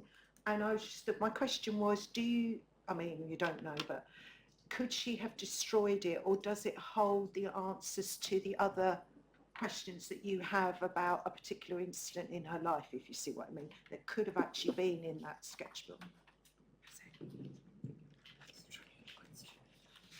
This is, I think, a question that Vanessa has to answer, because she talked yesterday about the second sketchbook. So there were two sketchbooks she was working in during this period, but the second sketchbook wasn't disbound at the time of the Levy sale. There was just two drawings that were removed from it, which were in the Levy sale. And so it's thought that that sketchbook remained together at the time, but whether or not it still exists, I don't know. And there was, in 2018, for example, there were some drawings from the sketchbook that were sold by a gallery called Mary Ann Martin, and it's just been very difficult to track them down from that sketchbook, but so there we've got to keep a lookout. That were shown, but whether or not they're from that sketchbook. Absolutely, yeah. Thank you.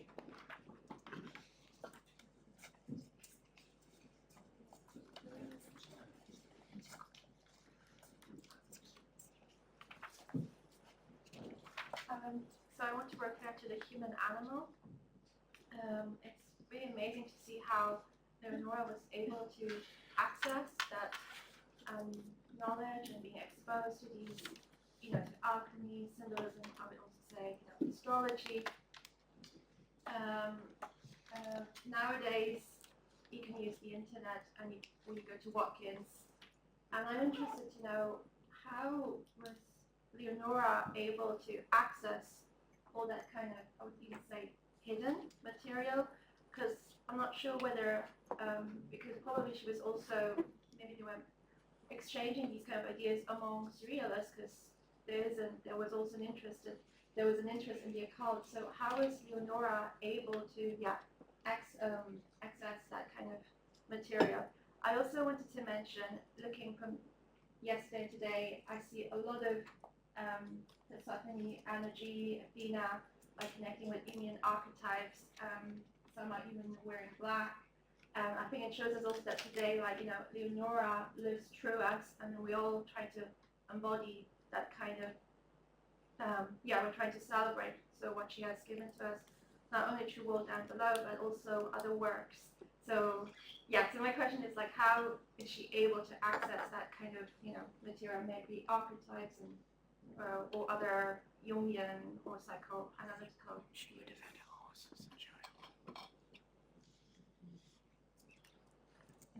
Yeah, so I think this is the interesting part. It's not that they went to the archives to find this old chemical text, but they had been republished and circulated among the surrealists. So from the beginning of the 20th century, you had these compendium. I mentioned Kurt Seligman. He published a book, The Mirror of Magic, in 1948. A bit like Jung's Psychology and Alchemy, he had compiled a lot of different images. So I think Carrington was familiar with these kind of contemporary texts that her friends were publishing, and it's very nice. Sally was never open to a home museum, but the way they preserved her bedroom when she died at the time of her death, next to her bed, she had the collected work of C.V. Jung. So several 20 volumes of Jung right next there at her bedside table, and also by other Jungian, Emma Jung and so on, a lot of women of Jungian analysis. So she clearly was well read, and she was collecting all these books, and I'm sure there was also a lot of exchange. You mentioned Remedios Varo. I think they were circulating texts back and forth, which is was really important. I think the visual aspect of this research. Yeah, and in surrealism more broadly, a lot of this material, I don't know if you know Treadwell's, but there are similar bookshops that were open at the time. In the 1930s, Valentine Penrose, for example, would get Raphael's astronomical charts, and there are lots of pamphlets created. That's kind of interesting to know from our perspective now, that this was circulated quite openly. I think that's our time, right? Yes, indeed. Thanks, everyone. Hi, everyone. We are going to close today's program of Carrington Scholarship, for which we thank all our speakers, contributors, and attendees for their vital research and invigorating discourse, by looking forward to more contemporary practice. My name is Cecilia. I'm one of the MA Curating group that was so lucky as to be allocated to this project in collaboration with the wonderful Freud Museum. Alongside this conference, we have been working on the commission and production of a new live art performance event by Rose English, made in response to Carrington's work, the Symptomatic Surreal exhibition, and the museum's wider context and collection. The performance itself will take place on Sunday, the 14th of June, and we are all very much looking forward to it and hope to see as many of you there as possible. We are now going to screen a very short excerpt from My Mathematics, an acclaimed solo performed by Rose English and an accompanying horse, made in 1992, debuting at the Serious Fun Festival at the Lincoln Center in New York. It subsequently toured across the world, making notable appearances at major arts events in Australia and the UK, and this particular excerpt is from a 1993 performance at Theatre Royal, Brighton. But before we sit back and watch, I'd like to take a few minutes, if you'll allow me to, at the end of a very long but very stimulating day, to situate it within Rose's practice and also within the conversations of this conference, as well as amongst the narrative threads that we as a team have unspooled over the course of this project. So English emerged from the conceptual art, dance and feminist scenes of 1970s Britain to become one of the most influential performance artists working today, confronting avant-garde art with the rituals of late 20th century England. Her uniquely interdisciplinary work combines elements of theatre, circus, opera and poetry to explore themes of gender politics, the identity of the performer, and the metaphysics of presence. Alongside these recurrent through lines of English's practice, my mathematics specifically encounters themes of performance, expectation, and obedience. The importance of heightened language, music, and song here intermeshes with perennial English themes that we've also seen throughout today. Critique of the social climate and transformation of everyday life, the relation of the abstract to the material, theatre as cosmos, and a theme, or rather a protagonist, over many years in English's practice, the horse. Like Carrington, English's work is deeply and instinctually responsive to space and place, from which she draws the tenor of her events. She constructs a universe through which to explore her thematic concerns, inhabiting characters that spring from psychologically loaded contexts, and largely drawing inspiration from the discrete, exclusive world of the British equestrian establishment. These tight-knit, tradition-bound circles maintain their own elusive and elite subculture, operating on strict, unspoken codes of etiquette, dress, and hierarchy.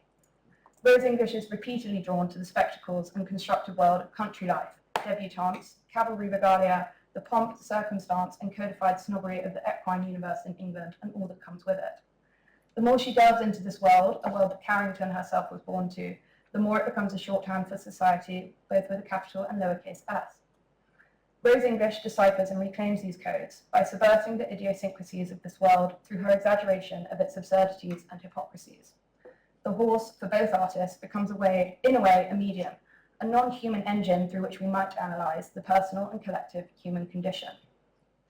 Rosita Clavel is the jaded circus showgirl persona that we shall see here, a rider and showwoman who once owned a great troupe and her own orchestra. My Mathematics was performed in 3 countries with a different local horse for each venue, and English wanted the horse to be himself rather than to perform tricks or to act the horse. And with humour and irony, the horse as a co-star becomes a foil for English's own performance and vessel of critique. The stallion is for English, and also within British high society, a force of nature and of intellect, linked with the sublime and the exalted. Is the horse here another alter ego, a previous incarnation? Whilst it is impossible to avoid the question of taming and training in considering human interactions with horses, in My Mathematics, English does not seek obedience. As soon as a horse appeared, he would often misbehave. In its obstinance and natural presence, English explores what language or forms of communication may be created between human and animal. We are familiar with humans teaching animals to communicate humanly in one way or another, but can animals teach humans to communicate non-humanly? The notion of animals teaching humans was prevalent in the days of totemic identifications. Can we find a way to reopen this dialogue? In My Mathematics, Rose English stages the female performer as an ongoing act of self-conscious self-construction. Through an accumulation of costume, movement, music, and live presence, she assembles and inhabits a persona, and in doing so enacts a kind of continuous self-mythologization. The self is deconstructed, made, and remade. This is, I think, where Rose's practice might find its most acute resonance with Carrington's. We've talked today about fabulation, about the ways in which Carrington used imagery, narrative, and symbol to transform traumatic experience into something more productive to her, knowledge, agency, or art. What both artists share is this fundamental commitment to rewriting the self through art in one way or another. In the following excerpt, English speaks of the gap between skill and lack of skill, which is both boring and wonderful. It connects to a story of the artist once being given a mark of 0% for maths at school. She says of the memory, I can relate, she says of the memory, I remember thinking it was intended to humiliate me. I felt a strange sense of pride. Was it even a number at all, in fact, or was it something completely else? A very distant inspiration to spend the rest of my life exploring the void, or emptiness, or nothingness, which is essentially what is the backdrop of all the shows I've ever made. Rose continues, however, my experience at that moment was a vast vista of wonder, complexity, and almost terrifying power that was diminished and trembled down into a tiny viewpoint. I find it impossible to hear that and not think of Carrington's own descent into breakdown, into being down below, and the way that that abyss became for her too a generative space, a place where the void might become the ground from which everything grows, where nothingness becomes a backdrop against which a whole universe is made visible. Both artists looked into the zero and found ultimately a vast vista of possibility. Finally, there is also a specifically archival connection that I want to draw attention to because it feels very alive in the context of today and the exhibition. Vanessa Boni's curatorial approach to the symptomatic surreal explores the Santander sketchbooks as an epistolary archive of the self. Private marks made in extremis that become over time a record of crisis and survival.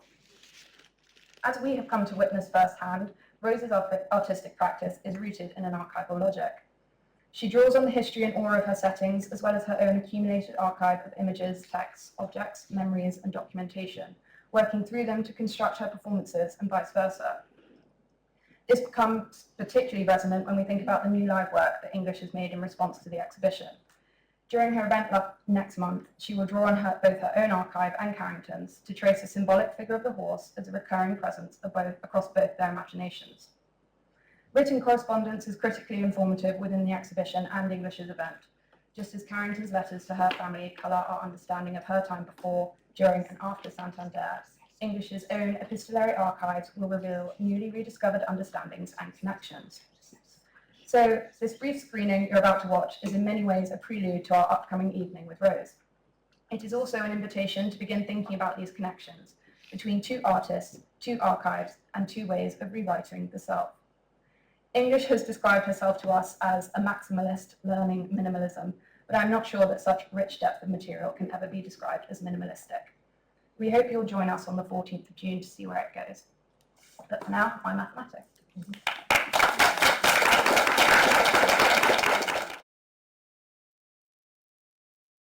But what of Los Claveles, I ask you? They remain, of course, as a small bunch of flowers in a basket, our old troupe. Yes, yes, delicious. Oh, yes, the yawning scene. Please do it. Do it. Oh, yes, yes, please do it. Oh, yes, yes, do the yawning scene. Yes, indeed, and do the pawing scene as well. And do, if you like, do the wild rolling scene. Remember that? Oh, please, please do. Please do join me. Join me here in the sand of our old arena. Please get down and roll with me, beloved one. Don't feel at all shy or coy about it. No? Okay, I'll leave you there for the time being.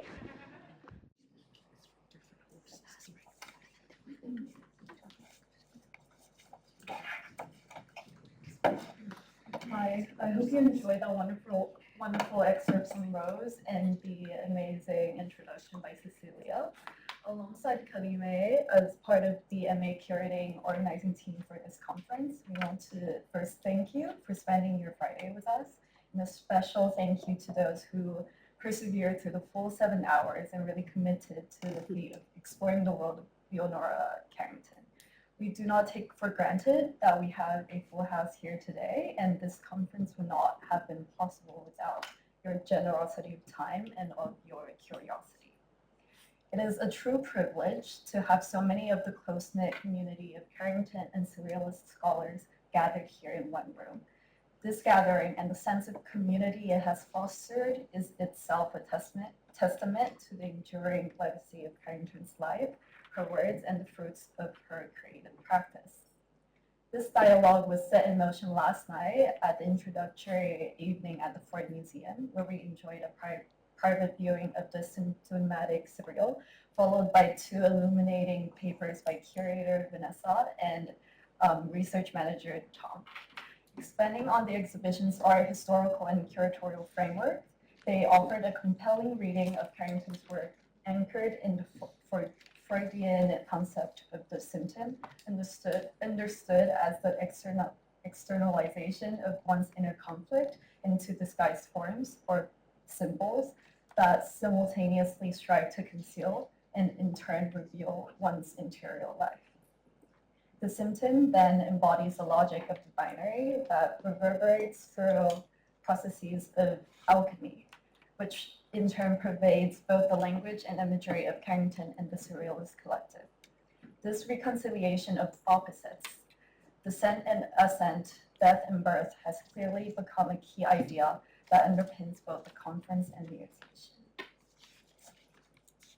The refusal to settle with reductive discourse on dichotomies was clearly extended into today's conversation. Throughout these papers and discussions, we have encountered Carrington as a surrealist, a writer, an ecologist, an alchemist, a feminist, a myth maker, and a political thinker. And a woman. Yet, rather than settling on any one of these positions, today's conversations have repeatedly drawn our attention to the spaces between them. A recurring theme has been transformation. We have heard about the porous boundaries between human and animal, interior and exterior worlds, material and spiritual realities, individual experience, and collective histories. Carrington's work reminds us that these distinctions are never as fixed as they appear. Instead, they remain in constant negotiation, generating new possibilities for understanding both ourselves and the world around us. Today's discussions have reminded us that Carrington's work during the time of Down Below is deeply shaped by the historical conditions in which it emerged. The experience of exile, war, displacement, political upheaval, and personal crisis all informed a broader surrealist search for alternative forms of knowledge and collective renewal. As several speakers noted, surrealism was never simply an aesthetic project. It was also an attempt to imagine different ways of being in the world and its chaos. As we heard over these two days, Down Below was a place in the Morales Sanatorium that held for Leonora the promise of regeneration. Let's leave with a reminder that the marvelous transmutation, healing, and myth can be deployed not as forms of escapism, but as methods for confronting reality differently, and as tools for remaking the world. As an extension of this conference, we want to take a moment to mention some exciting events and developments that will be taking place. First of all, as Vanessa mentioned yesterday, the Symptomatic Surreal exhibition has been extended and is now on show until the 10th of August 2026. This includes the exciting addition of the paintings Villa Pilar, painted by Carrington in 1940 during her stay at the Morales Sanatorium, to the exhibition, which can be viewed at the Freud Museum from the 1st of July. Additionally, as Cecilia mentioned, a performance by Rose English will be taking place at the Freud Museum on the evening of June 14th. And beyond this conference, our speakers continue to work on research and publications that contribute to themes we touched on today and beyond. Some recent projects are the book on Dorothea Tanning by Alice Mahon, published last April, a Bloomsbury publication on Valentine Penrose by Felicity Gee, coming out in December of this year, as well as the introduction of Thorn and Wing, a collection of poetry by Valentine Penrose. Published earlier this year in March, we have Intersecting Threads, Art, Cloth, and Intersectional Feminism by Julia Skelly, who also has a publication on Kathy Orna coming out in 2027. Victoria Ferrentino and Felicity Gee both contributed on Surrealism and the Tarot, a love story, which had their book launch last fall. Helen Brehm has been working on two technical campaigns in relation to the materiality of Carrington's work, titled Leonora Carrington's Tempera Paintings, circa 1945 to 47, with research taking place at the University of Cambridge Museums, as well as the Institutes for Aesthetic Investigations at UNAM in Mexico City. Sarah Wilson is currently working on the sequel to her first book, The Visual World of French Theory, in which she includes a fantastic interview with Julia Kristeva. So finally, we would like to extend a heartfelt thank you to all those who have made this conference possible. To our wonderful speakers, Professor Alice Mahon, who continues to be a role model for the next generations of Carrington scholars, Dr. Victoria Ferrentino, who joined us remotely despite her busy schedule, Dr. Helen Brehm, a dear friend and colleague to so many of us in this room, Dr. Felicity Gee, returning to research forum after the book launch of Surrealism and Tarot, and our very own Courtauldian Professor Sarah Wilson. To our excellent chairs, Professor Dawn Addis, whose mentorship has shaped so many of the scholars here today, and for Dr. Julia Skelly, who so kindly accepted our invitation and had her flights booked almost the same week. Thank you for speaking your mind and sharing your passion and energy with us all. To Rose for her patience from the very start of our collaboration and for allowing us to share a piece of her work and of her intellect at this conference. We owe particular thanks to the Freud Museum London, both as an institution that offered us this opportunity of collaboration and for the dedication of Vanessa and Tom for being so generous with your time and expertise, and to the wider events and tech team who made day one run so smoothly. Okay, finally, to the team at Research Forum, Diego, Julia, Grace, and colleagues, thank you for your hard work behind the scenes these past few months, which has made everything feel so effortless today. Actually, finally, to our supervisor and confidant, Sophia, thank you for your unconditional support and much needed guidance. To Devika and Anne for leading the MA Curating program, and to our fellow MA Curating and Courtauld students for showing up and filling the room today. Last but not least, a congratulations to our team of 4, and we now have a drinks reception just next door. Please join us for some wine and even more speaking.